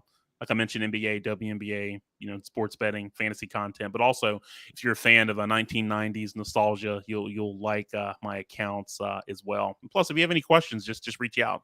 DMs are open. Send me a tweet. Always take the time to respond. It may take me a day or 2, but I'll get to you. I was just looking to see if I deleted Clubhouse. It's sitting there, but it's got the little download cloud. Like I need to re-download it. I don't think I'm going to be doing that anytime soon. Eric, always a pleasure. Thank you for your time, and hopefully we speak a lot sooner than 1 year from now. No, absolutely. Yeah, just reach out anytime, and we'll make it happen. But hey, good luck. Stay strong. Have some coffee, soda. Keep the voice. It sounds good from going like all day. So I'm confident that you'll make it. Thank you, sir. Be well. All right, everybody, take care. All right, guys. Do I look like I'm fading? I'm not going to lie. I think I'm fading a little bit, but I have a couple of gentlemen coming on to help me now. One of them is going to stay with me for a little while, and I'm definitely going to need his help. But before I introduce them, this segment is brought to you by yardsperfantasy.com. The Yards Per Fantasy mission is to bring fantasy football fans of all levels closer together. Download our mobile app for fantasy advice and tools right at your fingertips, including the most accurate and customizable redraft trade calculator available. Find our flagship show, find our flagship. I think it's a tongue twister. Find our flagship show, the Feed Me Fantasy podcast, and search Yards Per Fantasy on YouTube and TikTok for next-gen fantasy football content. Plus, Yards Per Fantasy will be donating $1 for each of the first 100 people to join Discord during the Podathon. And through July 11th, and we'll be donating 50% of proceeds from our 2022 projections template to the SFB Podathon. Check out Yards Per Fantasy today. So that's a great way for us to make a little bit more money for what we're doing here. So follow yardsperfantasy.com. And also the segment is brought to you by the Devy to Dynasty File Room, a YouTube channel breaking down Devy and Dynasty prospects to help you uncover league-winning fantasy players before your competition. Your one-stop shop from Decoration Day to Sunday Night Football and everything in between. The Devy to Dynasty Film Room provides engaging and efficient film breakdowns built to fit your busy life. Host Matt Cooper at Devy, the number 2, Dynasty FR, and Matt Jackson at Devy Matt share their expertise on what traits translate to fantasy success while also giving you the tools to identify them yourself. Subscribe to the Devy to Dynasty Film Room and get involved in a conversation on YouTube today, because everyone knows championships start in the film room, okay? We are a full 12 hours in now, and I'm going to bring up my first guest for this time, and that is Zach Reed, the Tacit Assassin, the man known for making all those wonderful parodies that we come to know and love. Oh, I see the other guy just popped up in the chat too. But, Zach, before I introduce you, let me play one of those songs right now. I'm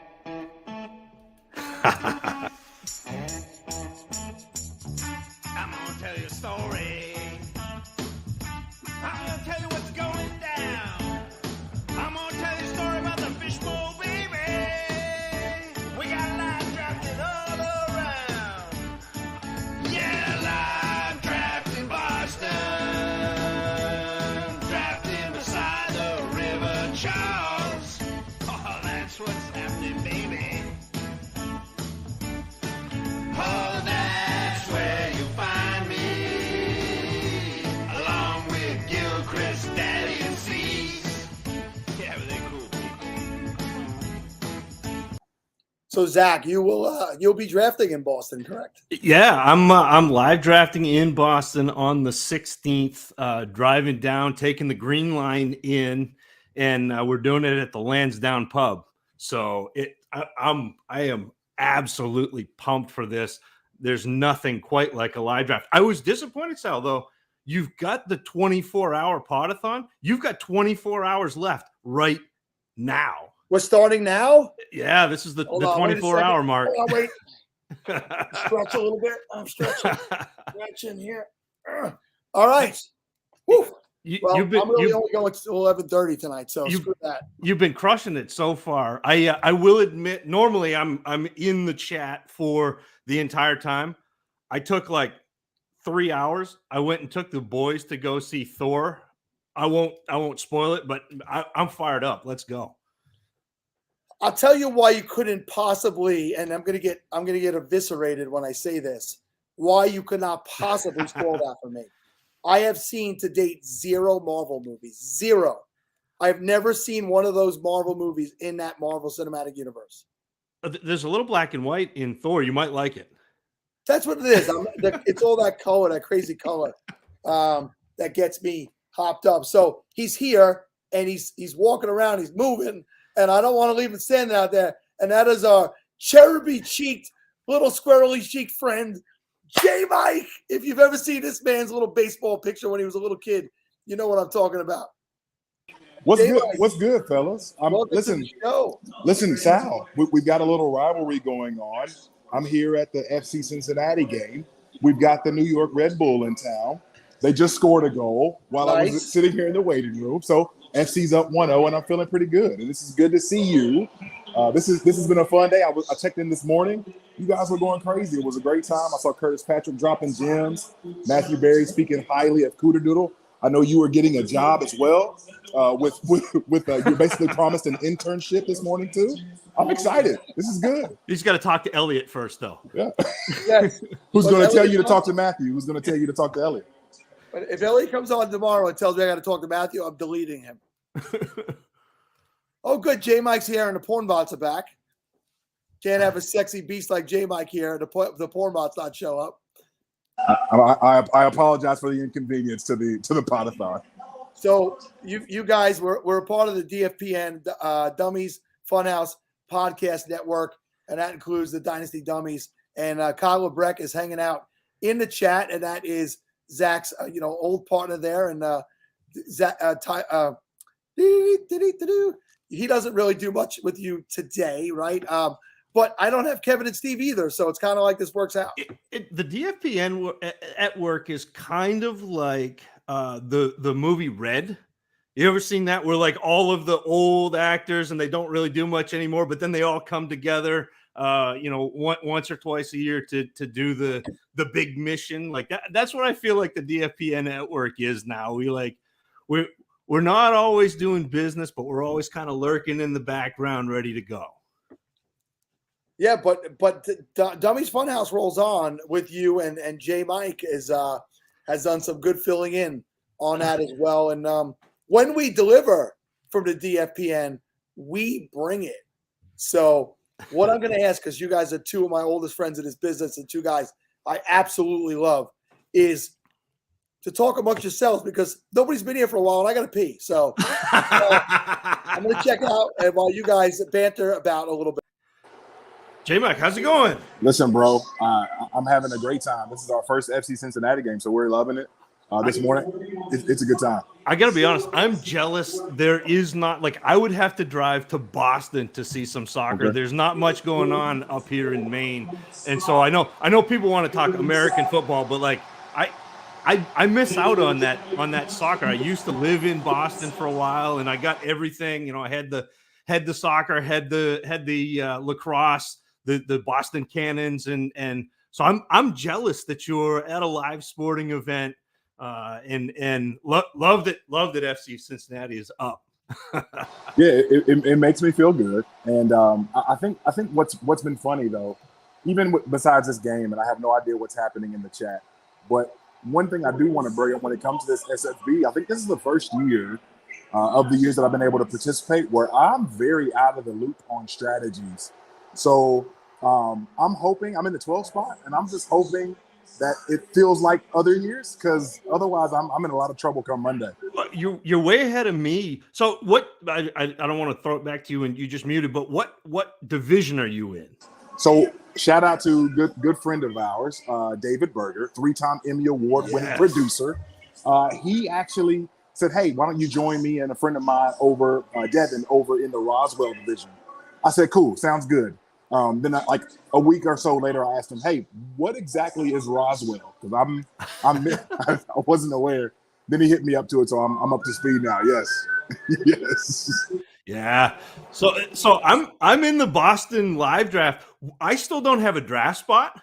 I don't know whether I'm sleeper MFL. I'm going into this blind. Aside from the fact that I know that I'm meeting Leo Pasiga, who we just talked to a couple weeks ago on the Dummies. I'm meeting him and his son for brunch, and that's all I need. I don't need any strategy. I don't need a cheat sheet. I'm not going to bring a computer. I'm going in blind, but I'm going to have brunch. I'm going to have something with hollandaise sauce, and that's going to be my draft prep. So let me ask this then. So you're not going in, you say, with any kind of preparation, no notes, no nothing else. I just want you to remember, this isn't like the rookie drafts where we only have to know we only have to know a few names like we've been studying. Like you have to know some other things. What I'll probably do is about 11:30 the night before, I'll DM Peter Howard and be like, Peter, you got to send me a spreadsheet that I can print off, and that's what I'll go in with. I'll be armed with the Peter Howard spreadsheet, and I don't know if you can get much better prepared than that.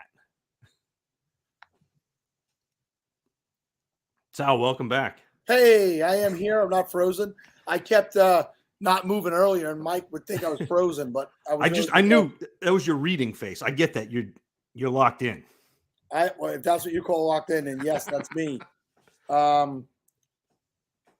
Cool. So Roswell, you never heard of Roswell, huh, J. Mike? I hadn't prior to David making the actual connection for me. So when Berg did it, I was like, okay, I got it. But otherwise, I was lost because I had no idea where I was going to go. Kareem is going to draft the QB and chill, so drafted and chilling for Kareem. I see Dave Wright, FF_spaceman in the chat saying that he made a big mistake that he didn't do the Boston live draft. So yes, because I was really hoping to meet up with Dave, but no, because the Boston live draft has Leo Pasiga, Doug Eddy, Mike Fiala, Bob Gilchrist, Jamie Calandro, Andrew Cooper, who was on earlier, just riffing off strategy, Ashley Marie from Undroppables, Matt Hicks, Mike Reedy from the Undroppables, Kevin Cotillo, that's a pushover, like whatever. Pete Davidson and Jim Hackett, who do the WEEI fantasy football, like on WEEI Boston radio. So yes, Dave, you missed out on all that, but yeah, Dave, you missed out on all that. So it may be all right. I said, this is going to be an absolute bloodbath of a live draft. Oh boy, here's another There he is. Well, speaking of the devil, yeah, I'm going to slaughter all of you. Is that what we were saying? I didn't say it 3 times, did I? I'm not supposed to show up. I heard my name, and plus I missed J Mike like crazy, so I had to come say hi. The only man who can tell you how to make a turkey sandwich with leftovers from Thanksgiving the right way. It's good to see you, Mike. You know it, buddy. You know it. You need the handprint to let you know it's real. Good to see you, brother. You too, my man. It's unfortunate I'm not going to get to see you in person. I just get Zach, but you got to wait 3-4 weeks, and then J Mike will be out to the expo. Speaking of which, Zach, I don't know if you heard earlier, but I promised Sal that you would give him a ride. So he's got to get to Dynasty Outhouse's house, and I've got a 5-seater automobile right now with 4 people in it. So if he wants to cram in, I've got Outhouse. I've got Kyle is actually coming, Kyle Lebrecht, and also Rocky Petrella. And so I've got 4 in a car that seats 5. So Sal, if you want to sit on Kyle's lap, absolutely. Sal, take it, buddy. Take it. It's the best deal you're going to get. All right, let's talk. When are we leaving? When are we coming back? I am leaving here at 4 a.m. on Friday. Okay. So we'll be out in Ohio sometime early evening, Friday evening, and then we're headed back out on Monday morning. So I need to take Friday and Monday off of work. That's what I'm doing. I've booked, and I actually took Tuesday off, but don't tell work. They don't know yet. Oh. My AVP is watching the show, so it's my direct boss is actually a good friend of mine, 8-9 year friend of mine, and he's watching. And he wanted to go to the expo with me last year. We were going to go together, but he had a baby being born any day, so we didn't do it. So Josh, if you're watching, gonna be sick. Make it happen, Josh. Make it happen. So cool. I'm gonna do my best. I want to be there for sure. I tell you, I'm excited about the live draft just because that's going to be another taste of what we got at the expo. I have never been to, and I heard a couple other people say this throughout the day on the Podathon, being at the expo and just being around everybody being so excited about fantasy football and all of it's like the Scott Fish Bowl is the embodiment of this community. The Scott Fish Bowl is the best of what we are. And to me, the expo is the same thing where just everybody got there. Everybody was was excited to meet the people that we've become friends with via the internet. It's the old Dynasty Outhouse. Some of my best friends are strange men I met on the internet. This is not as weird as you think it is. It's so amazing. And Sal, it's worth getting out there. And I'm so excited to be in the live draft too in Boston next weekend. I mean, we're gonna have a blast. Boston's gonna be amazing.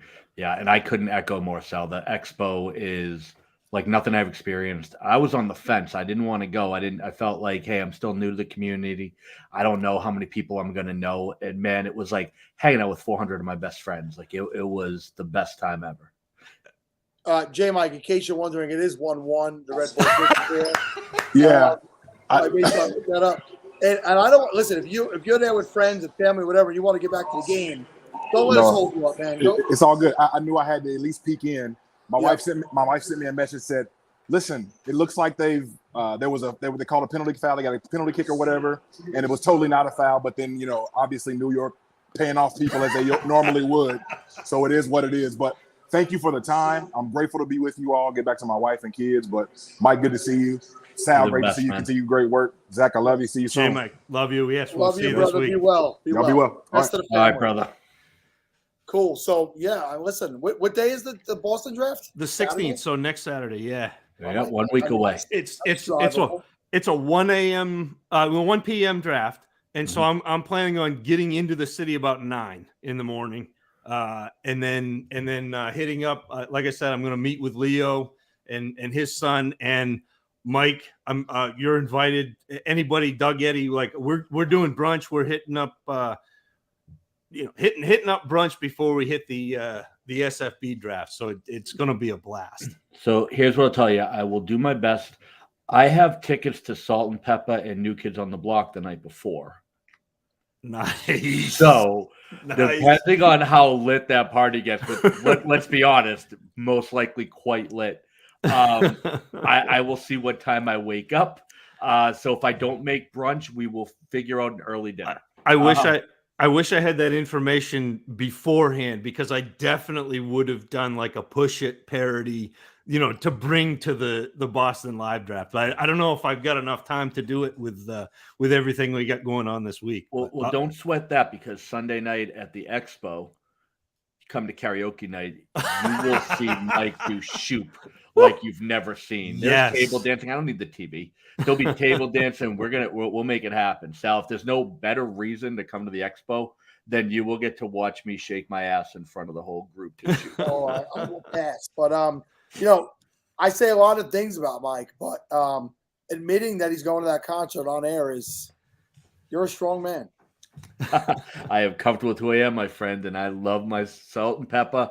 And actually, I will say with New Kids on the Block, and in all seriousness, because this is all about charity, right? I have run charity events in the Boston area for a variety of charities. And one of the people who showed up constantly was Jordan Knight from New Kids on the Block. He's someone who was reliable, was showing up, was treating all the guests like they were stars.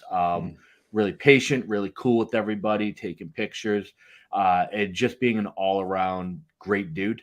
So I'm more than happy to go watch him do his thing in just the way that he supported us in the past. So I'm thrilled to be going full out Boston with my Dorchester homies from New Kids on the Block the Friday night before the draft. I feel like this is about as Boston as you can get. I'm doing a New Kids on the Block concert, doing a live draft and getting drunk on Lansdowne Street right behind Fenway Park while my Red Sox are whipping on the New York Yankees at the same time. It's going to make for a perfect day in Boston. Maybe we'll do the Swan Boats. I just did them last week, Zach, but if you want to roll it again, we can do that. We're going to go full out.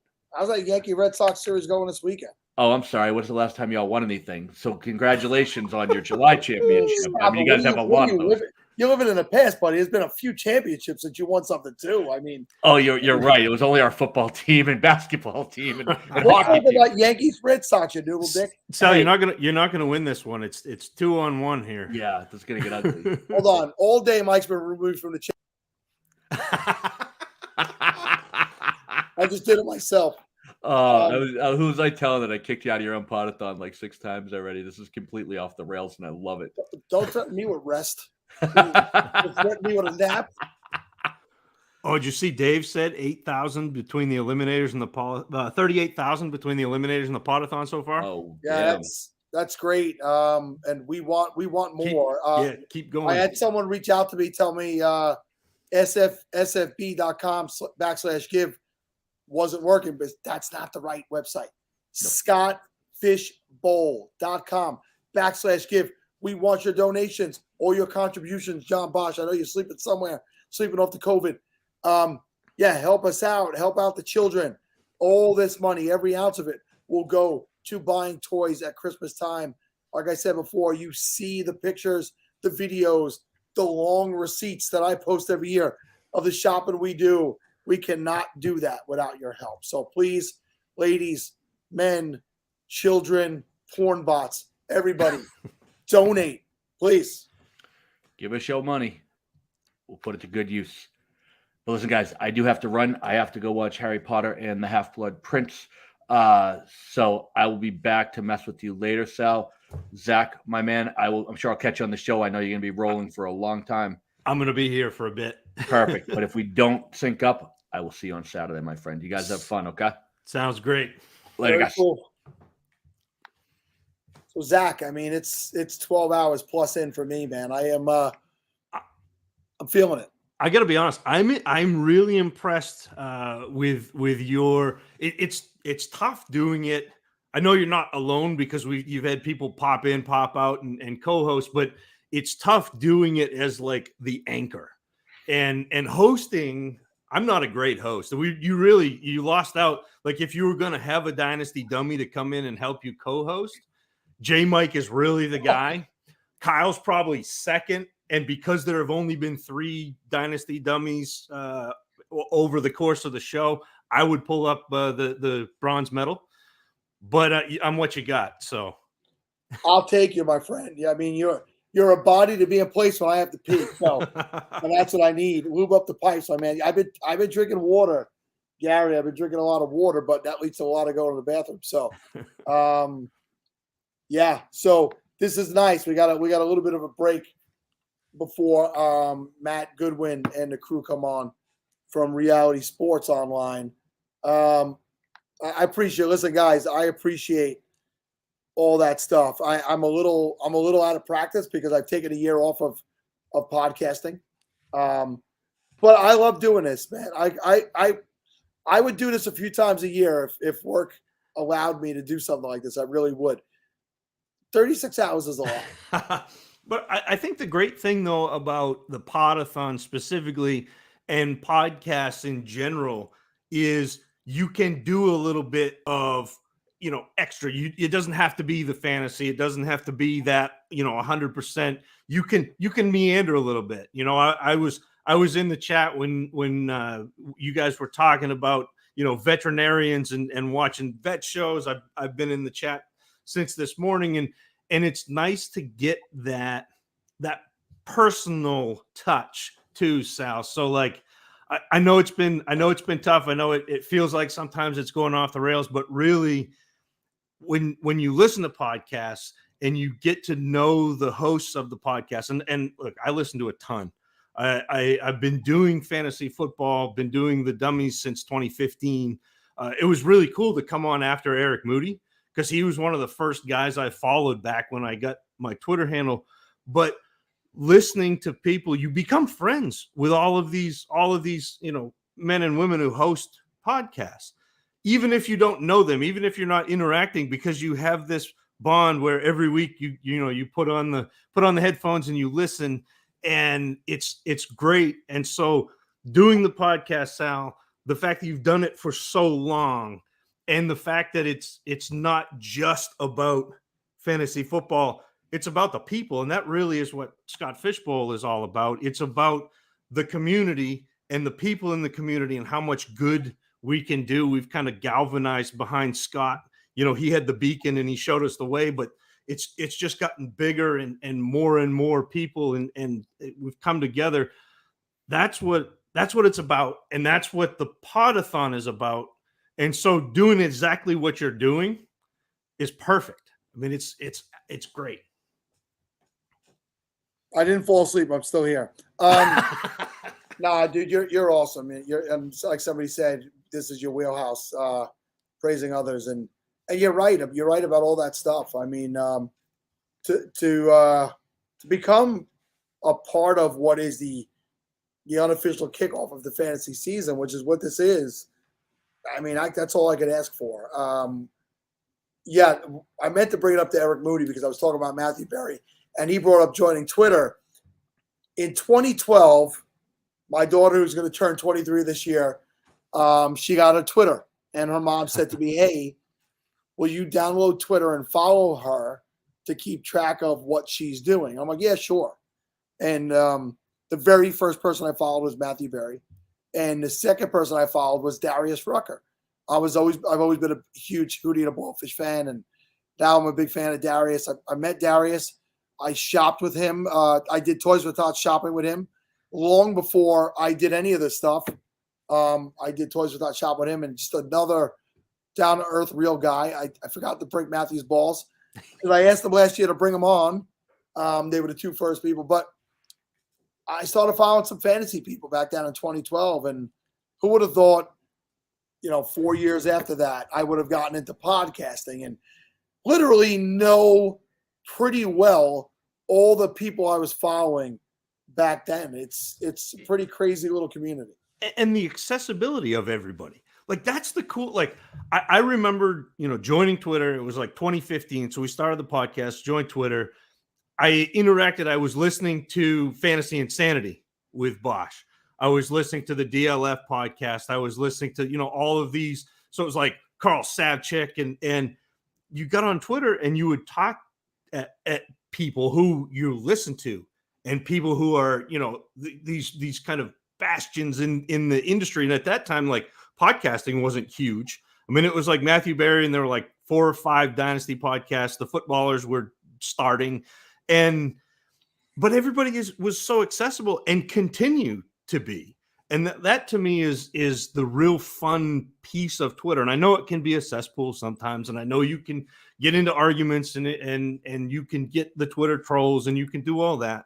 But if you back up a little bit and you look at all of the great pieces of what Twitter is with the fantasy community, it's amazing. It really is. And like all of the people, so J Mike, like I consider J Mike my brother. Sal, I consider you my brother. All of the guys in the DFPN network, like, yeah, we're there for fantasy football, but we're still there. I mean, we're still there for each other because I consider all of you guys family, and I never would have met any of you except for Kyle if it wasn't for fantasy football. It's so cool.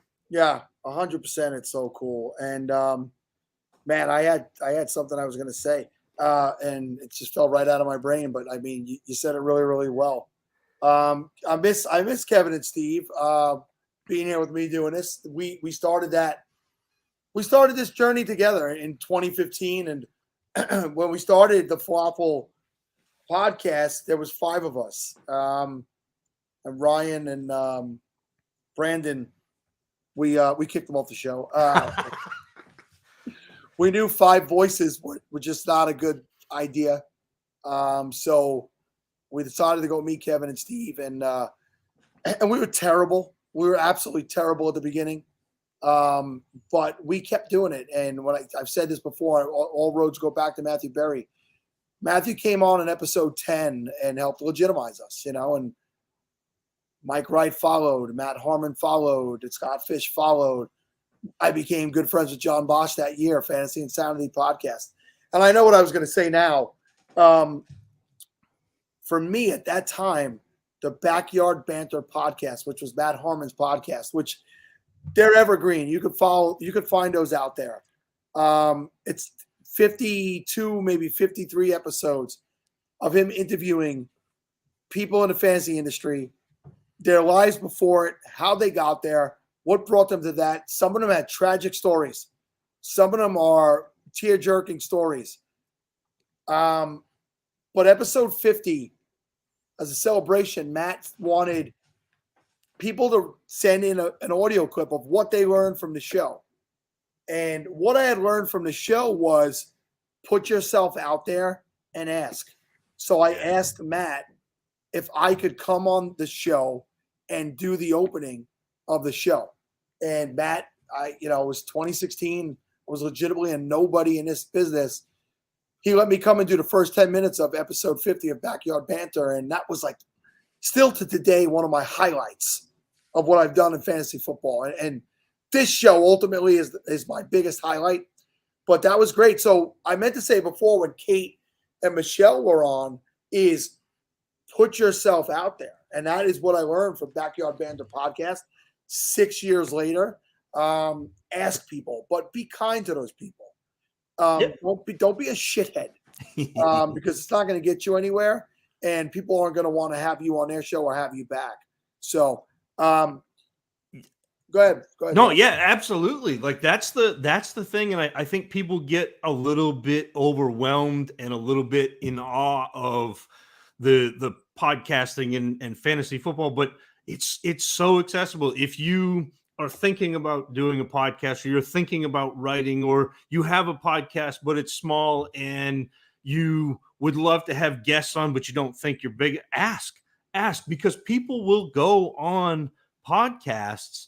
People will read your writing. There are tons of places that have openings for writers, and it was when we started the podcast, when Kyle and I started the podcast, we were in with John Bosch. I see John Bosch saying, boy, young boy out there.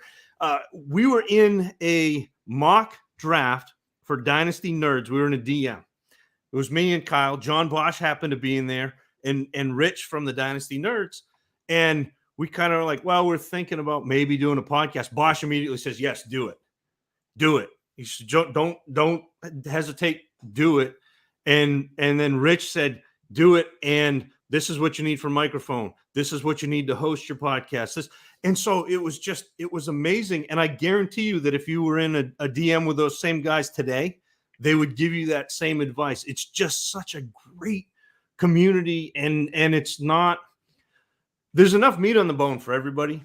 And I know it's gotten saturated. There are a lot of podcasts out there, but don't let that stop you, because becoming a part of this community, and even if you're not interested in podcasting or writing, get on Twitter, be a part of this, and especially the Scott Fishbowl. When you see the hashtag SFB12, when you see people with their Scott Fishbowl invites, retweet that, get excited about that, because it is a great thing that is being done by this community, all behind Scott Fish, with the charity aspect. And how much, I mean, you talked about seeing the pictures of the Toys for Tots, the trucks just full of toys. And over the last couple of years with the pandemic, you've seen the charity expand. You've seen John Bosch bring in, food pantries.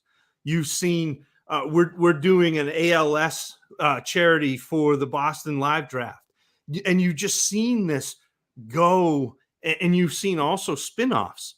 So, and I know you talked about this a little bit this morning, but you've seen a whole bunch of new podathons. You've seen a whole bunch of new charity leagues that kind of imitate and emulate the Scott Fishbowl. You've seen so many leagues that end up donating a piece of their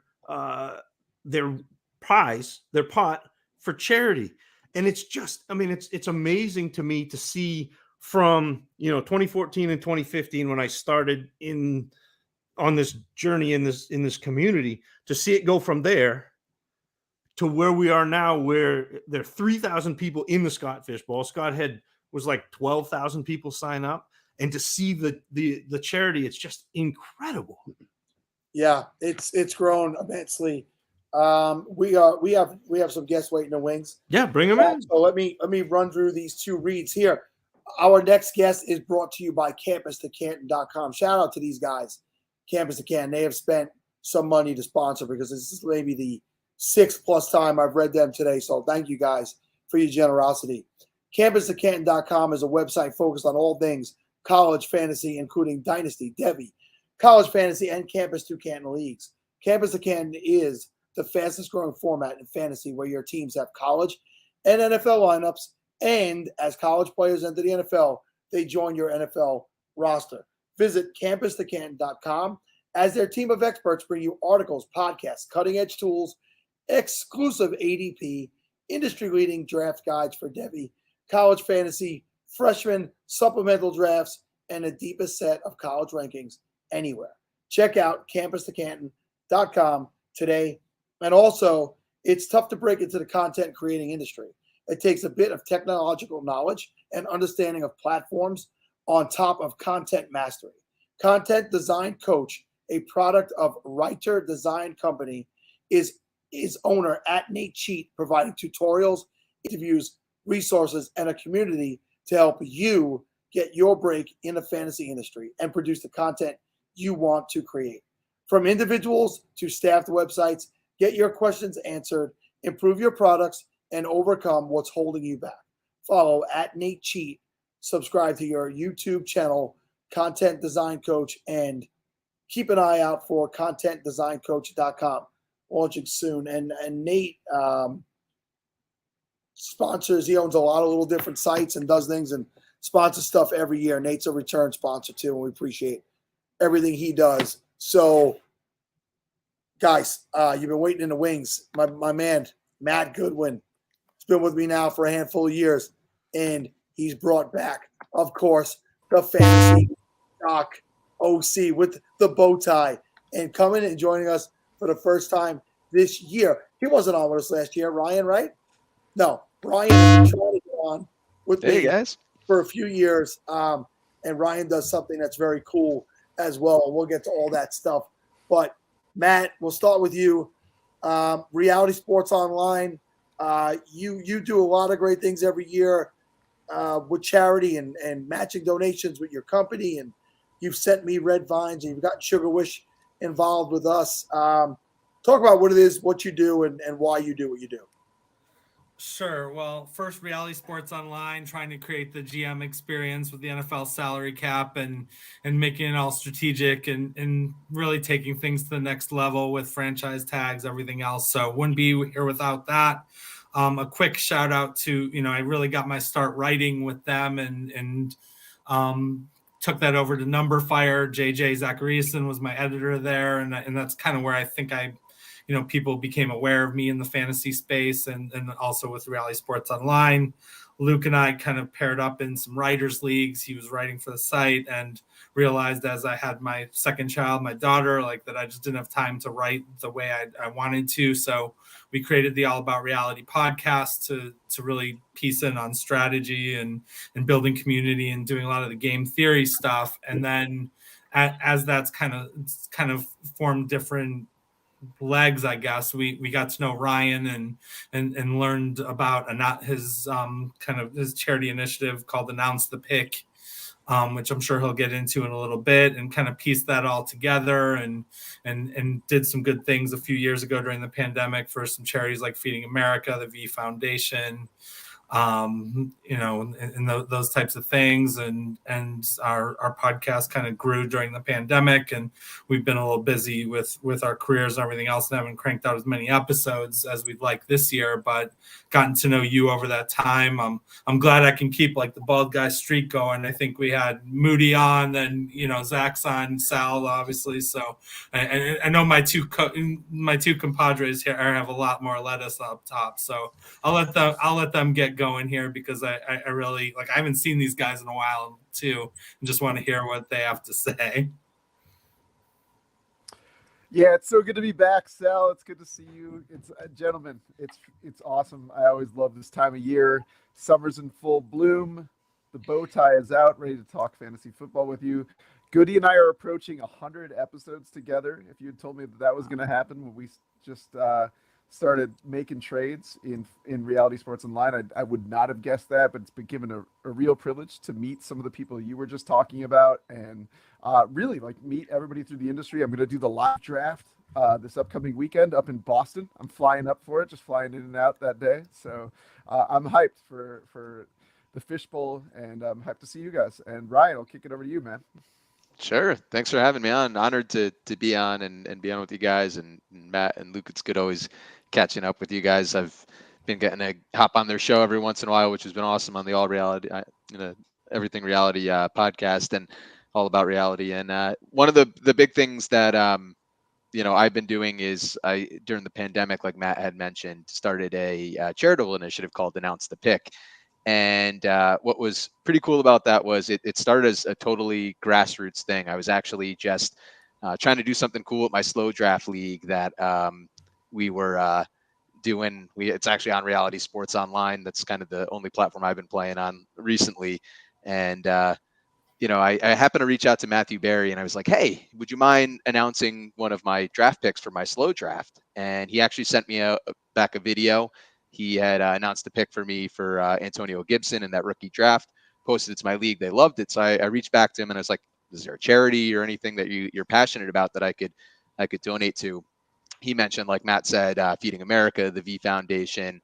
And then I've teamed up with St. Jude and then the Hog Farmers, who I'm representing right now. They're a Washington Commanders-based charity organization. They focus on pediatric cancer. So what Announce the Pick is it's really an opportunity for fans to connect with fantasy analysts, pro players, people in the industry, and do little video segments or podcast guests for donation money to charity. So it's been a really cool grassroots movement. Goody helped me out a lot in that first year and was a big donator with his stuff. And again, the company match that you mentioned, Sal, it was great. We raised a lot of money that year, and we had some personal stuff this last year. I had some health scares and everything, so we slowed down a little bit. But we're working. My buddy Steve, who I'm going to give a shout out to, is helping me put the site together so we could more streamline the pick announcements and raise some extra money. No, that's super cool. I often say on Twitter, don't at players, but that is like the exception to the rule. That is awesome.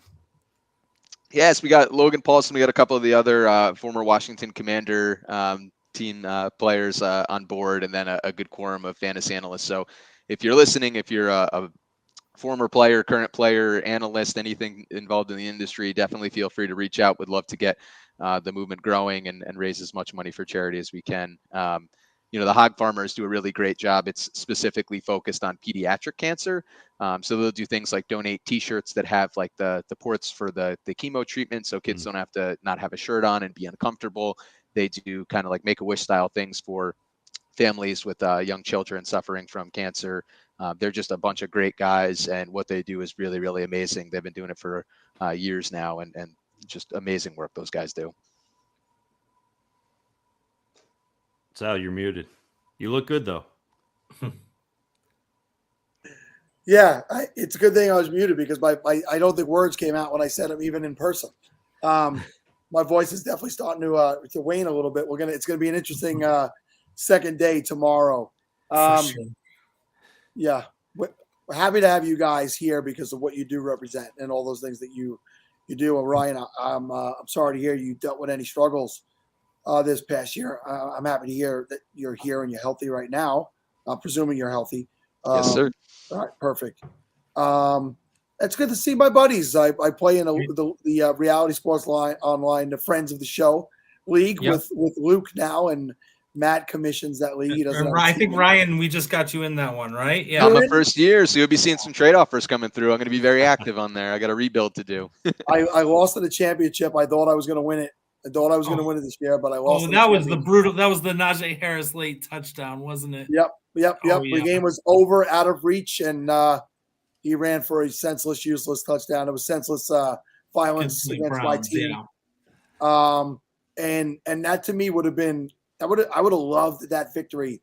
I did not realize what a fun format Reality Sports Online was until Matt invited me. Well, I'm telling you, if you want the full fantasy football experience, a GM level experience, there is not a platform that is doing it better. They don't pay me a damn thing to say that. I pay them to play in that league every year.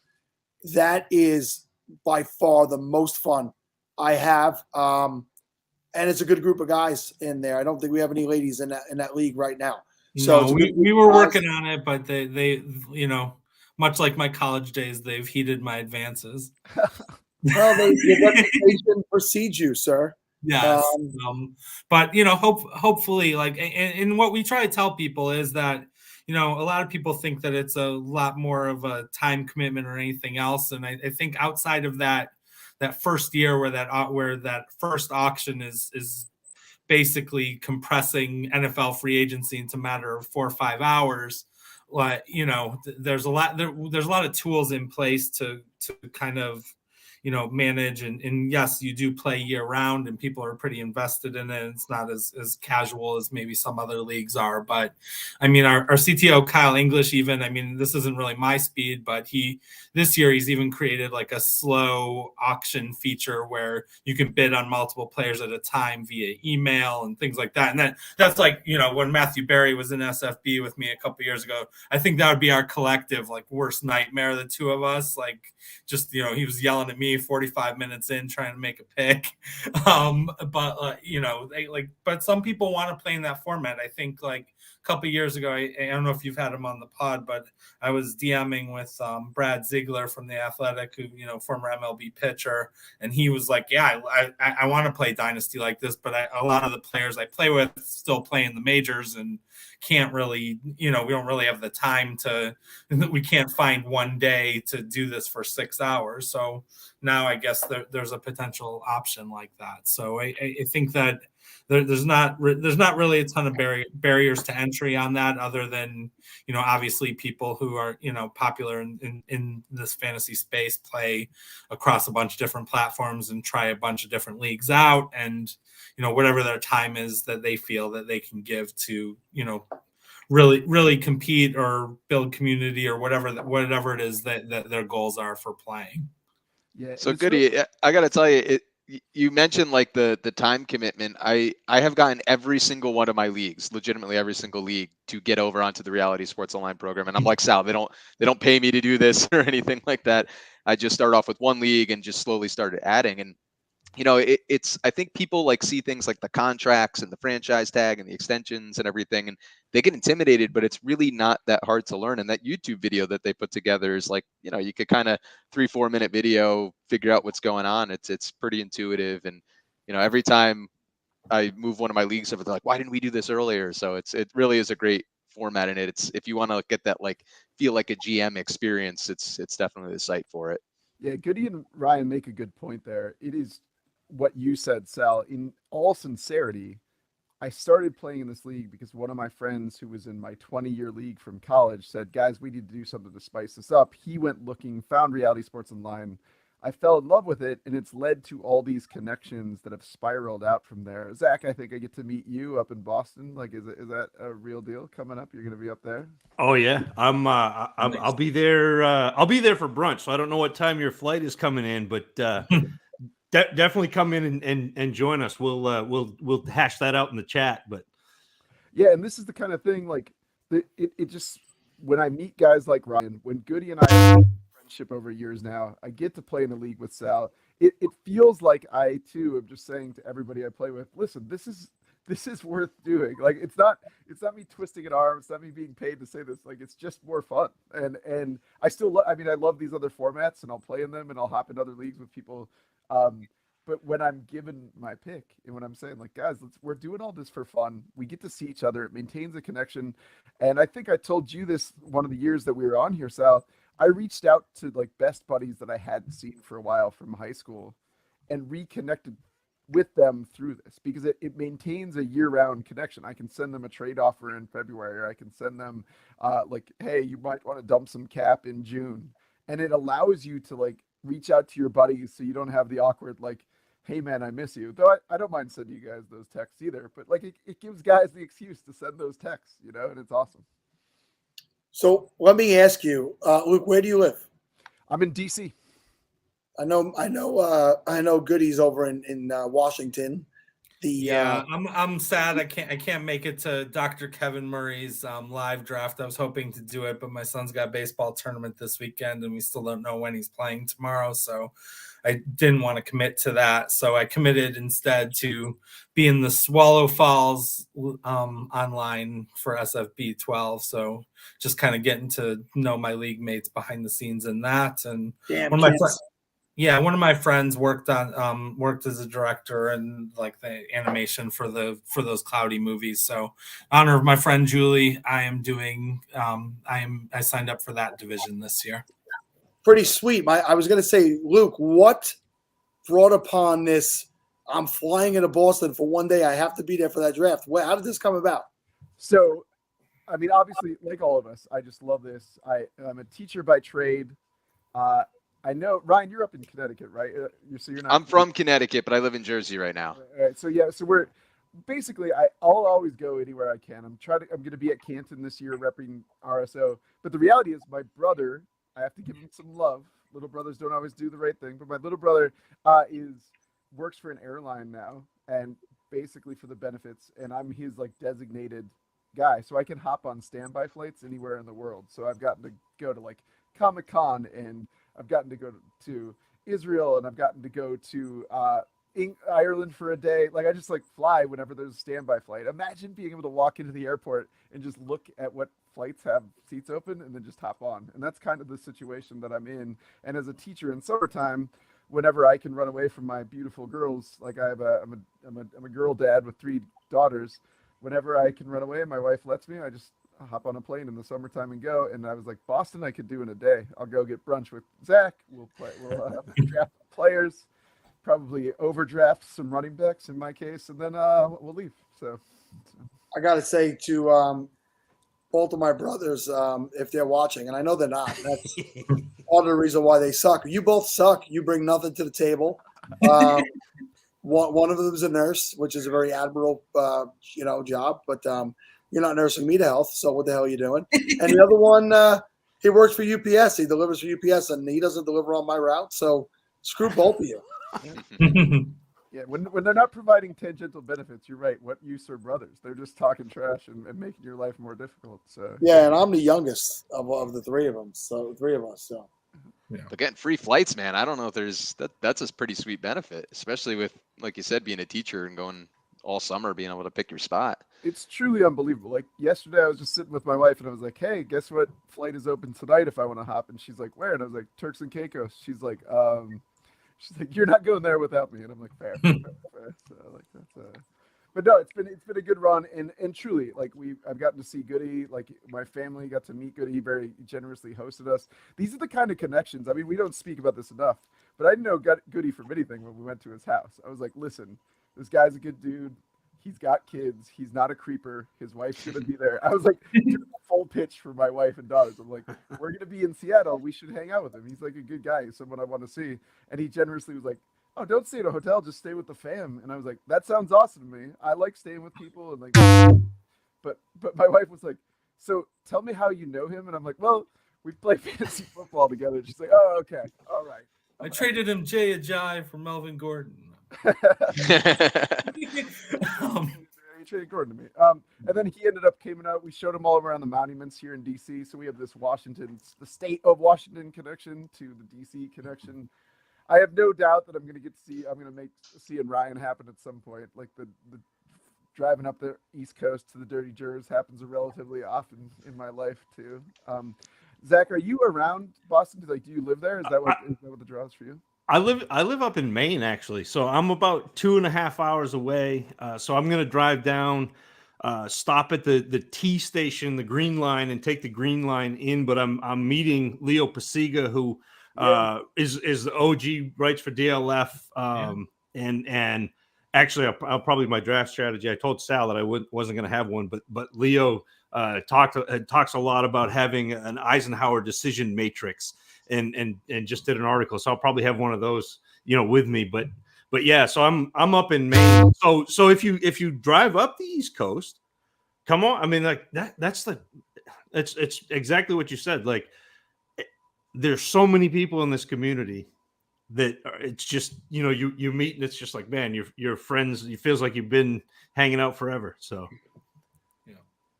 yeah, it's wild when you say that. Like, never have met Matt or Luke in person, but I feel like I know you guys so well now. Well, that was quite funny, right? Like I talked to my students at the university level. When we grew up, guys, like we would walk in a room, and if like Sal said something funny, I'd be like, oh, I like that guy. I'm gonna like try to talk to him. Or if like Zach or Ryan did something funny in class, I'd be like, try to like sit with him at lunch or something. These kids that come in fully vetting one another with like an online persona, right? Like they know each other's politics, they know each other's preferences, they know each other's, and in some ways, that's the beauty of fantasy football for all of us and everybody listening here.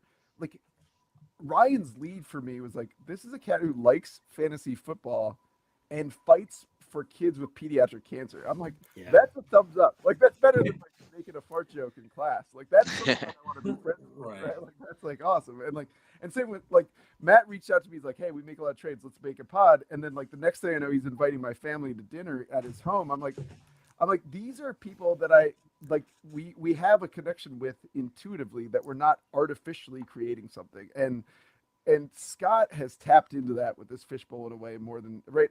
None of us are fighting over giving toys to kids who need them, right? Like we're all playing with we're all grown men playing with toys in fantasy anyway. So yeah, and we're starting to do unique things. Like I'm in the Stars Hollow division over there, a Gilmore Girls fan, funnily enough. But we're doing something like where everybody's going to throw in some money, and then whoever wins our division gets, to choose a charity that we throw money to as well. So there's a lot of other like unique ways. Also, donating to the SFBPodathon, obviously, but there's a lot of other cool things you can do for charity along this this vein. So it's a great cause, and it's awesome to be a part of it. Hey, don't mind me. I'm putting in an order of Chick-fil-A with JB. What are you getting? What are you getting? The plan, Sal, was to get you guys sugar wishes again, and that's what I had talked with them about. So I'm not sure what happened there. Not that that's 36-hour sustenance necessarily, but I think so. They reached out to Dave Wright. I might have got the address to them a little too late in the week. Okay, so hopefully we'll get something done. Like soon. But Sal, I'd be remiss if I didn't say this to you. But like, obviously, you've been a good dude to all of us. I started watching a show called The Offer, which is about like the Paramount with The Godfather, and every time I hear Miles Teller's voice as Al Ruddy, I'm like, that is Sal Leto right there. Like, I just picture you talking when I'm hearing like Miles Teller like in that role. So like, I haven't gotten to watch it yet. I do want to watch it, so I'll try to check it out in the upcoming week. And then I will sue Miles for stealing my character. All right, you got to hit me. Like, it's been a while. I just started a new job, like for a day job. Like I want to talk some football. You guys got a question for us about football before we wrap? Sure. Let's. I know. I was thinking about that. Let's talk about the Scott Fishbowl. Where are we at this year? Like, what pick are you picking at, Matt? I chose and with my consigliaries counsel and Luke, I ended up like picking the third spot in Cloudy with a Chance of Meatballs, Swallow Falls. So I think that like is a pretty nice pivot point where depending on what happens at 1 and 2, I could get some guys I'm super happy about. I have a quarterback and running back that I like, or couple quarterbacks that I think like in the super flex format should tear it up. So I'm excited about grabbing like right there. Well, I want to ask you specific players, but I hate doing that to people when people in their league might be like. Yeah, I'll give you a player. I'll give you a player that I like. I was thinking about that as I was watching a little bit of when you're talking to Kate and Michelle. A player I like, I don't know whether I'll get him or not, but in general for like redraft leagues or anything else, when I look at Fantasy Pro's website and I see that like, a super flex league, that Devin Singletary is running back 32 and 101 overall, that just screams value to me in that Buffalo offense. So that's a not necessarily like a star guy that I think has a lot of upside.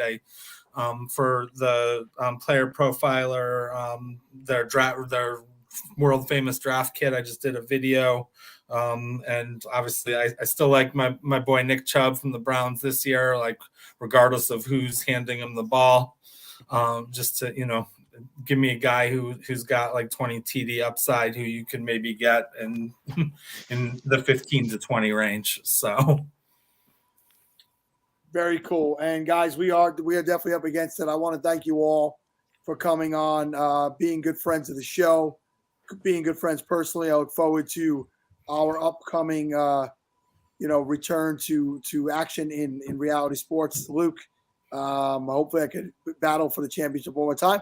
That's the interesting thing about that. It's tough to stay at the top for a long time in a league like that. You got to make decisions. I'm coming for you guys. I'm coming for you guys. Oh, that's right. Ryan's in there. Ryan's in there also. Ryan, I don't know whose team you took over, but I'll be checking everything out on Monday to see where you're at. Thank you all, guys. Be well. Thanks for having us. And we'll speak to you soon. All right. Thank you. Thank you so much. Hey, nice to meet you guys. You as well. Take care, Zach. Later, Sal. All right. Who put these guys in? Oh, Jesus. Wasn't ready for Larry yet. I'll see you in a minute, Larry. Sal, do you want me to take these reads? I got you. I got the reads in front of me. You have the reads? I've already worked with Dave. Yeah. All right. This next guest is brought to you by the newly created website, fantasy316.com. Fantasy 316 is an online directory for fantasy sports and gambling resources. Looking for a specific fantasy information or important betting advice without the spam or dead links? Fantasy 316 has you covered. The best sites and expertise in fantasy and gambling across all formats can be found at Fantasy 316. Be sure to follow the founder, Austin wrote that, and at Fantasy 316 for the latest information in the betting and fantasy space. Visit fantasy316.com/SFB12 for exclusive Scott Fishbowl 12 coasters and the latest must-have sources in fantasy sports today. And then I'll give you the second one. You ready?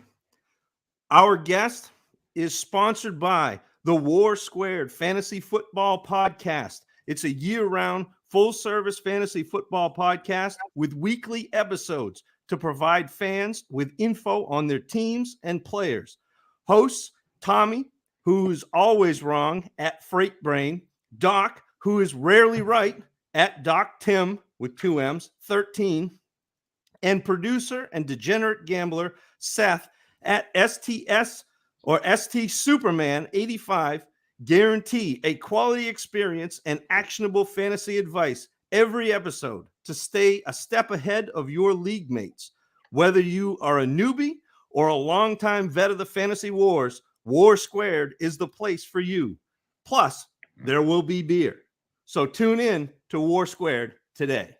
There will be beer, I'm sure, probably in this next segment also. Listen, when you go in for like, what am I at? How many hours? 13 hours? Yeah, you got 23 left, Sal. You're almost there. You need this next group of individuals to help get you through something like this. And I brought him in. You saw him. He was ready to go. The one and only Larry Monkey and Run DFF Justin of the Dynasty Hot Sauce Podcast. What is up, boys? Speaking of beer, let's go. Oh, Larry's on mute. Larry's muted. He starts this off. Larry, you're muted. Doesn't even know. Well, yep, he's just blah, blah, blah, blah, blah. You're on mute, He Larry. looks fantastic, though. Larry. He still doesn't get it. So, guys, how's it going? Larry, you're on mute. You're on mute. Larry, you're on mute. And apparently he's muted us because he can't hear us. No, there we go. Larry. I can hear you. But I could say that there's a butt heavy in Run DFF's hands, and I don't know what he's doing with it right now. He's drinking it. Wow! Yeah! The Attack Assassin and Sal Lito, the Long Island serial killer. Yeah! They have labeled me Do this! the Long Island serial killer. Hey, if the shoe fits. Hey, I mean, no one knows where Sal is right now. I mean, what the hell's with all the Giants helmets? Jesus, man. I'm sure you've been Hold on a second. times. Hold on, plug this. So, this is my friend's office, and he sells memorabilia. So, there's also some Buffalo Bills, some Dolphins, Cowboys. All right, let's not get too far down there with the camera there, Sal. I'm not interested in what else is happening in that direction. Yeah, let's stay away from that helmet, okay? I would say it's only 9 p.m. Yeah, look, this isn't the 2:30 a.m. slot like you're used to with us, okay? I feel like keep it PG. Yeah, I mean, I feel like I'm looking at two shirts that are identical. I feel like the heads are going to just fucking start, jumping around, and they're going to trade heads the whole fucking half hour we got. What do you think? Should I start? Forget about it. Should I start? I got the one in Raider colors also. Oh, That's yeah. tomorrow. That's me to put on in the morning. So it looks like I dig it, man. How many times did the Tact Assassin have to paint that wall to get it such a pristine, deep color of like fire? Like, what's that? Wow, is that like a Washington football team or red? Or No, it's what like is it's a burgundy. It's a burgundy. This is the one room in the house that I got to pick the paint color, and so I'm really proud of it. Do you ever get to open the door to it, or does it stay closed all the time? That's it. No, that's it. Yeah. Like you walk by, you're like, no, you can't. Guests are like, what's in there? No, I can't go in that one. Ooh. Well, no. So Sal, when he originally invited us, he thought that there would just be two of us here, but there's clearly. Oh, the other way. Yeah.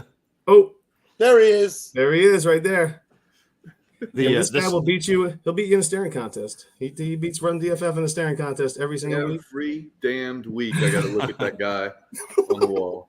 The second much better looking Zach on the program this evening. That's Hey, correct. oh, and yeah. the only one legally allowed to go to the, a rated R movie or military. Right. Yeah. So yeah, man, we're the Dynasty Hot Sauce Pod. So if you ain't heard of us, well, now you have. We're here, baby. We're here. We're here every year. This is like what, our third or fourth podathon? Definitely at least your third, maybe it's your fourth. I don't know. Yeah, 3.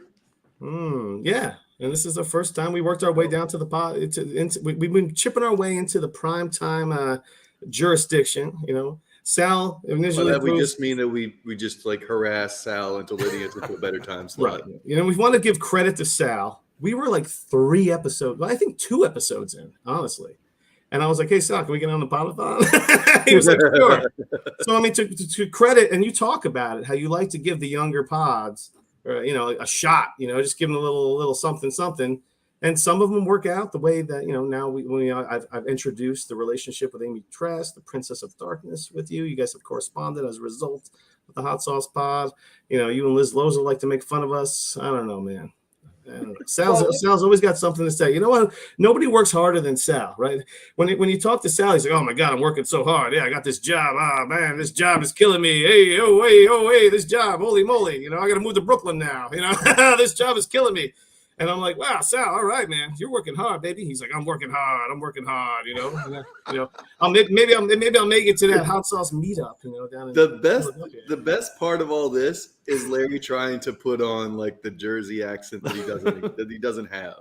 Like the Brooklyn Jersey accent. Jersey accents don't exist, man. They don't. Okay, sure they don't. Come on, mind? I'm not in this. What? That's like me being in Mississippi and saying Southern accents don't exist. Come on, I don't think that I have a Jersey. Do I have a Jersey accent, Sal? Sal would know. I mean, you have an accent, a Northeast accent. Mine's different than yours, but you have one. The Tact Assassin is also from the Northeast. Where are you on this? Yeah, no, He's talking to Khan, the famous market. Is that where he's at right now? I got the main. So I'm further. It's not Southie. I'm from Maine, so you can't get there from here. That's right. He's a Mainer.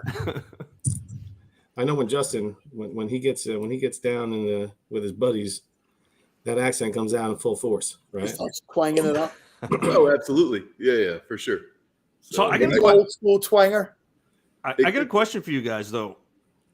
Divisions, SFB divisions. What divisions are you in, and you doing any live drafts? Like what's going on with this? I'm in the New Orleans division, which we're not having a live draft.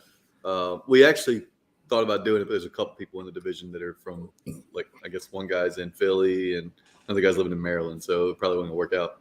Because we thought about kind of throwing it together last minute and being like, hey, let's do this live. But, yeah, it was what it was. I think if we do this again next year, I think we can get enough people in New Orleans that we can just make it happen.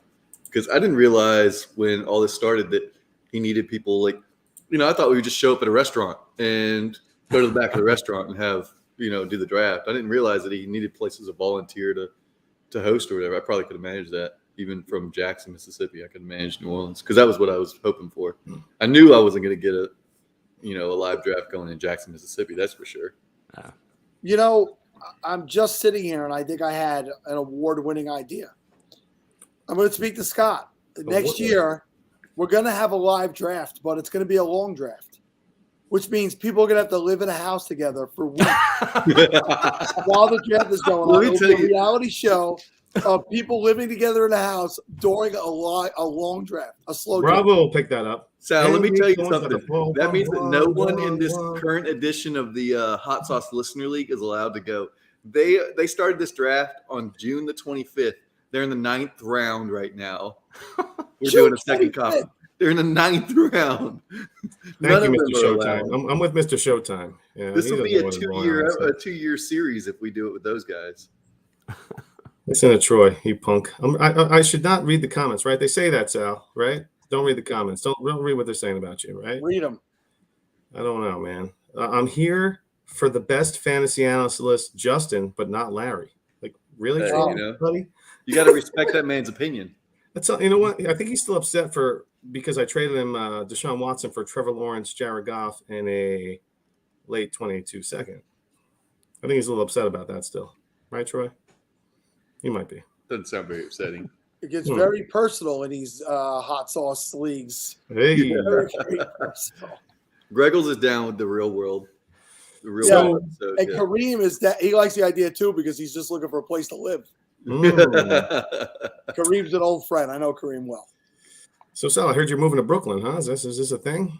Oh, yes, I am. September. I picked my apartment out yesterday. You picked your apartment out already? Well, so I work for a hospital. A hospital owns apartment buildings. So we have places for people who work there. You're getting like a sweetheart rate.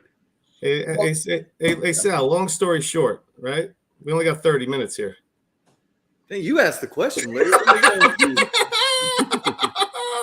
Come on. Although Sal should know by now. He's been on the show a few times. Hey, poor guy. Come on. Bob, give us some help here. Bob Gilchrist. Ladies and gentlemen, Mr. J.B. Barry's back in the house, and he brought me coffee from 7-Eleven, or coffee action. He brought me Chick-fil-A. Wow. He brought me Red Bull, whose team is beating J Mike's team right now out there in Cincinnati. How long did he wait in line in the Chick-fil-A line, the driving line? Done. We got to take care of the guy, man. I don't see a beer and all that. Long. We got to take care of him, right? Where was the liquor store? Accent. You hear this accent? Jesus Oh, dude, I heard him earlier. I was like, where did this guy come from? Accents. I was like, I got to come through and give him a real New York accent. Oh, dude, I heard you earlier, man. I was like, this guy. This guy's from I don't know if this guy's from the North Shore or the South Shore. Sam Meyer. I'm going to ask a question, but make it snappy. Don't take up my time. Yeah, that's Larry. Sal, I thought you were going to do the show from Field 6 tonight. Earlier today. From Field 6, it only goes up to 5. Well, no, there's a Field 6. Field 6. Now, if you don't know, I'm a Jersey guy, but I'm married to a Long Island girl. Field 5 is the nude part, Larry. It's not Field 6 is the nude part. That's the joke. I thought Sal would be broadcasting from Field 6. Field 6 is Fire Island. The beach. I think we all need to avoid Field 6. Only if Sal's broadcasting there. Especially if Larry's on it. Hey, I have been on Field 6. And I did not know it was Field 6 until I was on Field 6. And hey, I got naked on Field 6. Yeah, I did. Sal, you've never been naked on Field 6 before, ever? I've never been naked on a beach. No, it's not true. Wait a minute now. Yeah. What happens? You're not living life, are you? Lifeguard chair twice in one summer. Different people. What? How does a lifeguard chair have to do with you being nude on a beach story? You figure it out, bud. That's weird. Let me explain the birds and the beast to you, bud. You figure it out. Larry just runs around on the beach naked. Other people do things differently naked. That day there was some naked running around. Yeah. What time is it? We've gotten into this conversation. What happened? We're channeling our inner 2:30 a.m. We're trying to get our 10 pounds of shit in a 5-pound bag segment going here, man. Listen, I thought we were gonna get hooked up I thought we were gonna run the show for a little bit. Sal, what happened there? Shane is hosting from 11:30 to 1:30. That's when this type of caca talk happens. Oh. Yeah, the DAP network is on at that time, so I might have to squeeze in and just harass Shane for a minute while they're How is Sal saying caca talk? What the hell is that, man? That's what happens. You move to Brooklyn. That's Sal's been gentrified. Here we are. Ladies and gentlemen, JB is leaving the building. All right, JB. Thanks for the delivery. Spaceman. Different. Yeah. You ain't lying. The last time we were on the SFBPodathon, we brought it to Sal's attention that he did not have his mic plugged in. Actually, what was happening was we were lamenting on the fact that Sal. We were lamenting on the fact that have you guys made it this far? Because of course we had like the 3 a.m. or 2 a.m. slots. We were like, how'd you make it? Has anyone taken a dump yet? So and that was like, well, oh my God, I can't believe you brought that up. And then while we were talking about it, Sal gets up and disappears for 10 minutes. And then he comes back and he's like, oh man, my mic hasn't been plugged in the entire podathon. I was hanging over his desk on the other side, but that's a true I will story. let you I'm going to let you take over for a little bit. I'm going to go. See, you know what happens? Larry's like, his mic wasn't plugged in. At least it wasn't muted for the whole, he didn't roll in muted. Dude, I can't believe I rolled in muted. Oh, I'm going on mute, and you guys talk, and I'm going to eat right in front of you. Go ahead. You channeled your inner Dynasty Madman with that one. Can you zoom in so we can get like a nice like Sal's mouth? We get the SFB Podathon unboxing of the Chick-fil-A. Right, yeah. If that was a Popeyes bag, you'd really be enjoying it. I'm just saying. Yes. I'm ready. You got the wrong chicken there. I like Popeyes. You should. It's way better. So Justin did a whole pod with the guy that's on top of him right now and was calling him a different name the entire show. I call you Eric or something. I called you Eric the whole damn time. I just roll with it. It's all good. I've been called way worse. It's all good. No one ever said, Zach. It was me and Outhouse and Zach, and I called him Eric one whole podcast. But when I came on with you guys, we were all good. We had it right. Well, 2 years later, I learned your name. Mr. Scampers with the funny comment, man. Sal, come on, you got your fingers in your mouth. You can't hit the comments on the screen or what? Yeah, Abe, you got it, baby. That's the only place anybody wants to see Zach Wilson is on the screen. Justin's sour, or he's salty because he loses a staring contest with Zach Wilson every single week. He tries and he talks about his smile. He references the smile, and man, he can't win. And I think Mostly I referenced the underage child in your basement. Oh, hey! As long as there's no I don't know where you're going. FBI isn't in on this one. Like they're after Sal. Sal just dipped out because you just said underage kids, so he had to disconnect. Right? Himself. Yeah. I don't blame him. Sal was like, I need to get out of this conversation. The feds are after Sal, man. He's a part of this Long Island serial killer narrative. Did you know that? You gotta give him a break though. This Rico, he knows the whole deal there. So of course he does. Zach, how long have you been on today? I just came on at 8, but I'm gonna go until I fall asleep. So I'll probably stick around until at least 11:30. I may help Shane out a little bit depending on how rowdy things get after 11:30. I got nothing going tomorrow, so I told him I'm here. I'll help out. But this year, at this 8 to 8:30 is the first time I've ever officially been on the SFB Podathon. I've always tagged along with somebody. I tagged along with the Dynasty Trades HQ a couple times. I came on with Dynasty Outhouse once. And so this is big for me. You talk about giving the little guys a shot. I finally made it. I'm not sure we can call you a little guy, but that's what though. I feel like Sal. What do you think? Sal's shitting his brains out right now from that Chick-fil-A already? No, he's eating the hell out of that Chick-fil-A. He's smashing. Just face first in the chicken sandwich. Yeah, right. I've had COVID for 2 months, man. I'm sick as hell. Well, I'm over. I'm not being sick anymore, but I have this nagging cough. Well, don't worry. That's the best time to get Chick-fil-A because you can't taste it. When you have COVID. Chick-fil-A is fancy in Long Island, right? It's that's Everybody high loves brow. Chick-fil-A. I can't figure it out, but it is what it is. You gotta eat your chicken sandwich with your pinky up in the air like that. Yeah. I want to get that damn thing. I need something sloppy. I mean, I feel like Sal.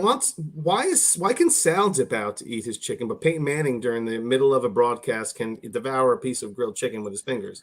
But Sal needs to dip out like a prima donna. Peyton Manning what is that all about? Sal needs to fucking hide to eat his fucking chicken sandwich, and Peyton Manning can just eat it. Sal, come on. Hey, Sal. Larry, what division are you in? What If I spot? knew Sal was not going to be a part of our broadcast, I might have to talk to the manager. What do you think, Justin? Should we talk Larry, to the manager? what spot are you in? What division? So now You you're can't take Sal with the Giants helmets behind him. now you're a Karen? You're going to talk to the manager? Look, I'm trying to appease the people here. Oh yeah, we have a okay. So we like to talk about the Scott Fishbowl a lot, but there's a number of other charity drafts that kick off right around the Scott Fishbowl, and it's amazing.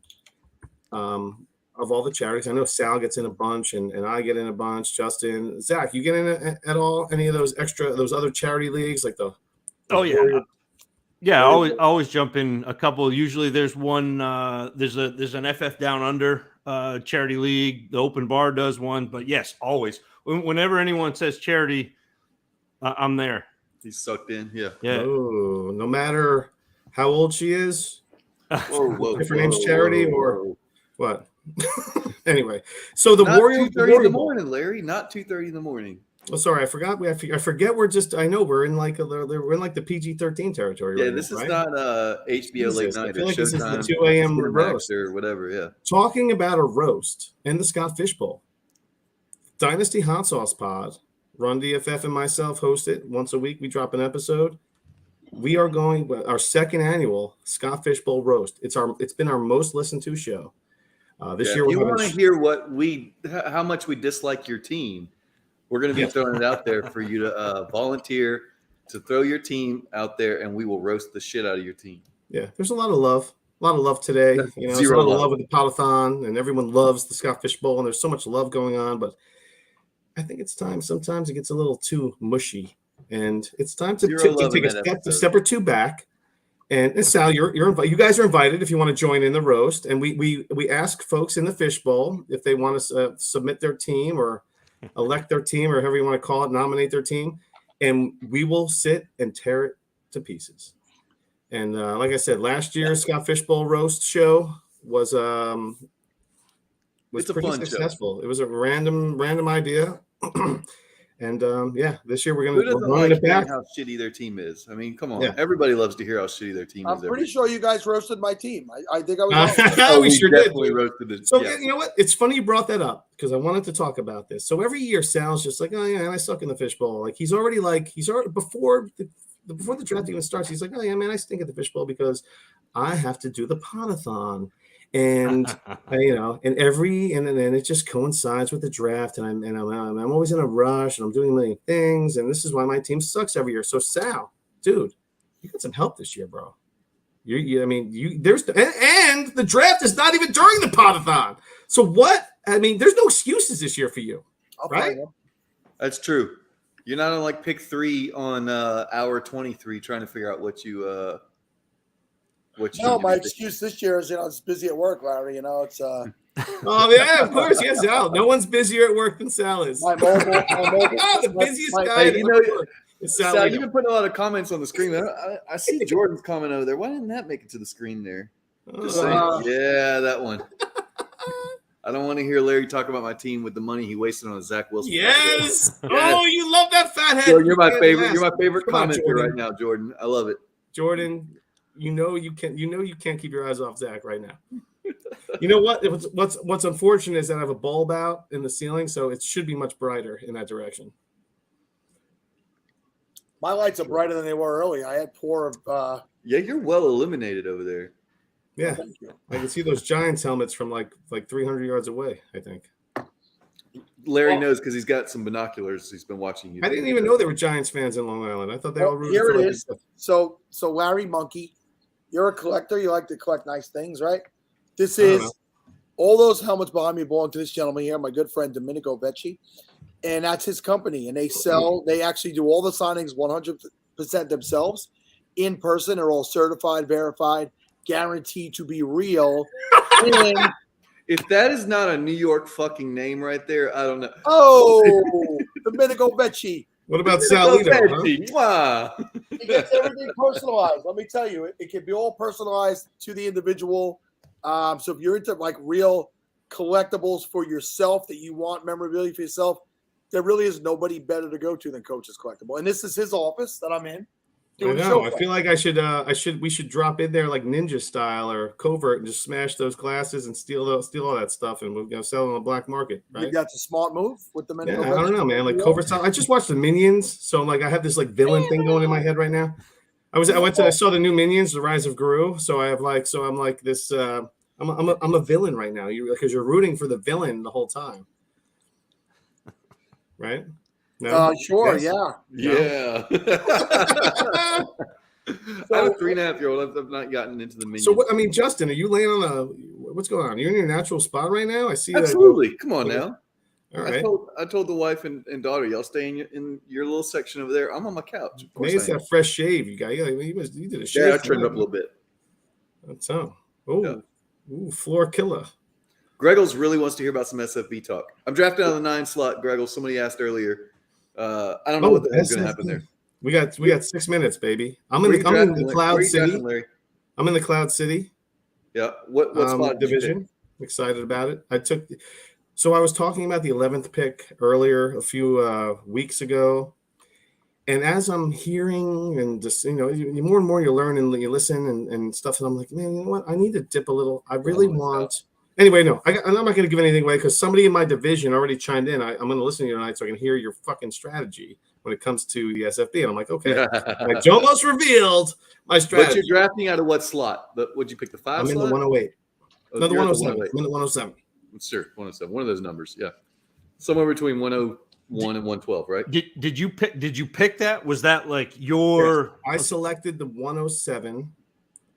What's your thought process? Like I'm interested because I don't even have a draft slot yet. I'm doing a live draft and I don't have a draft slot yet. That's so amazing. I'm trying to pick up. I'm trying to pick up the strategy. I just heard somebody. It depends on what you want your strategy to be. I mean, do you want to lock yourself into one of the prime quarterback positions, which is obviously going to be make you want to take one of the first half of the draft? So you want to get in on that, or do you want to?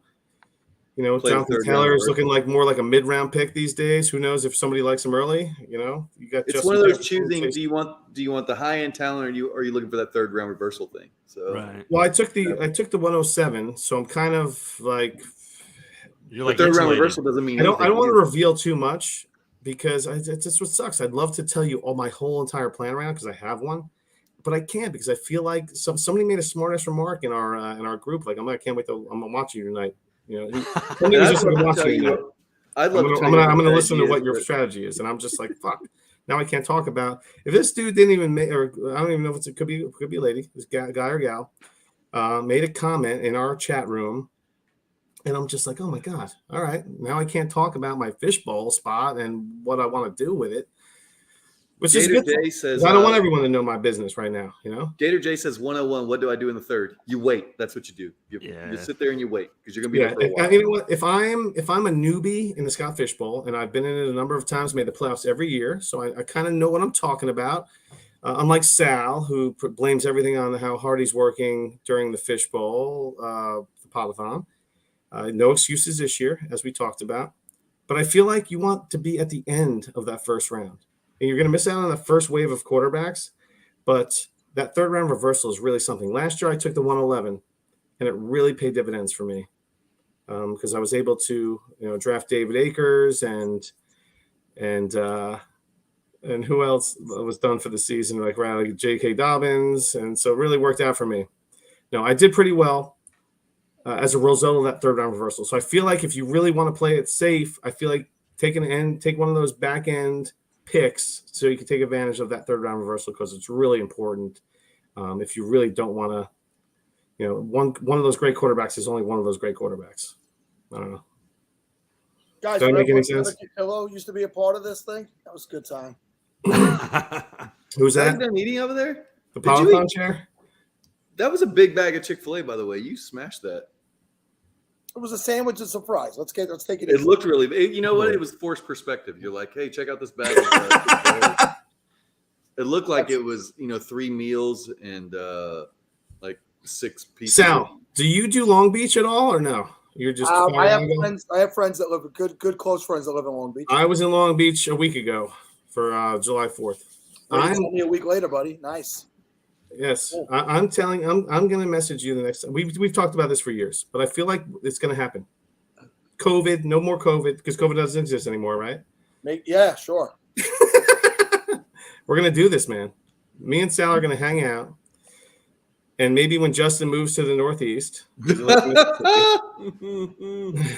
got that fresh shave going too. I ain't moving to the Northeast. I can tell you that right now. All right, you two lunatics want to have any parting words before we let you go? Oh, you fuck. That's all I got to say. That's it? Sal, I love you.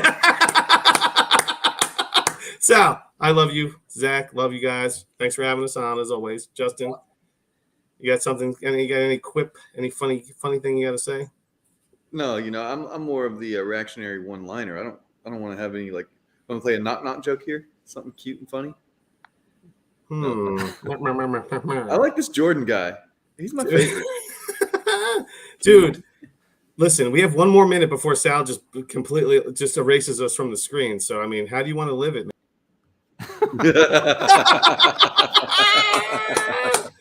9 a.m. baby, with no 9 p.m. We were going to be. This is the ceiling now. So we're in the zone now, baby. Next year, Ruben messaged me and said, you guys are going to be back on at 3 a.m. next year. So it's probably. Sal I just sent a fucking message to Sal. I was like, oh, so what time are we gonna? I was like, well, okay, so I just assumed we were on the podathon again. That's where we were at.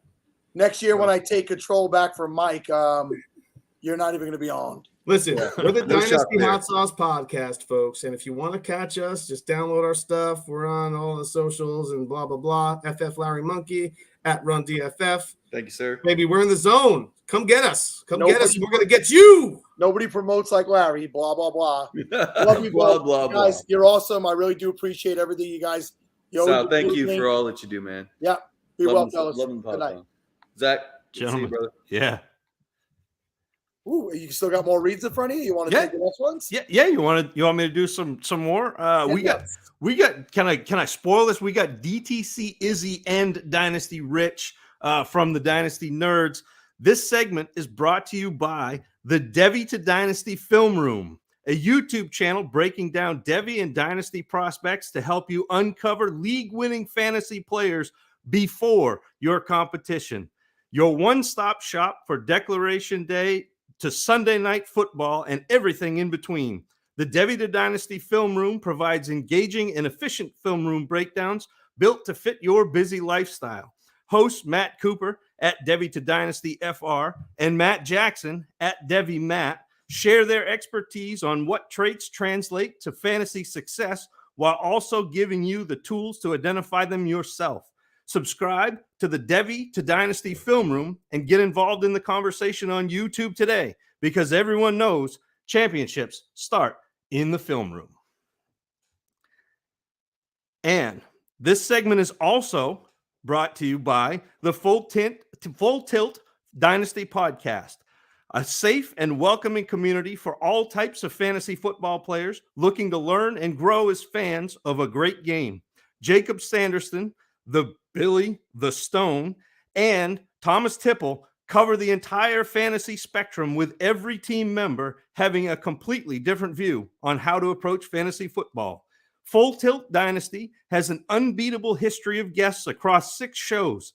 New and adaptive content every week brings listeners unique games and trivia paired with thought-provoking fantasy football discussions. Subscribe to the Full Tilt Dynasty Podcast today, because clear eyes and full hearts can never lose, and your best days are always spelled tilting. You're muted again. You look good, though. Kevin heard the same Tilt. thing that I heard. Full tilt. I got And down to back. Thomas Tittle. The porn bots came back as soon as you said tit. So fantastic.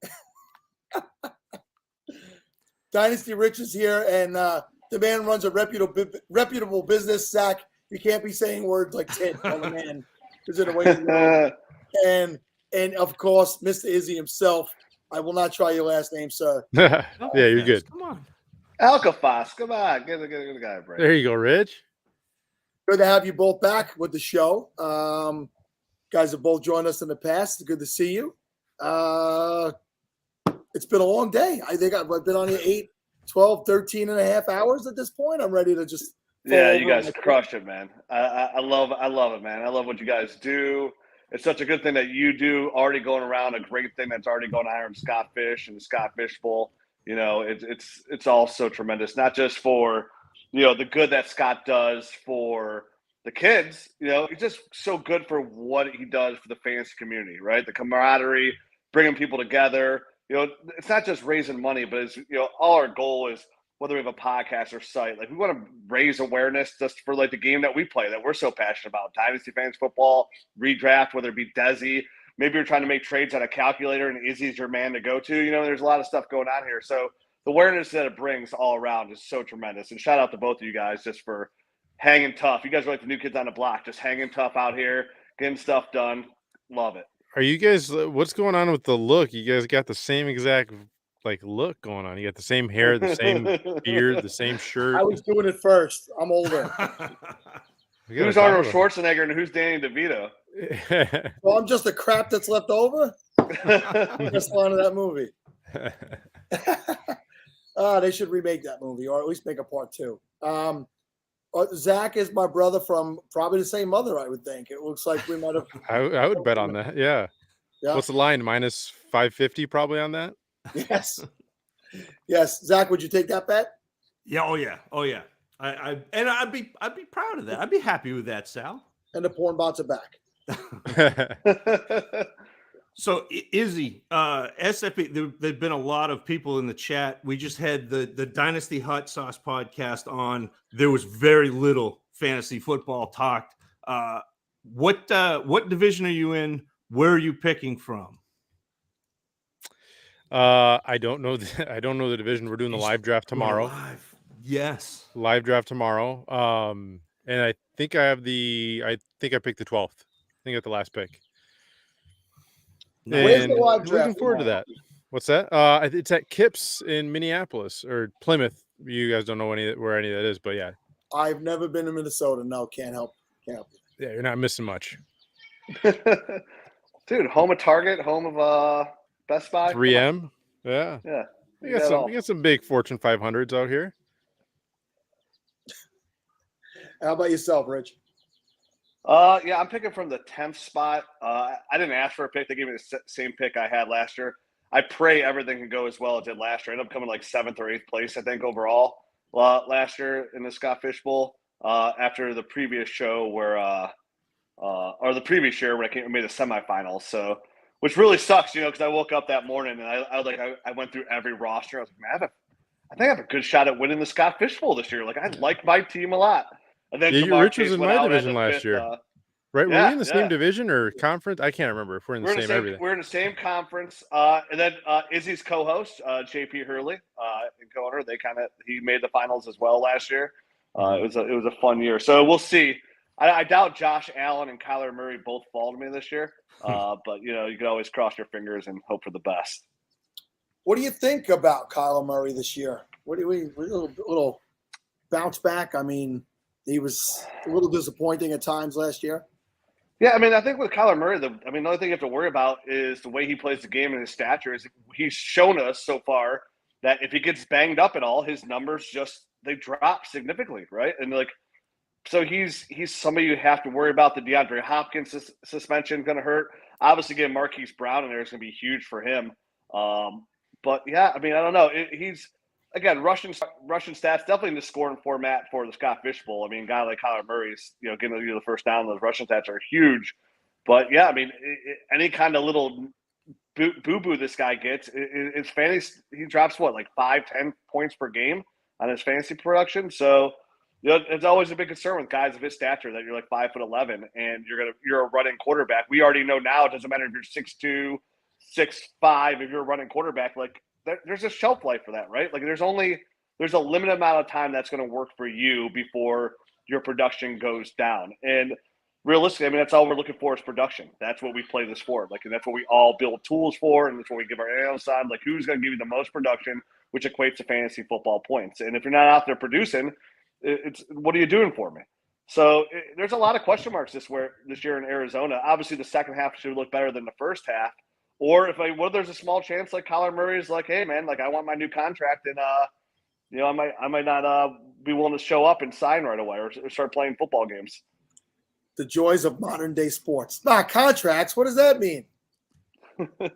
Trade me. I'm Kevin Durant. Well, sorry, I went off on a tangent. Anyway, Izzy, talk to me about. I'm a Las Vegas Raiders fan, right? We got Davante Adams this year, and I was a big Hunter Renfrow guy, and Hunter Renfrow had a nice little breakout last year. So, tell me, does Hunter Renfrow's production fall off with a guy like Davante Adams coming to town, or does he remain third and Renfrow, that first down guy, a guy who in a Scott Fish Bowl you'd want because of all that first down production he does get? Yeah, I mean that's the tough part. I think it's hard to 130 targets. I think he did like 130-ish last year. I'd be surprised if he replicated that, especially with Waller and Adams. He'd need an injury to either one of those guys to replicate the target share, and he was extremely efficient last year with his targets. So like he kind of did turn it. I haven't looked at his stats, but I remember him being hot towards the end of the season. So I don't think the steam that he had at the end of the season is going to carry over to this coming season. But I think it would be reasonable to say that he eclipses 100 targets and his efficiency stays the same. But I don't think he's a 1,000-yard receiver this year if Adams and Waller are healthy. Yeah, I can understand that. I think he's more valuable in a format where you get those points per first down because he's going to be that go-to guy when they need the clutch catch. But yardage totals will probably not be there. I mean, don't we see those guys pop up every single year? Those guys are like really savvy route runners, really decent hands. You know, the Cole Beasleys, the Wes Welkers. Come on, give me all the small white receivers. Come on, lay them in here for me. And you know, we see those guys continually show up. It's kind of like that PPR running back, right? The J.D. McKissick, the Nyheim Hines, that guy that shows up at a low-end running back 1, high-end running back 2 every single year. It's always a new guy to end up catching like 70 footballs. So, I mean, Hunter Renfrow is a really good route runner, man, and those guys are going to consistently find themselves open. It's just there's a lot of those guys, but through injury and whatnot, those guys are always a pop up the list. So Davante Adams, then we had this conversation earlier. Somebody asked, is Justin Jefferson the number 1 wide receiver in fantasy? And people who were on at the time said yes. Where does Adams land for you now that he's not in Green Bay? He won't have Aaron Rodgers literally forcing balls to him. He is with his old college quarterback. All right, we played all the narratives. Do we think he remains? I say he's definitely a top 5, but is he a top 3 wide receiver this year? Yeah, I mean, I would say absolutely he's top 3. I mean, like you said, he's already got that rapport with Derek Carr. When he left Fresno State, he led all of college football in touchdowns that year as well. Derek Carr is coming off a year where he finishes as a quarterback 1 finally, and he did it without any of the names that we thought. Like we thought Brian Edwards would step up. He did it with Hunter Renfrow, and Darren Waller, besides week 1, had an extremely down year. So, and Derek Carr still finished as a pretty solid fantasy football quarterback. So you added a guy, Davante Adams. And let's face it, Davante Adams would make any – he makes Sam Darnold look better. So he's going to make anybody that looks better. Everything Davante does, he does well. Aaron Rodgers isn't the reason that Davante Adams gets off the line so well.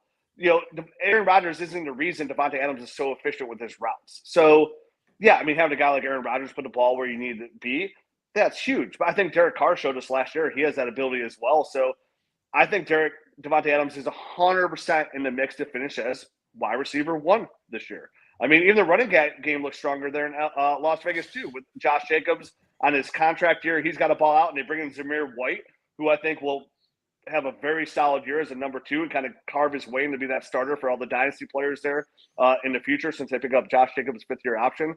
I think Davante Adams 100%, having a guy who's like Waller, having guys like Hunter Renfrow offset him, which he has not had yet in Green Bay. I mean, almost the second best he's had option, definitely around the red zone, has been Robert Tonyan. So I think this is probably one of the better situations he's been in.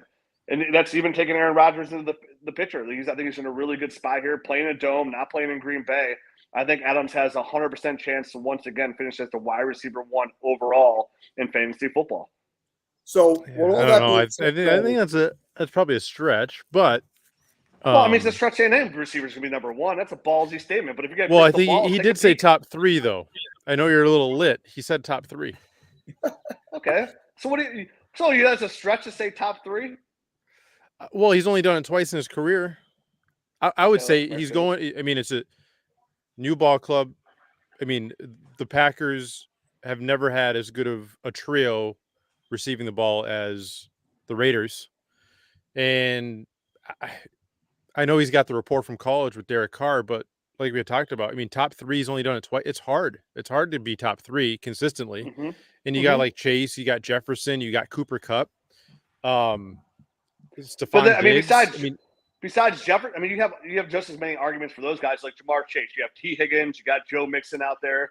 The takeaway Right. from that, But their situation hasn't changed, right? So like Cooper, Jefferson, and Jamar Chase have this same exact situation.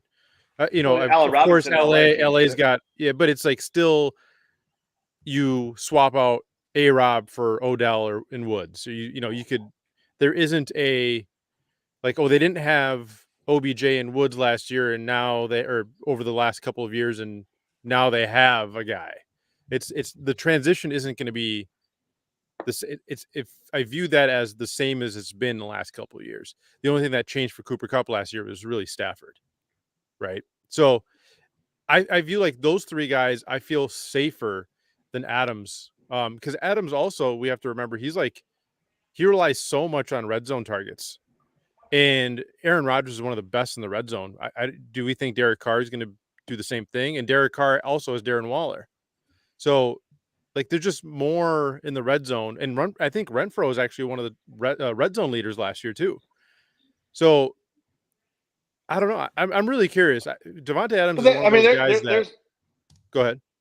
Oh, no, I mean, so if Hunter Renfrow is one of the leaders in red zone targets last year, that shows that the Las Vegas Raiders can find themselves in that red zone and put themselves in a position.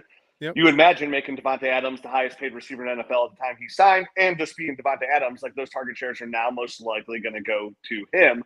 Not all of them, most of them. So that, I mean, that's another argument towards that way. You could argue again that, I mean, Adams is in a better situation. Yeah, well, you think you can make the argument that he's in a better situation? I could. I mean, because the only point you're pointing to Green Bay, literally the only point is Aaron Rodgers himself. What's a big point? Like, I mean, and that's a fair point. But like, okay, that's one metric in this, in that argument. Where the other one is, Derek Carr has shown that he's a solid quarterback, right? He's a very he's above average, right? Yeah. And that's all. That's what you can ask for. Took his team to the playoffs last year, and I think the fact that the weapons they have around him just makes they play in a dome. So he doesn't worry about the Green Bay weather. They have better weapons around him. So like not literally, you're still putting your number one corner on him. But at the time in Green Bay, I mean, literally, you had to focus. You could put all your safeties on him. You can put your corner on there. You can move your speedy linebacker in the middle if you want there to cover shade Adams' way. It's like, but now in Las Vegas, I think you don't have that option with Renfro and Darren Waller a little bit. Even in the red zone, you got to be scared of Waller. So I think he's in a slightly better situation. He's a place that he really wants to be. He's really happy. I think he wants to. You would assume he wants to go here year one with Derek Carr and kind of go there with a purpose. He knows his time is limited here in NFL. We're talking about a 30-year NFL wide receiver. So, yeah, I would think he's in a better situation. I mean, Aaron Rodgers is the only thing, but I think everything else offsets that to make him in a better situation. So real football talk for a minute. I didn't mean to turn this into the Raiders chat, but I'm happy as a Raider to do it. I touched on this with some people earlier. You talk about the running game. You talk about how good that offense could be this year, all the weapons. How do they manage not to be the fourth place team in that division? I mean, it's been a long time since I could say as a Raider fan, we've had an offense that is going to be this good or this stacked in the division around us. I mean, I think Kansas City takes a step back a little bit, but how do the Raiders not finish fourth in this division? Russell Wilson coming into town in Denver and those receivers being healthy over there. How do you see this division shaking up? Never betting against Patty. So, I mean, that division is just absolutely stacked, which, I mean, also is a good thing for the pass catchers in Las Vegas, right?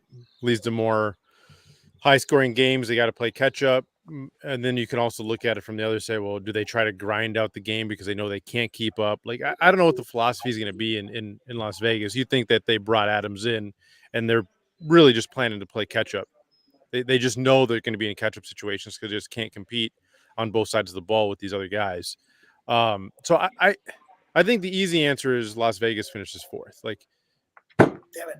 You know, Denver's got the defense to go along with, you know, Russell Wilson in that upgrade. So it's hard to see. I can't bet on Patrick Mahomes finishing fourth. There needs to be an injury to one of the quarterbacks for one of these teams, I feel, to actually finish fourth instead of the Raiders. So I don't know. I don't see a healthy situation leading to the Raiders not finishing last.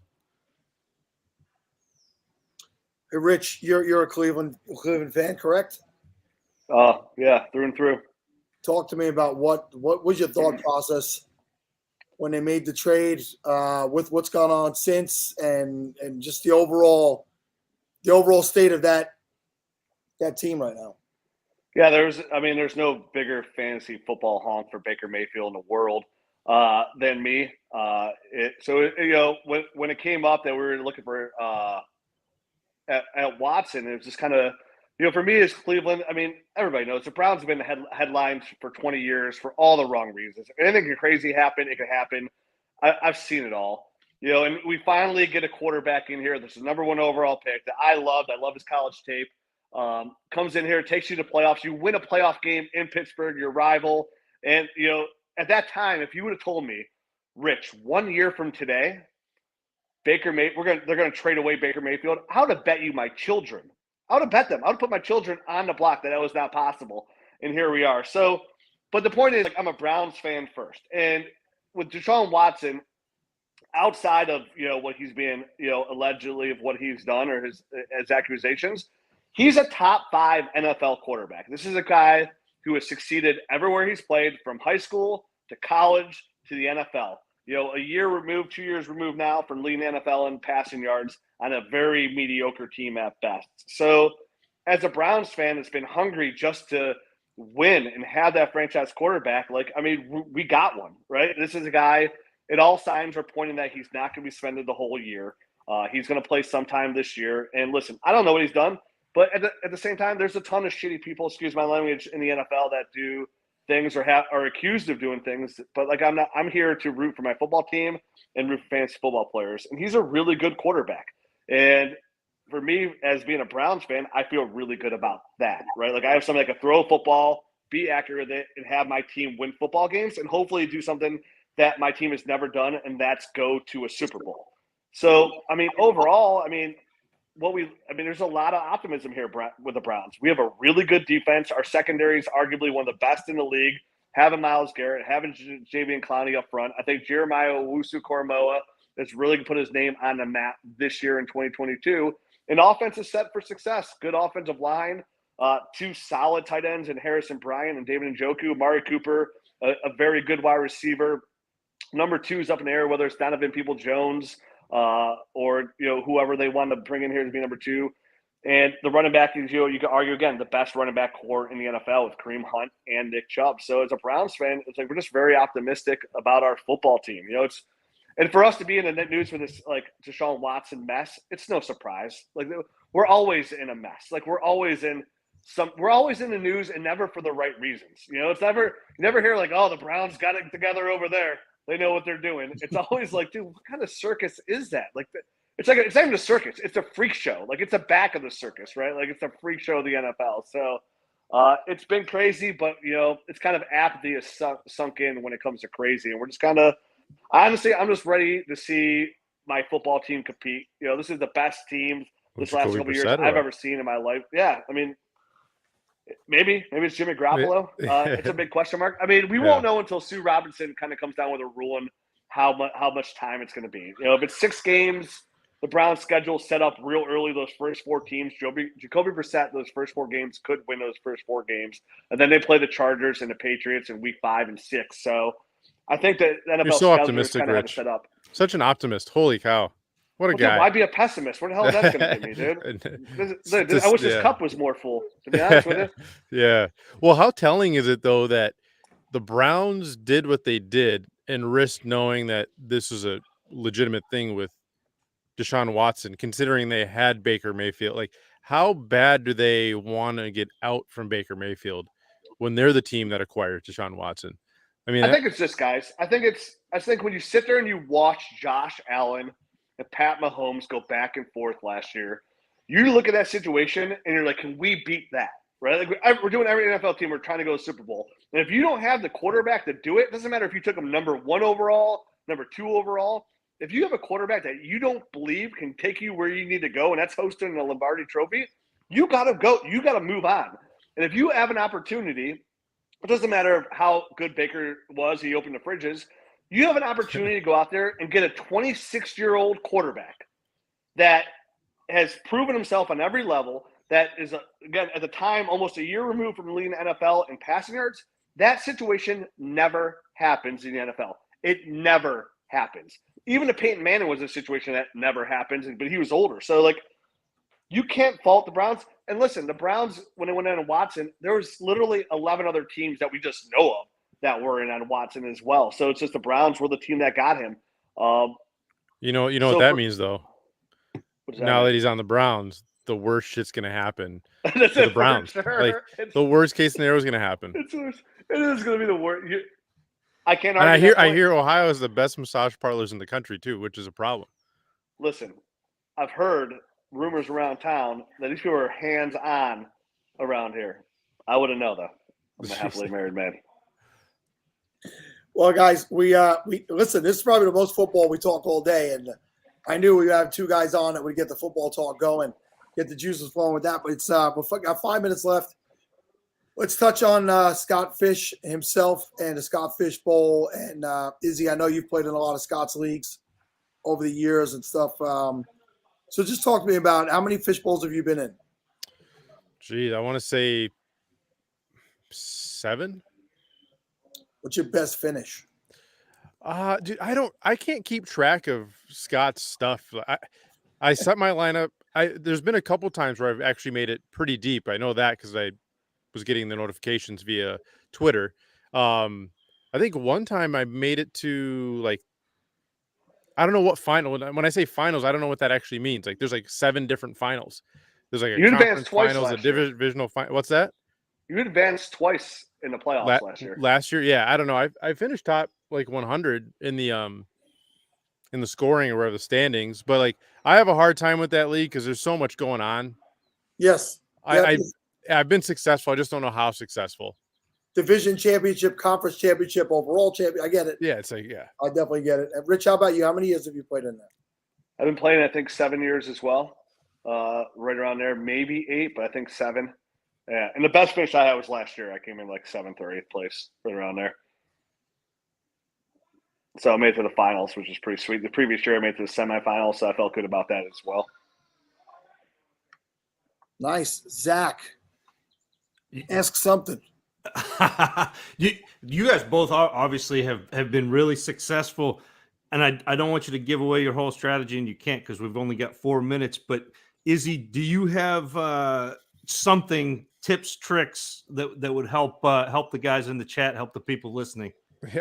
I don't get cute. It's very simple. I look at last year's production, and then I just look at, okay, how many of each position is left, and just a supply and demand thing. If I know that there's 8 or 9 running backs that actually had some pretty good finishes last year, and I look at the running back landscape and I say, okay, I can see 8 or 9 of those guys, 8 or 9, maybe it's not the same 8 guys, but I can see 8 guys being that replacement. I'm going to go try to target like maybe the wide receiver, tight end position that is a little bit more barren potentially. But I know SFBs in the past, I've actually just tried to target as many running backs as possible and try to get the value. But I always do the cheat. I mean, you should always use last year's, like, the scoring format changes so much that nobody's going to know blind what to do. So the guide is right there for you. Just use that cheat sheet. And this year I'm going to start with 2 quarterbacks right off rip. Just get that out of the way and then fill the rest in. Nice. Rich, I put something up from Keith from Dynasty Nerds. You want to touch on what he wrote there? Oh yeah, we do. I mean, everything. But let's get back. So at Dynasty Nerds, Keith helps run those. We have the Dynasty Nerds Give Back leagues called Nerds Give Back leagues. So we run charity leagues for the V Foundation, Disabled American Veterans, and No Child Hungry. There's like Dennis Bennett, guys like Keith Emser.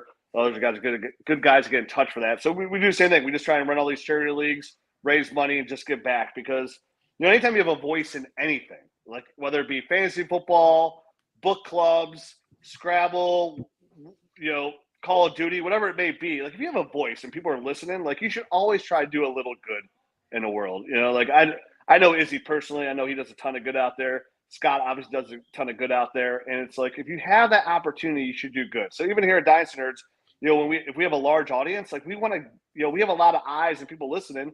Like, how can we help out a little bit? Like, how can we give back? It's just something to do in your life every day, whether it be in fantasy football or anything, just kind of give back a little bit. So that's what we do at Dynasty Nerds. We do Nerds Give Back and kind of just donate money where we can. And I know we gave over I know it's a couple $1,000s last year, those foundations. If it helps anybody at all, you get any smile on any face anywhere, kind of like what Scott does here. It makes you just feel good. Like your time here on earth was well spent.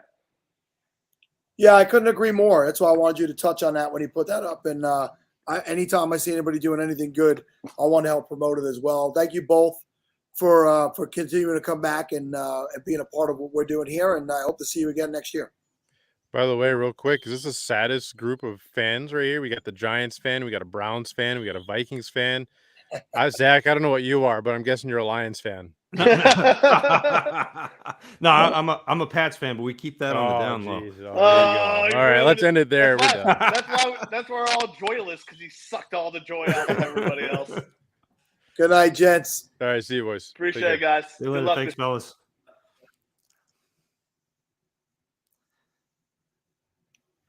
All right, Zach, we are moving along. I'm going to attempt to read this one. You have it queued up? Are you ready to go? I'm good. If you want it, I'll try to keep it PG this time. Have at it. So we got Sal Stefanelli coming in the next half hour, and his half hour is brought to you by Dynasty Domain. Looking to get into Dynasty Fantasy Football? Look no further than the Dynasty Domain, your home for in-depth Dynasty Fantasy Football analysis. The Domain offers original content, including a weekly podcast, ADP rankings, weekly articles, a cross-reference tool to determine the best buys and sells, and a contender value algorithm to target the right players for winning your Dynasty League. Join the Domain community by signing up for a league, joining a public mock draft, and following them on Twitter at Domain Dynasty. To find out more information on how to support the Domain, check out dynastydomain.com today. And the second half of Sal's segment will be brought to you by Draft Buddy. This guest is brought to you by draftbuddy.com. Draft Buddy helps fantasy players get ready for the most important day of the year, Draft Day. Create custom cheat sheets for your fantasy league and track your draft with Draft Buddy. Buddy syncs with drafts on My Fantasy League, Sleeper, and more. Use it to track your hashtag SFB12 draft. Over 20 years helping fantasy players win their leagues. Connect with Draft Buddy developer Mike McGregor at Draft Buddy on Twitter, or visit draftbuddy.com to download this league-winning tool today. So I hate to disappoint everybody because our next guest is very awesome, who's actually going to be here, but Sal is not going to make it. Oh, no. But Greg is going to be here, and Greg is a longtime partner of Sal's. They've worked together in the industry for a long time.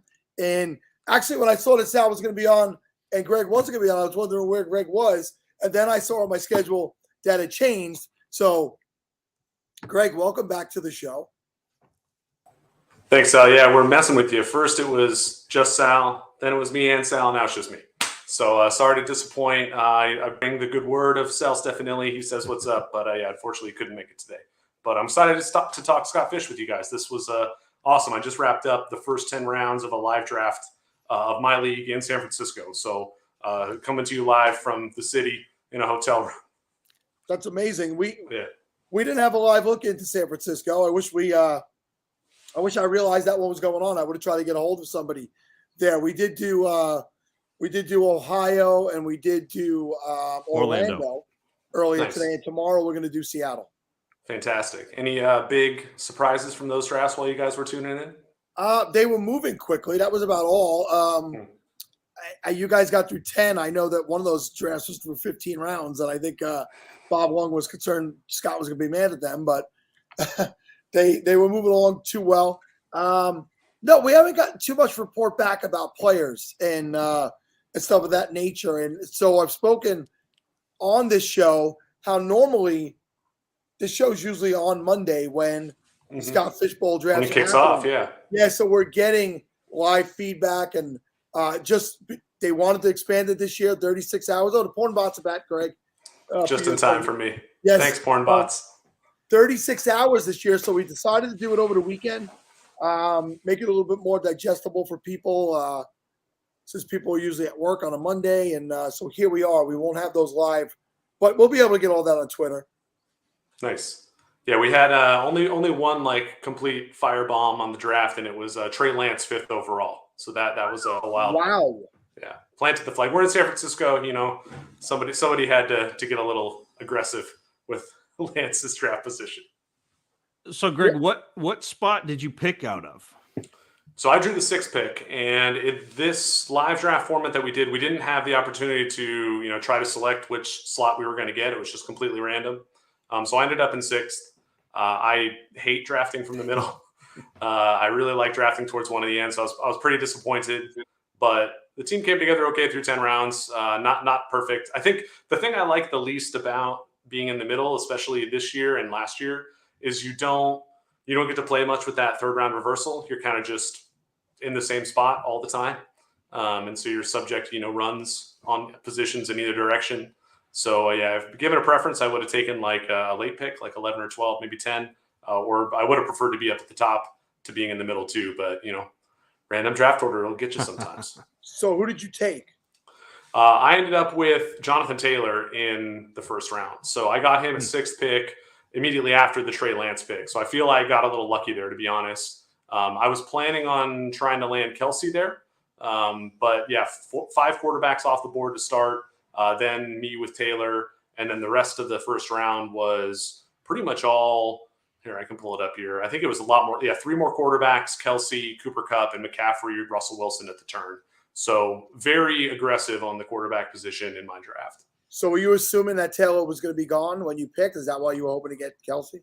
I kind of did. Yeah, I figured he wouldn't be there at 6. But the obvious quarterbacks went 1, 2, 3: Josh Allen, Mahomes, Justin Herbert. Lamar Jackson at 4th, can't argue with that. And then Trey Lance 5th is the one kind of outlier. But I kind of expected someone in the 4 or 5 spot to take Taylor ahead of those QBs. So Dave Wright is asking where Kyler Murray went. Kyler Murray went 109 to Justin Mason.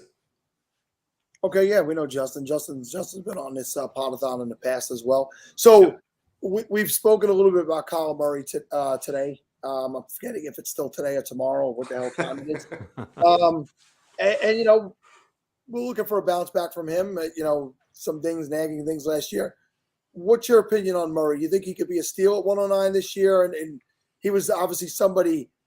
I know RotoViz guys last year were high on Murray going into these leagues. So what is your opinion on Kyler Murray this year? Yeah, I was high on him last year too. And, we were all a little disappointed, I think, overall. But it's not like he killed your team if you had him, especially in a 2-quarterback format like this. I think that there's room for him to improve on what he did last year and bounce back a little bit. I still, want my quarterback to run if possible. I want a rushing guy, and Kyler Murray fits that bill. You have to have some concerns about fragility considering his size and the way things played out last year. But as a 1st-round pick, 2nd-round pick, and a super flex, I can't get mad at it, especially in Scott Fishbowl where that completion percentage becomes a little bit more important. I think he might be a little overvalued at 109, but that's also just kind of the way I look at these drafts. I tend to not pick quarterbacks early. Case in point, when we were drafting today, I didn't take my first QB until round 4, and that was Tua Tagovailoa. So I'm perfectly happy taking kind of those mediocre QBs and trying to win at other positions.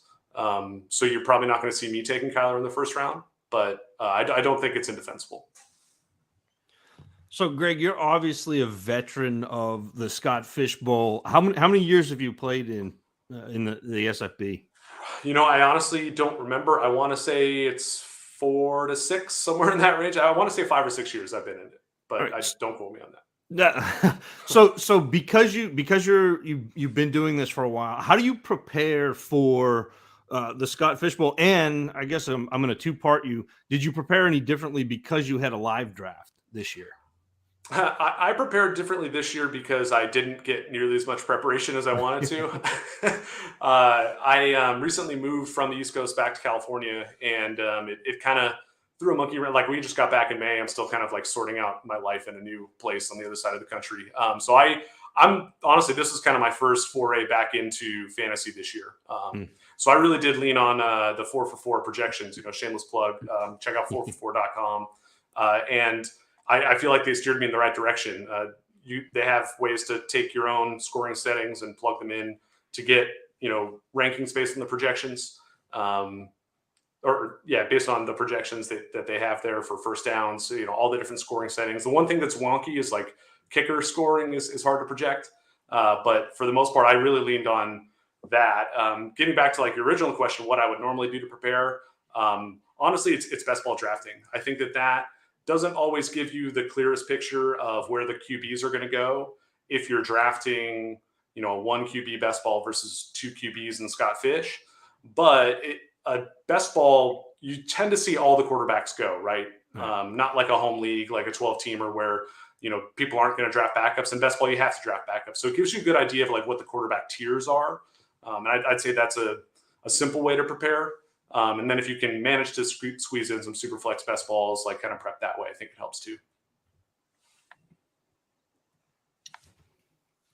Yeah, sorry, I'm doing a little behind the scenes stuff. So I've been on Greg the whole time, with the exception of the 4 o'clock to 5 o'clock hour here, when Sam Holt took over for the women's power hour, and nice. I was going to have a 2-hour break from 11:30 to 12:30, 11:30 to 1:30.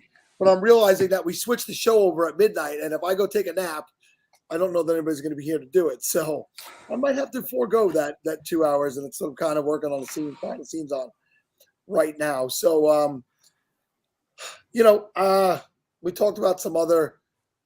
We did a lot of Raiders talk, a lot of AFC West talk. I mentioned a little bit earlier the Seattle Seahawks.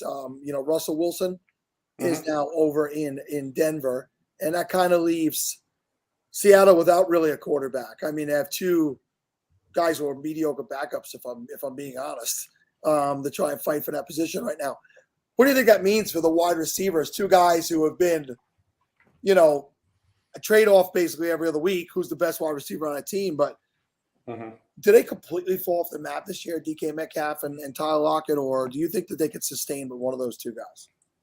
I mean, I think they're definitely going to come crashing down here, and playing with Russell Wilson helps. He's one of the most efficient quarterbacks, of the past however many years. And they didn't always get the volume there in Seattle with the way that that team was run. But I mean, it's a big step down for those guys. With that said, I think they're both a little undervalued right now in this format. But I feel that way about a lot of wide receivers, like quarterbacks and running backs and tight ends get pushed up so much in Scott Fish Bowl that wide receivers kind of take the brunt of it. But kind of in terms of like what I expect from DK Metcalf and Tyler Lockett, I think Lockett's the one I'm more worried about, because I think that the types of routes he's running rely on a little bit more downfield accuracy, a little bit more timing. Whereas I see the way that DK Metcalf plays, and I feel like he can kind of take on that bully ball mentality a little bit better. And that kind of like big target for a bad quarterback, I think tends to do better than the small shifty guys. I don't know. I have a hard time getting a read on that situation, mostly because we don't know which quarterback is going to be the primary guy there.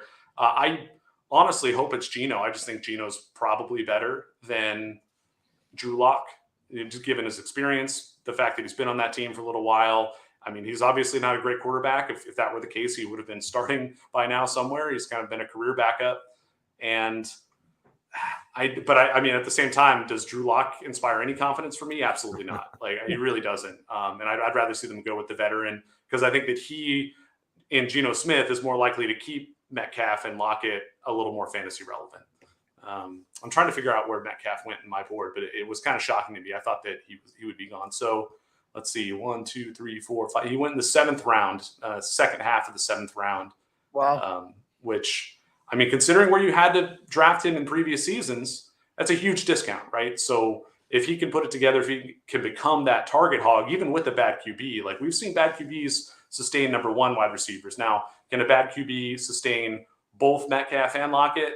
That remains to be seen. I kind of doubt it. Now I know Sal's bringing us down with the Seattle talk. Russell Wilson ended up in Denver. Now I'm curious because you've drafted already. The Denver wide receivers, Sutton, Jerry Jeudy, seem like the community still hasn't come to terms with how that's all going to play out. Where did they end up going in the SFB draft that you're in San Francisco? So of the Denver receivers, here's the order in which they were drafted. Cortland Sutton at the end of the 5th round, 5'11".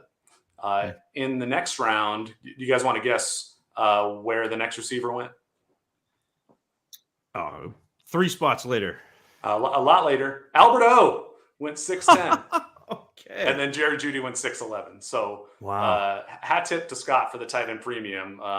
Big flag planted there on Albert. But Jerry Jeudy right after him. I think that kind of all of those prices seem pretty good to me. Like I'd be fine getting Sutton in the 5th, Jeudy in the 6th, Alberto in the 6th, a bit of a stretch for me. But I'm also a guy who hasn't drafted a tight end in the first 10 rounds. So maybe I'm the wrong person to ask. Nice. So what's left right now at tight end? Like what's the next tight end available on that board? Oh, that's a good question. All right, so let's pull up the draft room here. It's not horrible. So speaking of Seattle, I'll be the judge of that, Greg. I'll be the judge of that. All right, it isn't great, but Noah Fant, Irv Smith, Rob Gronkowski, Tyler Higbee, Robert Tonyan, David Njoku, Gerald Everett, Evan Ingram are the top of the sleeper big board as I'm looking at the draft room.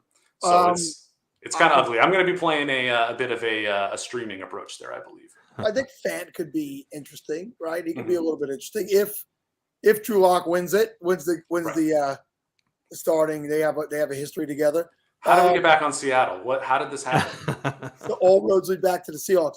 But Evan Ingram's an interesting one. Yeah. We had a group of guys that were big Ingram fans earlier today. And I've always been an Evan Ingram fan. I'm not a Giants fan. Contrary to all this Giants stuff behind me, this is not my office. It's a friend's office. So people keep thinking I'm a Giants fan because I'm from New York. I'm not. But Evan Ingram has a skill set. Yes, he also drops a lot of passes and comes up small in big spots. But he is playing with a fantastic young quarterback who's going to be in year 2. And he's going to have a legitimate role in that offense. And in a format like this, you listed him as like maybe the 10th person. So where he's listed it happens sometimes is people don't go looking for people sometimes in MFL or Sleeper and stuff like that. He could be a real legitimate steal in a Scott Fishbowl. Mm-hmm. Yeah, I mean, somebody's got to catch passes there in Jacksonville. We didn't really see anybody establish themselves directly last year, and I think that leaves the door open for all of those guys to potentially step up. And Ingram has the size and the speed to do it. Does he have the hands, and does he have the mental game? Because the drops have been a problem. But I try not to hold that stuff against players. So I'm definitely interested in Evan Ingram now that he's a lot easier to draft, a lot later than he has been in years past. Although I think you could say that about a lot of tight ends, and that's kind of why I am waiting. Is after a certain group of them are gone, those top tier guys, and then you start to hunt for value in the middle rounds. If you don't hit those values, then you can kind of wait, throw a bunch of darts, and see what sticks. That's kind of the boat that I find myself in this time around. Yeah, and I usually like to try and get a handful. Boy, I was going to say a handful of tight ends. Oh boy, that's a bring the porn bots back. Come on back, fellas. They'll be here any second. Once we say it, it's almost like they're not bots and they're just listening. to exactly what we're saying. That's just what Sal Stefanelli is doing in the background. Yeah, That's that's why he's not here. That son of a gun. Greg, let's talk about some other quarterbacks around the league. Somebody's put up Hunter Henry and Janu Smith. Let's talk about Mac Jones. I know Zach would love that.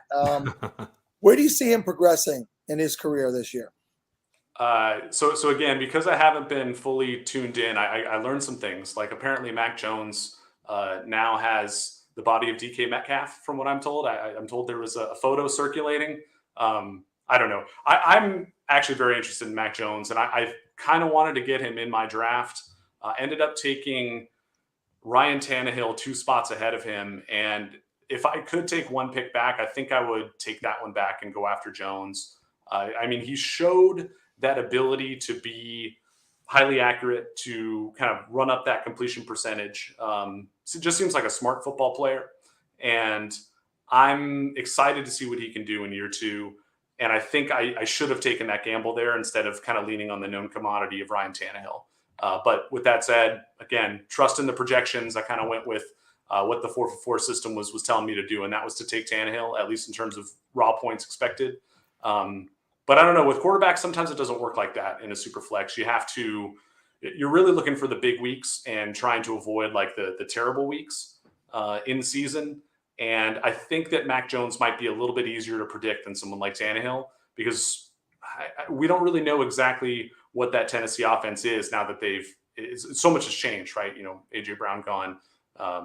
It's just a lot of unknown there. I think that the continuity there for Mac Jones in year 2 is going to count for something. And I'm excited to see what it is, but I don't know what to expect. What do you guys expect from that guy, from Mac Jones? Yeah, I mean, I'll let Zach answer after I say for Mac Jones, because Zach is a Patriots fan. But the other thing I'd say about Mac Jones, you called him smart, but also a very unaffected quarterback, right? He doesn't get affected by that game last year where he had to play against Brady and big moments, and he seems very poised. So I agree with a lot of what you said, but I think Zach would give the best answer. Well, I think for me, especially with the Scott Fishbowl scoring and the first downs, that's my only hesitation with Mac Jones is he's not going to be very mobile. He doesn't run. He doesn't move the pocket. This is funny. Yeah, as long as he throws. And that's the other thing with Belichick. And I've been a Patriots fan my whole life. I've seen the whole must be nice. Gambit. Yeah, I mean, it was a little dry in the Rod Rust years early. So I'm old enough to have been there when they were really bad. So when they got good, it was nice. But the Belichick, he is always looking at what the other team does well and trying to take that away. So you saw the game last year against the Bills where, as they mentioned in the chat, Mac Jones only threw 3 times. I mean, that was just a ball control game. There may be another one. I mean, not 3 passes, but there may be games where that's going to be the way that Belichick decides that he's going to beat a team. You know, if he's outgunned and outmanned, it becomes a game with the clock. And so, yeah, that's something that makes me hesitate on Mac Jones. But he has Kendrick Bourne back. He's got Jacoby Myers back. He added Devontae Parker, which doesn't sound like a big deal, but that's a better deep threat than he has ever had. And I mean, like, Parker is good when he's healthy. Yeah, when he's healthy and when he's playing, when he's right, he's pretty good. And so that'll be really interesting. I like what Mac Jones does, and I do a lot of rookie work. I'm a dynasty guy, so like the Scott Fishbowl is way out of my element. I'm always like tuned into dynasty. But when Mac Jones came out, the thing that popped for me was he was throwing the ball to players in stride and letting them continue. And so that's the Jacoby Myers, that's the Kendrick Bourne with those little slant and the underneath stuff that, man, you love that with his completion percentage. And in the Scott Fishbowl, if you're completing more than 66% of your passes, that's a positive. Yeah, my biggest concern with him is that there's some of that game script stuff you talked about, right? Like if they end up in some of those chess match Belichick games where he just decides he wants to play the game left-handed or however you want to say it, like that's one thing. But there is also the threat that New England is going to, just around the goal line, be very run heavy just because they have so many good rushers at this point. So touchdown percentage for Mac Jones might not be kind of what you would want to see. But with that said, I think Belichick kind of makes his bones by being unpredictable. And I think that we'll see a good mix of, passing attempts and rushing attempts around the goal line. And I don't know. I think that there's a lot of room for Mac Jones to outperform where he's being drafted. That's really what it comes down to. And those are the types of risks I'm willing to take on quarterbacks in a 2 QB format, because I'd rather take the risk there and just hammer all the other positions. Like, I want the best wide receivers, the best running backs, the best tight ends. Except I guess today when I don't draft any tight ends in the first 10 round.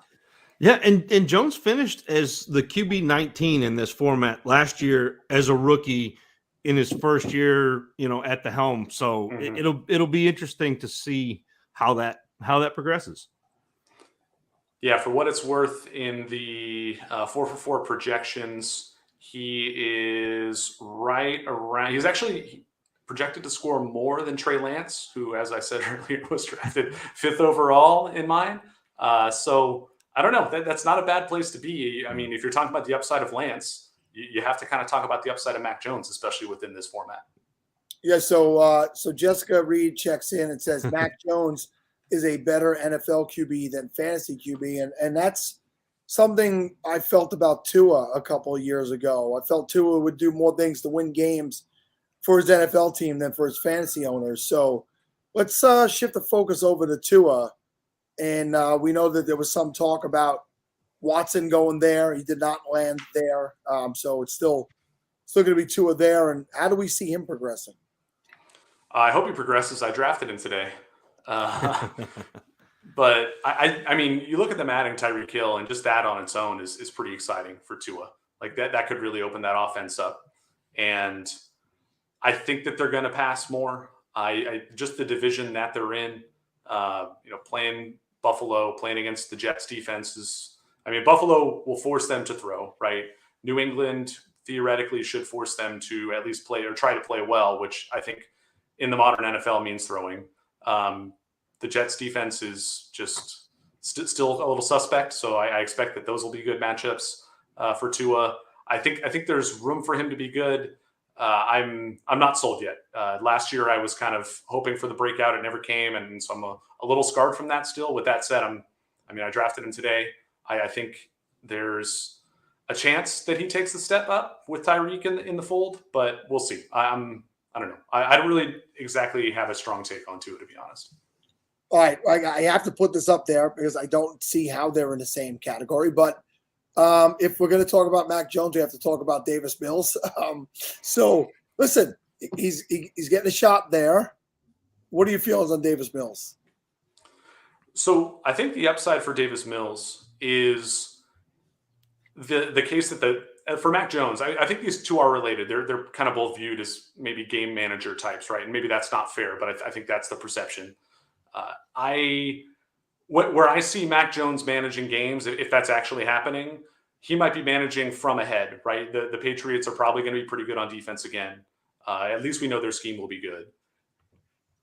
Davis Mills, probably going to be throwing a bit. And he showed us enough last year to make him interesting to me as a late round quarterback target.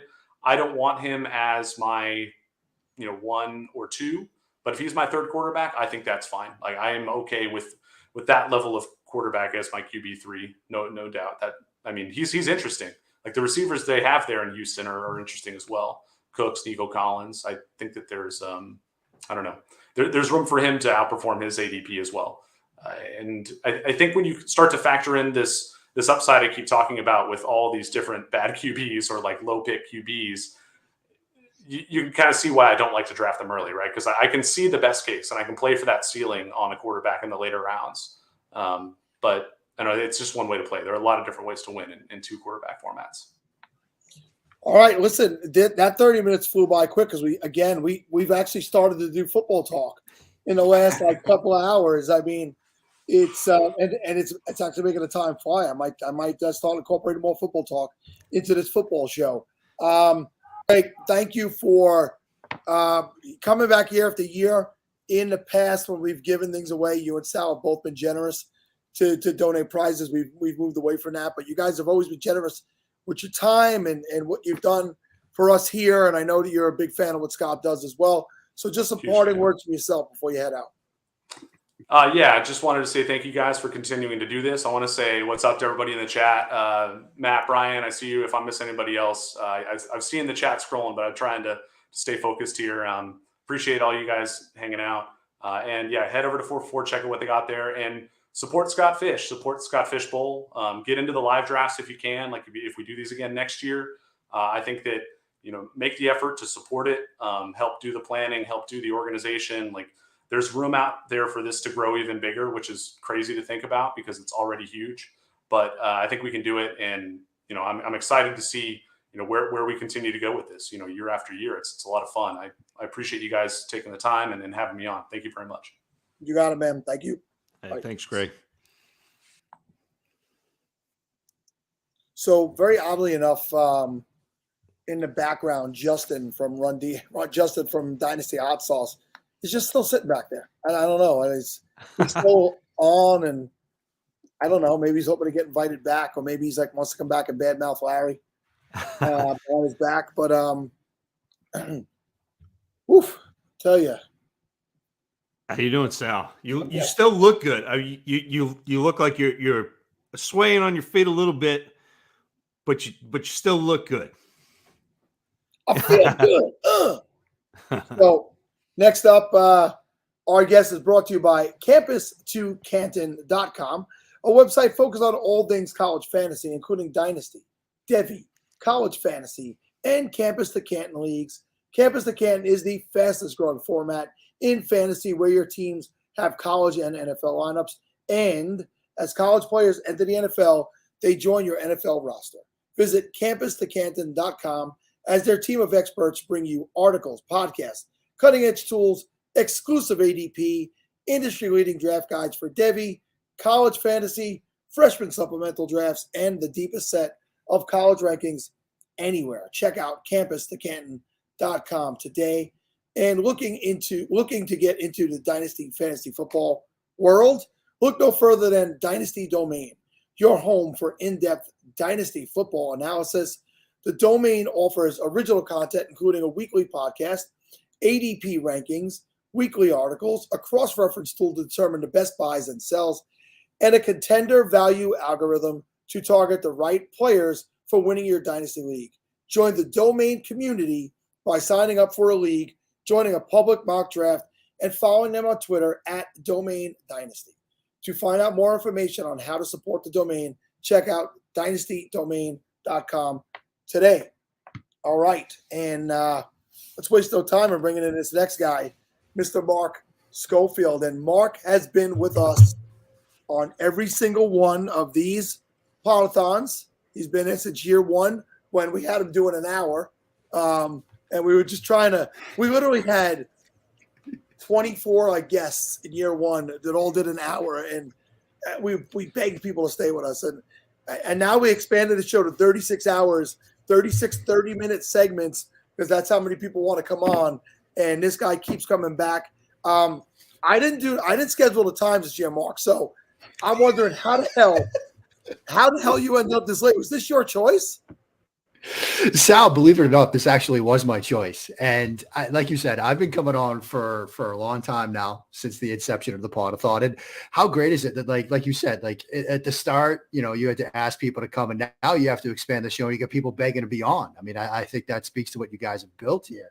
And interestingly enough, I was thinking about it before I hopped on. I've come to you guys from some interesting places. A couple of years ago, I was in a conference room in a Great Wolf Lodge in Northern Ohio because I was doing a family vacation. Last year, I was at a condo on the Maryland shoreline in Ocean City, Maryland. Tonight, I'm coming to you from a Days Inn in Westminster, Maryland, up in the middle of kind of nowhere, Maryland. My son is on a 10U travel baseball team. He's playing tomorrow. I'm help coaching. It's a fun group of kids, but we got a tournament up here. And so originally when I booked the 10:30 slot, I was like, oh, I'll be home. The kids will be asleep. No big deal. But then we found out when we had to play. And it's like, oh, we got to, unless we want to drive 2 hours in the morning, we got to we going to be here the night before? So I'm coming to you live from a Days Inn. The Wi-Fi, I will say, is rather spotty. I know I'm going to get a Sal frozen screen face, at least at one point, something like that for the next, 20 minutes that everybody's going to make fun of. But I'm excited to be here. I'm excited to talk about the Scott Fish Bowl. I'm hoping that the group chats that I'm in don't make too much fun of me while I'm on here. But it's always fun to be here, buddy. It's always fun to be back. One, I'd be careful because Joe Bond is 30 minutes away from you, and he may know where that Days Inn is and just show up. All right, I'm looking for Schofield. It's going to ask for are you under your actual name? Two, I got to go change the name down at the front desk. Change it to Shane Falco. There you go, Shane Falco. Two, you've definitely tuned in today if you know that I froze up earlier, or at least you've seen it on Twitter, which is awesome. And three, you obviously noticed that Steve and Kevin are not here this year. And as sad as that makes me, I did bring another New Englander in to be a part of your segment in Zach Reed. I'm sure you know Zach, and you guys can talk Patriots now, and I'll just go take my night home. Sal's going to take his 30-minute nap while I'm on here. Do we have – I'm happy to talk Patriots, but as long as I don't have to talk about the offensive coordinator spot, the play calling spot, because I'm terrified about that, okay? I'm terrified about the play calling situation. Joe Judge has forgotten more about football than I ever will know. But at the same time, Joe Judge as the offensive play caller is part of the reason why I drink now. So you can see where my head is in that. And yes, I am using my son's headphones because I forgot my own. And so I wrestled my son Owen's headphones. These are not mine. These are not my stylish blue headphones, but these are the headphones of the evening, my friends. I think they look fantastic. Well, thank you, man. I mean, I think they go well. I tried to color coordinate it a little bit. It kind of goes with the Yeti. I brought the Yeti up for you guys. I at least remembered that, but I didn't remember my own headphones. So, Mark, Scott Fish Bowl, and I know we're going to talk quarterbacks. We're going to talk, but what division are you in? Where are you picking? Okay, so I'm in the Care-Morin division. I am a longtime fan of The Witcher, not just the video game series, but the books, the Netflix TV show. Henry Cavill is just fantastic as Geralt of Rivia. Toss a Coin to Your Witcher is a legitimate banner. I listen to it all the time. It's a fantastic song. So I was very excited to be in the Care-Morin division, and I'm very excited to be in a group in that division of people that obviously are fans of the game. And our group chat is literally, I think it's the Care-Morin group chat that we've got going on. It's going through a bit of a feeling out process right now because there are some first timers in the Scott Fish Bowl. And so we're straying towards talking more about video games than anything else because I don't think anybody wants to show their hands. And this is my 7th Scott Fish Bowl. And as I tell everybody at each group chat that I'm in, just watch what I do and do the exact opposite. If you see me zigging, you have to zag. Like that is the best way to do well in the Scott Fish Bowl. As far as where I'm picking out of the 3 spot. That pretty much locks me into what I do. I mean, I'm a quarterback guy. I'm pretty much locked into going quarterback there. Now, people in the 1-3 group chat, we've got some brilliant people in there. There are some that are making cases. I don't feel so bad now.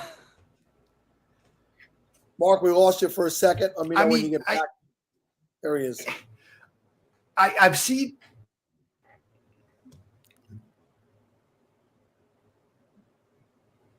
We got the Sal frozen face, the Mark frozen face. There he is. You're back now. He's back with us now, Mark. Yeah, I'm back now. I told you guys, the Wi-Fi is spotty here, man. Just made me feel a lot better. That's all. Anytime somebody I'm looking out for you, buddy. Anytime somebody compliments me, I'll be sure to put it up on a screen. I think what he meant to right here is Sal is as old as a goat. But he just complimented me instead. So Let's switch over real quick to what are you doing these days, Mark? Because it seems like every year you come back, you've taken on a new role or new work. You're going in another direction. You're piling stuff on. What is it that Mark Schofield is? It still the USA Today stuff? What's going on in the world of Mark Schofield? Man, a lot. I'm still over at USA Today, Touchdown Wire. Myself, Doug Farrar, Laurie Fitzpatrick, covering working through sort of our top 11 at every single position. So we'll do a top 11 safeties, slot corners, boundary corners. And what I have found is that those lists make for perfect July content because it just gets people angry. I'm sorry that I didn't list your favorite cornerback 9th. I listed him 10th. My bad. But people get mad about that stuff. And then, of course, myself, Matt Waldman, we're always doing stuff. We're going to be bringing back the RSP Quick Game podcast pretty shortly. Obviously, Matt and I have been doing shows for a long time, a lot of film breakdowns. We're going to start breaking down the next quarterback class, Bryce Young, CJ Stroud. I know there's a lot of excitement about the next quarterback group. So, really excited about that. All the pods that I do over at SB Nation, Big Blue View, Bleeding Green Nation, myself and Rachel Prevet covering the Eagles, Connor Livesey, myself, we do a Cowboy show. I'm basically covering the NFC East, which is weird for a Patriots guy like me because I don't have a lot of love for example, the New York Giants, but it keeps me watching other stuff, which is good, and making new friends, which is good, making some enemies along the way, which I guess is good. But look, I get to write about football and talk about football for a job, and that's pretty cool. And I get to do shows like this, and I get to come on with you guys from a day's in Westminster, Maryland on a Saturday night. What I would not want to be anywhere else. Let's be honest.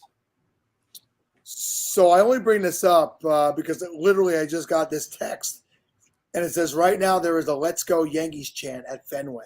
I mean, Zach, what do you have to say about that? That's wild. I didn't think I would ever see that in my lifetime. Yeah, that's even tough for me to listen to. It's the top of the 10th, and the Yankees just took the lead. Okay, listen, just saying, it's Mike should be checking. Look, I mean, the New York Yankees are a fantastic team right now. And you sort of look at the standings in the AL East, and it's just, even Baltimore, Toronto, like New Boston, like any other division, they'd be right in the thick of it. And it's just the Yankees lineup is just absurd. I mean, when you could take Aaron Judge and like bat him lead off because you just feel like it, like that's just absurd. And I've heard some let's go Yankees chants at Fenway before, and they pain me to my soul. They hurt me. Like they strike right to the quick. But when your team is playing that well and the Red Sox just aren't, I get it. So I'm going to put this up because, George Reed, I know George since 2015, and I don't like the man. I'm just going to be honest with you. No, I'm just kidding. I love George. He knows this is the relationship we've had since the day we met. And what I'll tell people is I knew one Red Sox fan at that time in New York when that happened. I remember when the Yankees were up 3-0. And I'm an involved – I like to consider myself an involved sports fan. No, I did not want to lose to Boston 4 straight that year. No Yankee fan would say that they would. But actually witnessing that, right, and watching that happen, and really probably in the moment I didn't feel it. But if you ever watch the 30 for 30, 4 days in October, it's probably one of the best ones they've ever done. To watch those fans, those people, the generations of what Bostonians or New Englanders and Red Sox fans went through, it's an amazing story. So while it sucked and you guys will always hold that over the Yankees, I get it. You've won more championships. I actually really enjoy going back and watching that from the fan standpoint of how great it was. And we lost Mark for a second there. But Zach, I know we're off on a baseball tangent here, but seriously, I really did enjoy that. For the first 10 years of my life, and this is not a joke, probably 8 years of my life, I thought that the team was called the fucking Red Sox because that's how my dad would refer to them all the time. And so to see that, to see them win, to see all of the people who had spent, however long, 86 years, that come to fruition was magical. I can't tell you, Sal, that I'm sorry that it happened, because it was great. I remember I was working at a hospital in New York City in Manhattan, and there was an electrician named Huey, and he was a legit Red Sox fan. I think he was originally from Boston. He had the accent, and back then the Yankees were winning a lot, obviously, for many years, and there weren't people walking around New York City with Boston Red Sox hats. You find Boston Red Sox hats as many as Yankee hats now around the country. It's just a thing. They've won a lot, and if as it is with people. Oh my God, look how much different he looks. What did you I drive switched to the home? phone. I just gave up on the computer. I switched to the phone. So here we go. So when I started talking about the Red Sox and the Yankees, and the set spots obviously enjoyed that, George. So it came back. Yeah, Mark, we were just finishing up some of the talk with the Yankees and the Red Sox, and talk about. Let's screw it. It's our show. Let's talk about whatever we want. It's your show. Where were you when that happened and they made that comeback? And what were your thoughts at that time? Like, could you even believe that was going on? I mean, you just served me a batting practice fastball right down the middle, man. Because interestingly enough, we were just up in the Boston area, visiting my brother's fiance. My parents went up with us. I haven't seen my niece and nephew, Jack and Summer, since pre-COVID. So it was the first time I was up in Boston. And we had a free day with my family. And one of the things we did was the Fenway tour. And behind the scenes of Fenway, all that good stuff. My grandfather comes back from WW2, Storm of the Beaches at Normandy and all that. Moves, settles in Newton, Massachusetts, 1946, gets Red Sox season tickets. And we had those in our family until the mid-90s, like 94, I think was the year that he gave them up, just because he was too old, couldn't go to night games, didn't feel safe, because they were third base grandstand, front row of this section. There was a railing in front of him. And he used to always tell the story that Ted Williams hit a line drive that hit that railing. And it came up on the blink of an eye. And like he said, look, I'm too old. I can't see at night. I can't see well enough to go to these games. So obviously, look, Red Sox are a huge part of my family. I mean, you think about all the big games of Red Sox history, like Game 6, 75, right? Carlton Fisk. My mom and my aunt were at that game. So, fast forward to 2004. And I'm living in D.C. with, my girlfriend at the time, now, wife. We're in the D.C. area. And she had witnessed me. She had her first Red Sox Yankees experience the year before, right? The 03 series with, Aaron Boone. And, when he hit that home run, I literally crumpled to the floor in a heap. It was like, it's just the absolute gut punch. And so she couldn't believe that she was going through another Red Sox Yankees series already with me. And, in between innings, in between pitches, I'm on the phone with my grandfather. Like, I can't believe they're going to get swept. This is awful, and they start coming back. And like you mentioned, the 30 for 30, like, don't let us win tonight, right? Like Kevin Millar before the game, don't let us win tonight, finish us off tonight. I remember like watching the Ortiz home run in Game 4 with her, and seeing them come back. It was unlike any sort of 4-day stretch that I really sort of experienced, that stretch of sports. And then, to put the capper on this story, Game 4 of the World Series, when it became pretty clear, we were out at a bar in the DC area and we're watching the game, and it's clear that, all right, the Red Sox are going to win this thing. They're actually going to win the World Series. I turned to my wife and I'm like, we got to go home. And she's like, what do you mean? This is going to be fantastic. You're going to remember this for the rest of your life. And I'm like, yeah, but there's somewhere else I got to be. So we race home, and I get the champagne out of the fridge in the ninth inning, and I call my grandfather up in Boston. And I was on the phone with him for the final out. And like, I get chills, I get goosebumps just thinking about that moment. Like, I remember there was a off-Broadway show, The Curse of the Bambino, and it was all about the Babe Ruth thing. And my dad and myself took my grandfather, and he was older at that time, and he was kind of nodding on and off about that. But then there was this line about, I think it was about the 75s or the 86 thing, they're one out away, they're one strike away. Who could blow this? And then my grandfather like perks up and he's like, the Red Flops from the back of the theater. And like the entire crowd just bursts out laughing. It's, this sweet old man just making fun of the Red Sox. But here I was on the phone with him for that final out. And, you could hear literally decades of anguish, of heartbreak, as he's just like, I can't believe I saw it. I can't believe they did it. And I could hear him crying over the phone. And so, that entire stretch, that October, I will never forget those weeks. That comeback I'll never forget. It meant a ton to me.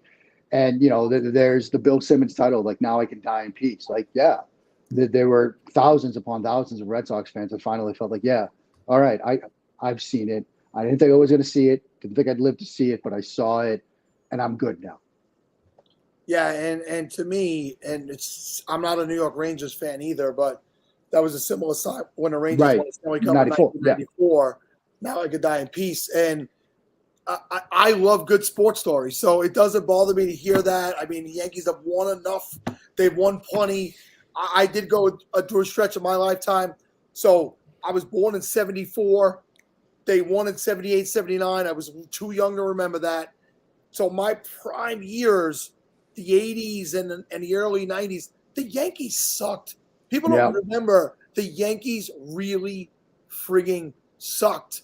And I never got to see the champions. So 96 was really special for me. That's a special team for me. So George. Yeah, I mean, the 96 team, I was in college, and one of my roommates was a Yankees fan. And he and I, obviously, look, we give each other a little stick now and again. I remember going to Yankees Red Sox games at Fenway with him, and like people like, I can make fun of him. No, you don't get to say anything to him. I get to make fun of Matt. Okay, Matt's my boy. But I remember like Leland's home run, that entire run to the World Series, and living it through his eyes and being like, all right, well, I don't like seeing the Yankees win, but your team's been struggling too. Like I get it. It's not 80 years like it was for me at that point, basically, but I get it. And so, and I think that's one of the guys, the beauties of sport is like, even with intense rivalries, like Red Sox, Yankees, obviously there are some huge rivalries in football, both pro and college, there's that mutual respect where you can appreciate it. You might not like it, it might not make you happy, but seeing the Yankees win that year and seeing it through my friend's eyes, like I could appreciate it, I could understand it. And then similarly, like, years later, Matt was one of the first people to text me, after that final out in 2004. Like, he's like, congrats, man, you finally got to see it. So that's part of the beauty. Like you said, you like sports stories, you like sports, you love sports. That's the stuff that will stick with you. Yeah, I'll have Yankee people now say, whoever wants it so line, shut up, dummy. Shut up. Shut up. Well, you don't realize give it a couple months. At it. And they're always in the playoffs and they're always competitive. So I'm not one of those Yankee fans. I listen to local sports radio. And when Yankee fans call up, I want to punch my radio because they're so they're everything that people hate. It's a reality. So I've always tried not to be those people. I don't really have a leg to stand on here because Boston sports fans, we've been pretty spoiled recently. Yeah, you've come that way. I mean, look, there are people sweating, Mac Jones right now, and it's like, it's just been a couple years, like that the Patriots haven't been like world, Super Bowl champions. Like, let's calm down, everybody, please. Zach, bring us back to football. So you mentioned earlier that you and Matt Waldman were going to start the next rookie class of quarterbacks. This rookie class was a little underwhelming as far as we're concerned, especially fantasy football. Is there anybody that came out this year, whether it's Pickett or whether it's somebody else, that you can see making a difference for fantasy this year? This year's the tough one, Zach. I mean, I think out of this rookie class, perhaps, Kenny Pickett, just because of draft capital, he'll probably get the first opportunity. He may win that job, whether it's, in camp or early in the season, because sitting here right now, I know, look, it's mid-July, but I don't think anybody really considers Mitchell Trubisky as, forget long-term answer, short-term answer. for the Pittsburgh Steelers at that position. So I think with respect to this year and perhaps this event, we're sort of getting together to talk about the Scott Fish Bowl. He's probably the guy that's most likely to be relevant this year. I think more draft, dynasty purposes, for example, I'm really excited about Desmond Ridder. I think Ridder is in an opportunity where when we talked to Desmond Ridder at the Combine, he mentioned two comparisons for him, two players that he sort of modeled after him. He modeled his game after, or he saw versions of himself in Ryan Tannehill, Marcus Mariota. And you look at the fact that they have Arthur Smith, who obviously turned Ryan Tannehill into a pretty good, to almost elite quarterback at times. And they went out and signed Marcus Mariota. This is an offense and an environment and a situation that I think is good for Desmond Ridder. And you look at some of the weapons they have, Patterson, Pitts. I think at some point he will see the field. It might not be early this year, which sort of hurts fantasy perspective because he might not see the field until it's too late to really make a difference. But I think down the road, Ridder is in a very good position. It's not like a situation where, Carolina, say what you want about Matt Corral, but they just traded for Baker Mayfield. Like they seem to be a little bit iffy there. The Sam Howell situation in Washington, if you like Sam Howell, all the more power to you, but haven't traded for Carson Wentz. I think there's questions there. Maybe Malik Willis in Tennessee. But I think as talented as Malik Willis is, there's a year or two or more of development that's necessary. Tremendously talented athlete, tremendously talented quarterback, perhaps the best arm in this draft class, but he's going to need some time. So short term, for SFB purposes, Kenny Pickett is probably the guy that's got the most opportunity to be relevant this year. Long-term dynasty sort of situation, though, I think Desmond Ridder is in a very good position. But let's look, this next quarterback class, there's a lot of potential there. There's a lot of excitement, and with good reason. C.J. Stroud, Bryce Young, Will Levis, Phil Dracovic. When I put together my watch list at USA Today for each position, I think my quarterback watch list was like 25 deep, and I know I missed some names because everybody told me I missed a couple of names here and there. But it's got the potential to be very good. Of course, we got to see it on the field, but the potential is certainly there.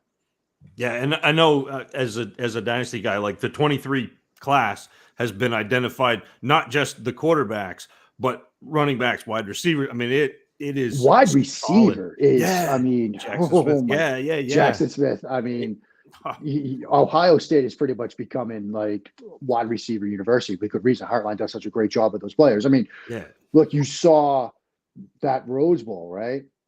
Olave sits out, Wilson sits out, Jackson comes in and drops like Rose Bowl record on everybody's head, and so. Yeah, I mean, this wide receiver group could be very good. The running back position is extremely deep. Even tight end, I think, is a sneaky deep position in this upcoming draft, and certainly quarterback. I mean, and I think part of it is what we just saw with this last draft class, and it probably shouldn't have surprised us. I mean, I remember being at the Combine, walking in as Chris Ballard, the Colts general manager, was walking out, and everybody's like, Ballard just absolutely took a torch to Wentz. Like, they're going to have to cut Carson Wentz. And a week later, Washington gives up 2 picks for him. That should have told us how the league felt about this quarterback class.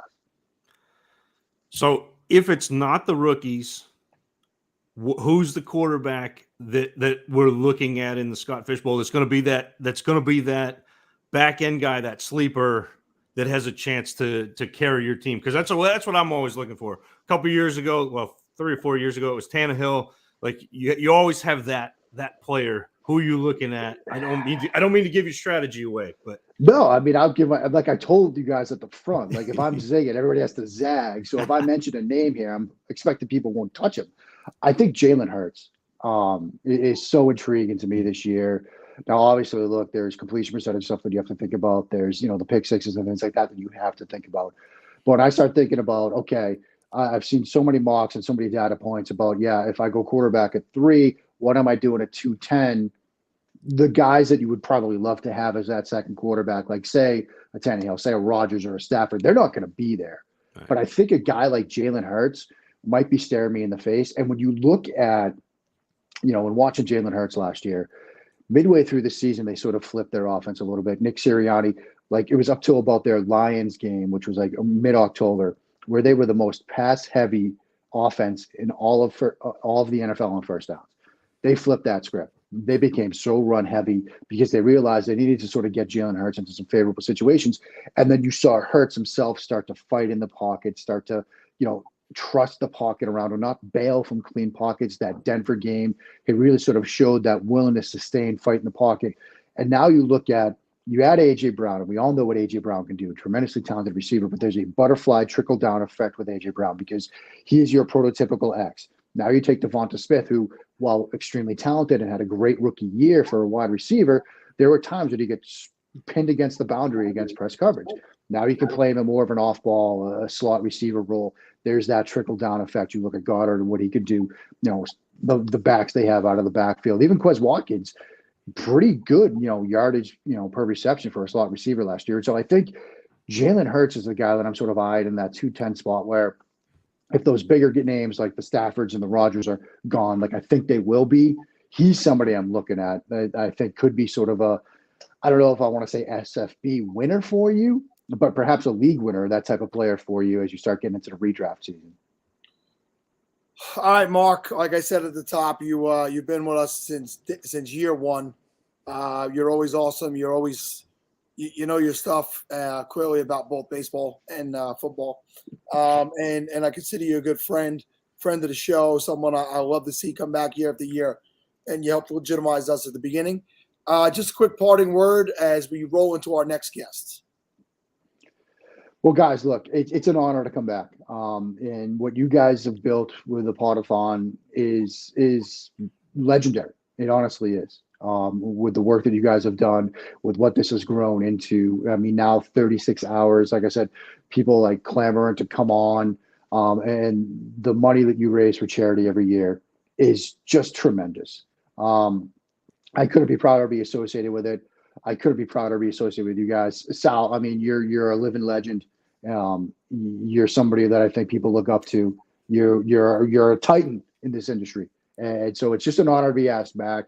I will come back as long as you guys will have me. Maybe next time I won't be doing it from a day's in the middle of nowhere in Northern Maryland, or maybe I will. Maybe I'll come back for the good times and the memories. But whenever you guys do this show, it's just a privilege to come on each year. Yeah, as a recovering travel baseball dad, I know you're paying. My son is now in his third year of college. Actually, he's going into his senior year in college. So wow. I had that run. It was a great time, great memories. Mark, soak it in and enjoy that time. I will, man. It's going to be a fun day tomorrow. Hopefully we get some W's and come away with some hardware. But if not, we got, the kids got to eat at Texas Roadhouse tonight as a team. So that's pretty good too. If they don't get any hardware, reach out to Matt Walsh, TrophySmack. Tell him I sent you. We'll get your rings. Don't worry about it. Love it, man. Thank you so much. Good night. Hey, thanks, Mark. All right, so a couple of housekeeping notes real quick. This will be my final half hour until 1:30. I get to take a 2-hour break after that. I wanted to be here for these next two people that are joining us. I was not checking out before I got to hang with these two. After this segment, we will be switching over to a new feed in order for us to maintain continuity throughout the show. We can only do up to 8 hours at a time. And since Shane will be doing 2 hours, we're just going to switch right at the end of the segment so we can seamlessly go into Shane, start from there, and then I'll be back a little bit later. We'll take it from there. Zach, if you have these reads up in front of you, you can read them right now. This segment is brought to you by Club Fantasy and Women of Fantasy Football. This year's third annual Women of Fantasy Football show kicks off on August 10th with Faith Ennis and her new co-host, Kelly Singh. We'll be raffling off jerseys every week to support our new partner, Galvanize, an organization founded by NFL on Fox reporter Laura Ockman, which coaches and mentors women who want to pursue careers in sports. So be sure to follow Club Fantasy at Club Fantasy FFL and Women of Fantasy Football at Women of _FF. As our friends at Galvanize say, girls compete, women empower. Join the movement now. Podathoners, if you want to win your fantasy leagues, you need to visit goingfor2.com. Why going for two? Because you can't go for three. Going for Two has some of the best up-and-coming writers who want to share their passion for the game with you. From redraft to dynasty to daily fantasy, goingfor2.com has it all. including live shows at Going for Two Live, found on YouTube and syndicated on all major podcasting networks. Visit goingfor2.com today because no one remembers the extra point. All right. Well, here are our two guests that I think a lot of people have been waiting for. And even this guy, he hung out to pop back in to spend some time with them as well. I don't think Linda was expecting you, Mike. So you guys are both very happy. So way back, I don't know how much you guys have gotten to tune into today and listen to or see, but obviously we spoke with Matthew many hours ago. Matthew got, 12 hours ago, actually, 11 o'clock he was on. And he praised both of you. Obviously, you're both doing some work over at thefantasylife.com, and he's a lot of great new things that are coming. And I'll say this, Cooter, he said, I love her. I love her. That's just it. I flat out love her. So, well, I did give him $100 beforehand, so I'm glad it was worth it. And that is probably something he used to light a cigar with. Matthew makes a lot of money. But listen, you didn't make it. Last time I had you booked for this, you did not make it. So that's why I want to stay, because you and I have interacted on Twitter. We've interacted on chats. I think we may have been on somebody's podcast once together, but it's been a while. And unmute yourself and get in here as well. You I have not spoken to in a while either. What is up, ladies? Doing good. Glad to be here. I'm nervous that Mark went before us because I feel like you guys really covered football.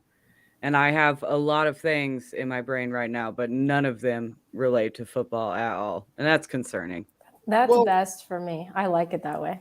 The really good news is up until like 2 hours ago, we didn't talk football all day. I did. Sal. I heard about your dirty screen earlier. So it's unfortunate that got aired publicly, but yes, my dirty screen has been aired. And the truth is out about me. I'm loaded with porn bots. I'll tell you, we were cruising right along off the rails all day. Mike was in and out. It was a pretty wild, crazy time. And then when I got to Dr. David Chow, he's an older guy and he's pretty straight-laced. And it was just him and me for 30 minutes. And I was like, oh, I got to talk football. I got to really do an interview. And somebody put, Dr. Chow has got Sal on the rails, and it's like, if I got to carry some legitimate fantasy football or football talk, I could do it. Maybe not for long, but I could do it. And it was a different segment. Ever since that, I think that we've gone towards football. So please take us back off the rails. Well, I'm going to be the opposite of Linda because you said you were day drinking, right? Yeah, I did that. Yeah, I'm just mom mode right now, hydrating. Oh, look, we mentioned it. Look who's back in the chat, everybody. So the first thing I want to point out is how polite Cooter is, because Sal's old and she didn't want to point out that the podcast that you were on with her was ours, which is kind of, pretty easy to figure out. Sal, you were on our podcast. First of That's all, when you were on a podcast with us. When you were on me and Cooter's podcast. First of all, just as a quick reminder. Say I was a titan in the industry. I don't need to, I don't No, remember that's what they little say things. to old people. They make statues and call you things like Titan. It all and- blends and together. I legend. remember these little things, you know what I mean? I'm a titan, for Christ's sake. I mean, it was like 2 years ago, right? So you guys are probably doing a different show by now. I mean, if you're not, what the hell have you been doing with your lives? Move on already. Damn. I do remember that. I do remember Shit gets real when I jump back on. But I will say, Sal, that I was in the backstage for the David Chow interview, and at any point thought I could have jumped in and helped you, but instead just giggled. So we're gonna. I come on for these two though, because we're gonna have some fun. So Linda, I what have can't you been believe you drinking all made day? it. Of course, I don't stay up this late often. I'm like 3 hours past my bedtime, but for you too, of course. It's either you two or Backstreet Boys or NSYNC or whatever the hell he's going New to Kids on the Block and That's Salt it. and Pepper. Thank you very much. It's gonna be a Pushing dope real show. good. Yeah, Friday night. It's gonna be sick. NSYNC, I will say I attended 2 of their concerts. It was worth it. I might have been like 13, but it was worth it. I saw you two at 13. Like that's where my Oh, trajectory you were cool. You were a was in cool life. 13 And Bon year old. Jovi. Bon Jovi was my first concert. Like that's my mom was just like, I'm gonna just put my personality just right inside you, and then you just do it too. But And I that's why fed you're right cool into now. it. She did make me cool. I'll I give will her say that. that if I went to a U2 concert, I would kick him in the fucking shins for putting that music on my phone 5 years ago. I'm still That pissed. was before I went before that, and it was a U2 and Black Eyed Peas concert. What a combo! That is a random mix. Yeah. It was Did they it sing was an anything interesting together, or concert. was it like a hard cut from one or the other? They did at least one song mashup. At least one. It was a experience. You had to pay for that? I mean, I didn't. but I went willingly. You Also know, seen Brad, Nickelback in concert. It's all bad. Oh, Nickelback. Oh, wow. I used to like Nickelback. I think they get too much hate. I really do. It did They become do, popular but just it's to fun hate on to them. hate them. Yep. Like I just accept it now. But everybody knows a Nickelback song. Like you may not like it, but you know it, which I think speaks for itself. I know it and like it. I'm not. There's no shame in that. Hell yeah, I People- like Nickelback. People throwing out all these boy bands and nobody's brought up O-Town. Come on. Oh, yeah, O-Town. See, that was the kind of stuff I was into. Linda was being cool. Her mom was showing her good music, and I was like in high school throwing on Hoobastank when I was mad, you know, like thinking I was angsty. So Tater Wolf, Hootie the Blowfish is like my all-time jam, right? So I'm a huge Darius Rucker fan, and I spoke about this earlier. Before I got into all this stuff and the shopping for Toys for Tots, I shopped with Darius Rucker for 3 hours for Toys for Tots one year. It was literally him and me in a Toys R Us on Long Island because I knew he was coming, and I guess it wasn't publicized that well. I showed up thinking that people would be there, and they weren't. The guy says to me, "You want to shop?" We walked, we talked football, we talked sports, family, kids. Let me tell you, a real guy, a real down-to-earth dude. One of my greatest memories hanging out and shopping with Darius Rucker. I would tell everybody that. Anybody I came across that talked to me for too long, I'd be like, "You're gonna get the Darius Rucker story." Just lead with it. Hey, Yeah, how you doing? Right absolutely. into it. Yeah. Don't even exchange Hey, names. nice to meet you. One time I hung out with Darius Rucker. That'll be Sal's Titan of the Industry statue. It'll be him with shopping cart, Darius Rucker, bronze. Gotta love it. Oh, I can't Yeah, wait till that that's Titan all right, statue comes out. I mean, Sal's got a couple years left though. They don't do it until they're gone. So mean. Talk amongst yourselves. I'm going to find a Darius Rucker picture. Go ahead. go for it. Actually, why don't you check out the Red Sox score while you were at it?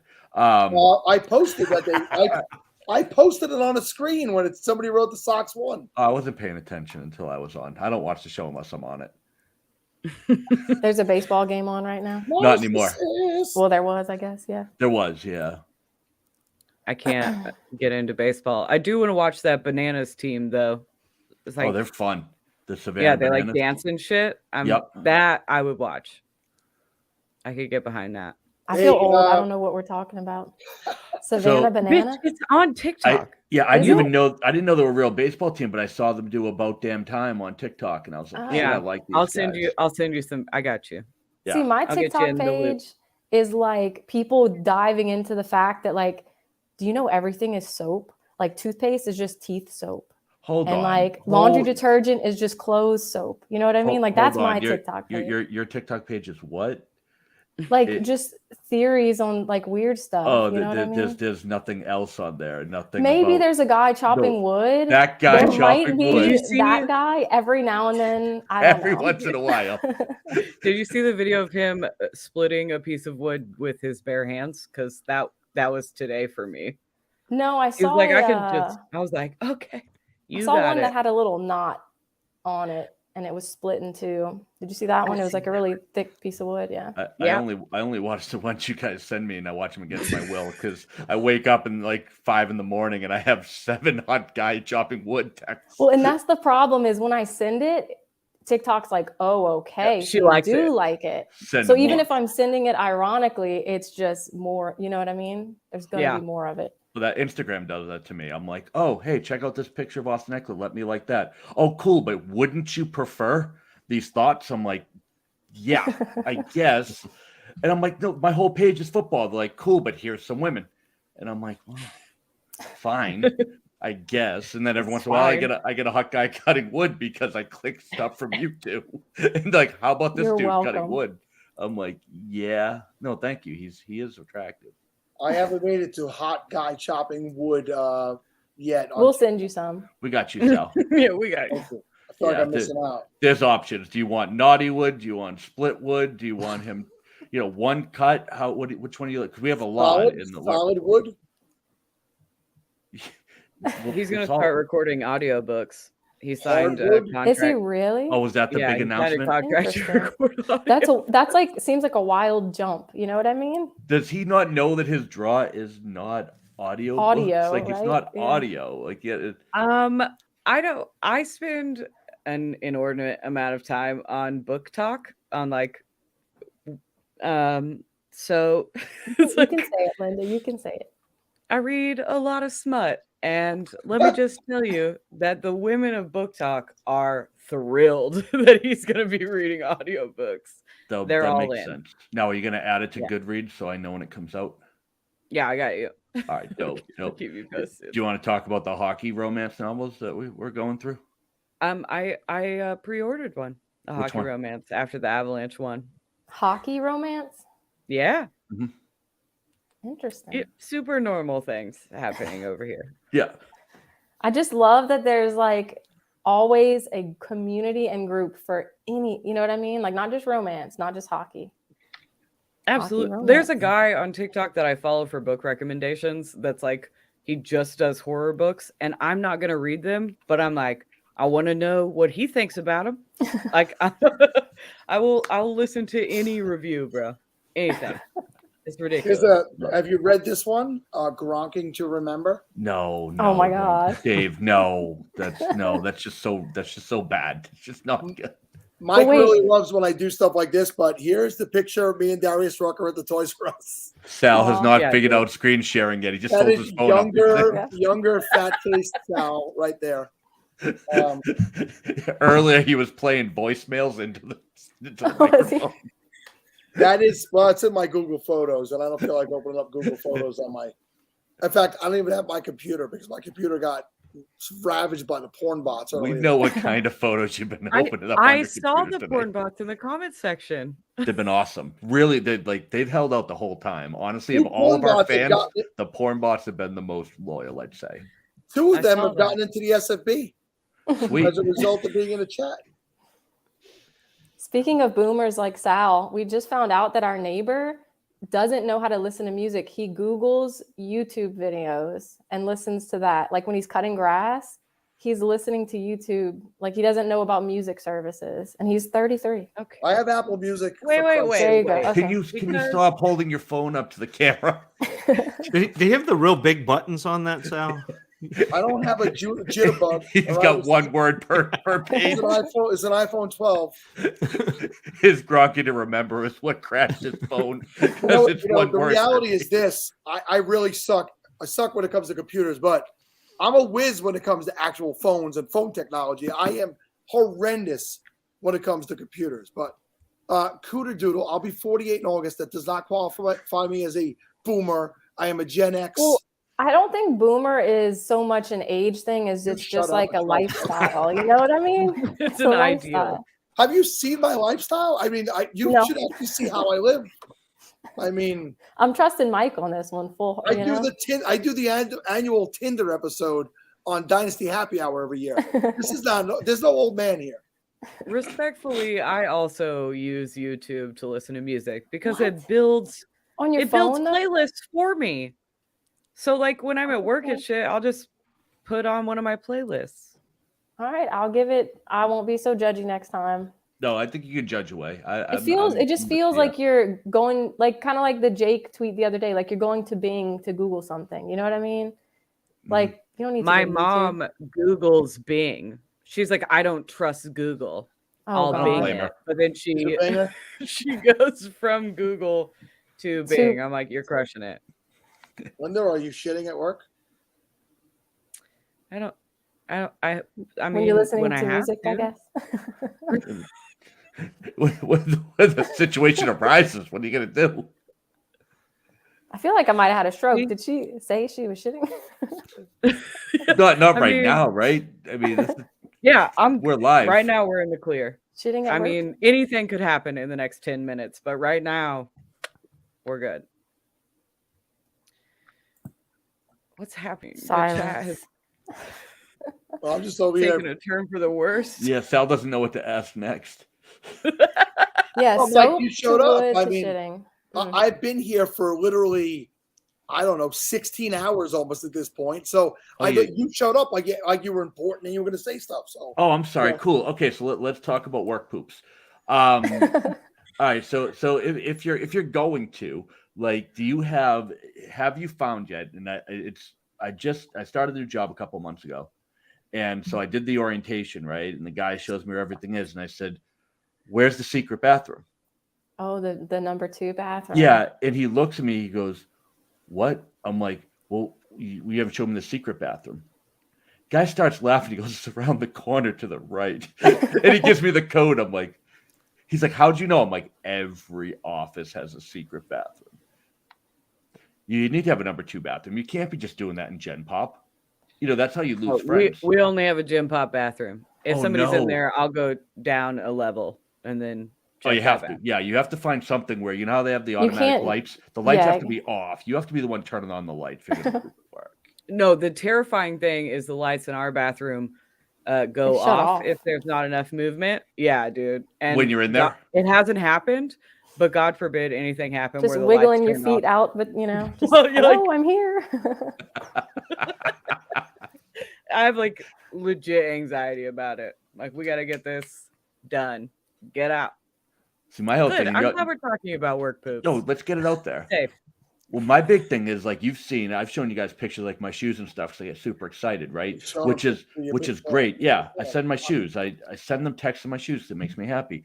But the problem is with the shoes I buy, and y'all know this. Anyone looking at the stall knows dang right well who's in there. Like, I'm not wearing like just brown shoes or white chucks, right? Like, I got rainbows and butterflies and stuff on my shoes. So there's really no hiding who's in there. So if I do something, like if I start really painting it, people know.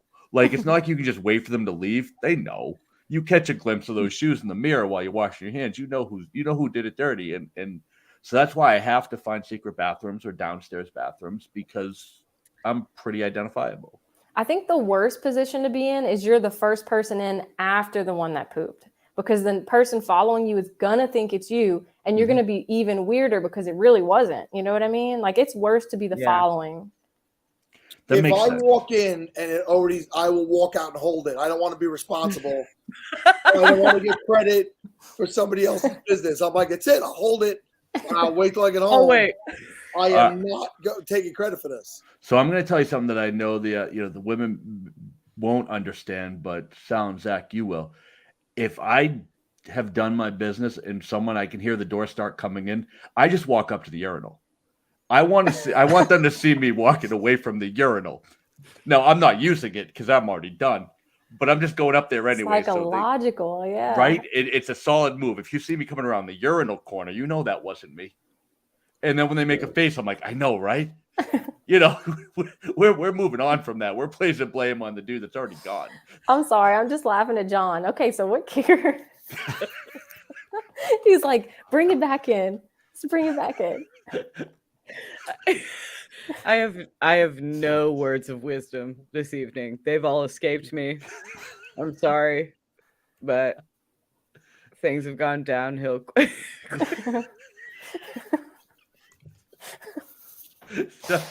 Oh God. Getting us back on track. So yeah, as J Mike says, the timing of poops is kind of like timing when you're going to take a kicker. So Linda, when you're looking at taking a kicker, what round are you looking at taking them in? Okay, I'm gonna try to answer this without laughing, but legitimately, it's so division specific. As soon as they start coming off the board in any league, especially in like the sleeper live leagues where you have to play one, then you want to play it like it's just a redraft league. Nobody's going to be holding more than 2. You can stream a kicker. In the my fantasy leagues, I think you have to still just kind of wait to see if you don't want Justin Tucker once he comes off the board, because he's going to come first in 90% of leagues. Then you start paying attention and you're weighing every pick you take. If you take a bunch of upside guys early, and we talked about this the other night, Mike, but like if you're taking a bunch of upside guys early, take a couple kickers to help build a floor if you ever need it. But if you take a bunch of floor guys, don't take kickers. Take the rookies that you aren't sure about. There's certainly a play to it. I'll be taking a kicker because it's a principle, but that's just who I am as a Andrew person. just dropped some alpha. I didn't know that. You can only start one in the sleeper leagues. Yeah. And you I didn't have know to. that. Can only. Well, yeah, but you and can have to. only. Yeah. Yep. One and only one. And that's why I think you can play that more like a redraft league and run the waiver wire and pick kickers that are going to have a good week rather than grab a couple guys that you think have upside. You know what I mean? Mm-hmm. Love it. All right. Now, Cooter, we talked some trash last year, and That I'm was trying to fun. I remember that. Who did you take first pick? Oh man. It's left my memory. I don't think it would have been Ryan Tannehill, right? I don't think I would have done that. I think it might have been. How'd that work out for you? Yeah. In my defense, it was like that 7-day period where people were very high on him. I forget what happened, but that's as far as I can defend it.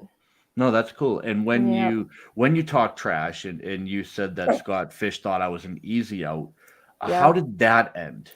I think you did really well, right? Because I didn't take Tannehill early. Did. Yeah, I think you did pretty well. I did okay.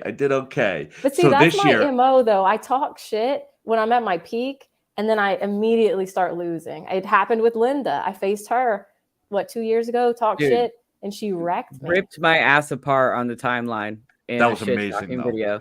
But then she lost, so it was fine. Yeah. The truly pour out though was hurt my heart. Again. Bro, this bitch, she texted me and she was like, which one is your favorite? She purposely picked my favorite. Truly. Oh no. The psychological warfare was out of this world. That was the day I followed Cooter Doodle. That was literally yeah, I mean that was it. That was her that was a moment. Y'all know that's my love language now, right? Mm-hmm. Absolutely. That's just what I do. Yeah. It's my love language. The first time I met Cooter Doodle was in a league before it was even on Twitter. And her sleeper name is the same. It was Cooter Doodle. And I remember reading it and being like, I am going to love this human being. That's the best name I've ever heard in my entire life. I'm just going to latch onto her and fucking never let go. I was so nervous too. I didn't know anybody. I had just joined Twitter. Someone was like, hey, we need another girl for this ladies' night league. Shout out to him and her sports. And my favorite. That league's still running. Nervous. It is. It is. Yeah, I think you came back to the group chat, Linda. You're like, you're gonna love this person. Dude. Oh, it was easy. You guys were earlier than me. I think I was follower, like 400 Cooter, somewhere in that range. You were already getting. You were yeah. Me and Mike were we were trying to promote the quad squad back in the day. Yeah, when we fell in love with AJ Dillon. Oh yeah, we just tweeted about AJ Dillon's legs nonstop, but we had no followers, so nobody noticed. It was awesome. All right, well, so we talked about poop a lot. I got to go get the next stream ready, but I wanted to stay awake for my friends. Love y'all. Appreciate it. It's been a blast. Don't forget to use your teeth soap and your hand soap and, your clothes soap and everything. Clothes soap. All the soap is happening. I really thought she said teat soap. Nope. Teeth, it's when I'm sensitive. It's where I'm sensitive. Do what you got to do. That windburn, that chapped, put duct tape works every time. All right, Mike, I'll see y'all later. Of course. All right, ladies. So we have 4 more minutes, and then the next stream is going to start. Again, if you're watching now, we will be switching over to a different stream right at 11:30, and that will take us through tomorrow morning. till I believe 11:30, 7:30 rather tomorrow morning, and we still will not be almost done at that point, which is amazing. But let's talk about Scott Fish Bowl, and what being a part of this means, Scooter Doodle. Is this your second or third year playing in the Scott This Fish? is my second year. I remember when I was on Twitter the first time, everyone was talking about it, and it was like this crazy enigma of like, what is this? Like, I didn't know what it was, but I kept hearing about it, And then finally I was brave enough to say, like, what is this, guys? And then I got in last year, but I just think it's incredible that you guys are putting your time in. I know that like behind the scenes, we don't see all the organization and the work, so I think it's great what you guys are doing. Not like obviously the charity aspect, but just everyone's time and commitment to it as well. Yeah, like I said, we talk about origin stories. The origin story of the show was I discovered I wasn't very good at analytics. And for a while, I thought I was really funny, but then people like yourself popped up. So I decided, I have a really good talent that's staying awake. So let me create a show where I can stay awake for a really long period of time so people think, wow, look at what this guy's doing. And I'm guaranteed a spot in the Scott's Fish Bowl every year. So you're not like sneaking in naps and stuff? Like you're just going straight through? No. So this year it's 36 hours. In the past, it's always been 24. Mm-hmm. And I've done the full 24. In fact, one year it was 25 because Mike Wright couldn't make it within the time frame. So 4 years, the full 24, all the way through, no naps, no sleep. This year, we expanded it to 36. After you guys leave, I'm going to a couch about 10 feet over that way and taking a nap for 2 hours while Insane Shane. Well, I got to come back for the Aussie guys. Those are my dudes. I got to come back for them and Peter Gent, who will be here from Germany. And then I will go back to sleep again until about 6:30 in the morning. So, speaking of Australia, shout out Brad Bolt. I saw him in the chat. Brad is a yeah, not Bolt. Yes, Linda, Bolt? you got some parting words. Oh, I have nothing of wisdom to share, like I said, but I appreciate you guys. What you do is amazing, and the work you put in behind the scenes that nobody recognizes is absolutely bananas. So appreciate you guys putting it on. Drink your coffee. Have a good, strong power nap, Sal. Thank you both, and appreciate everybody staying up this late to see this here. Zach, thank you for your time. I don't know if you're jumping over to the other stream, but hey, stay with us, and we'll see you guys in the morning. Be well, everyone. Bye, guys. See ya.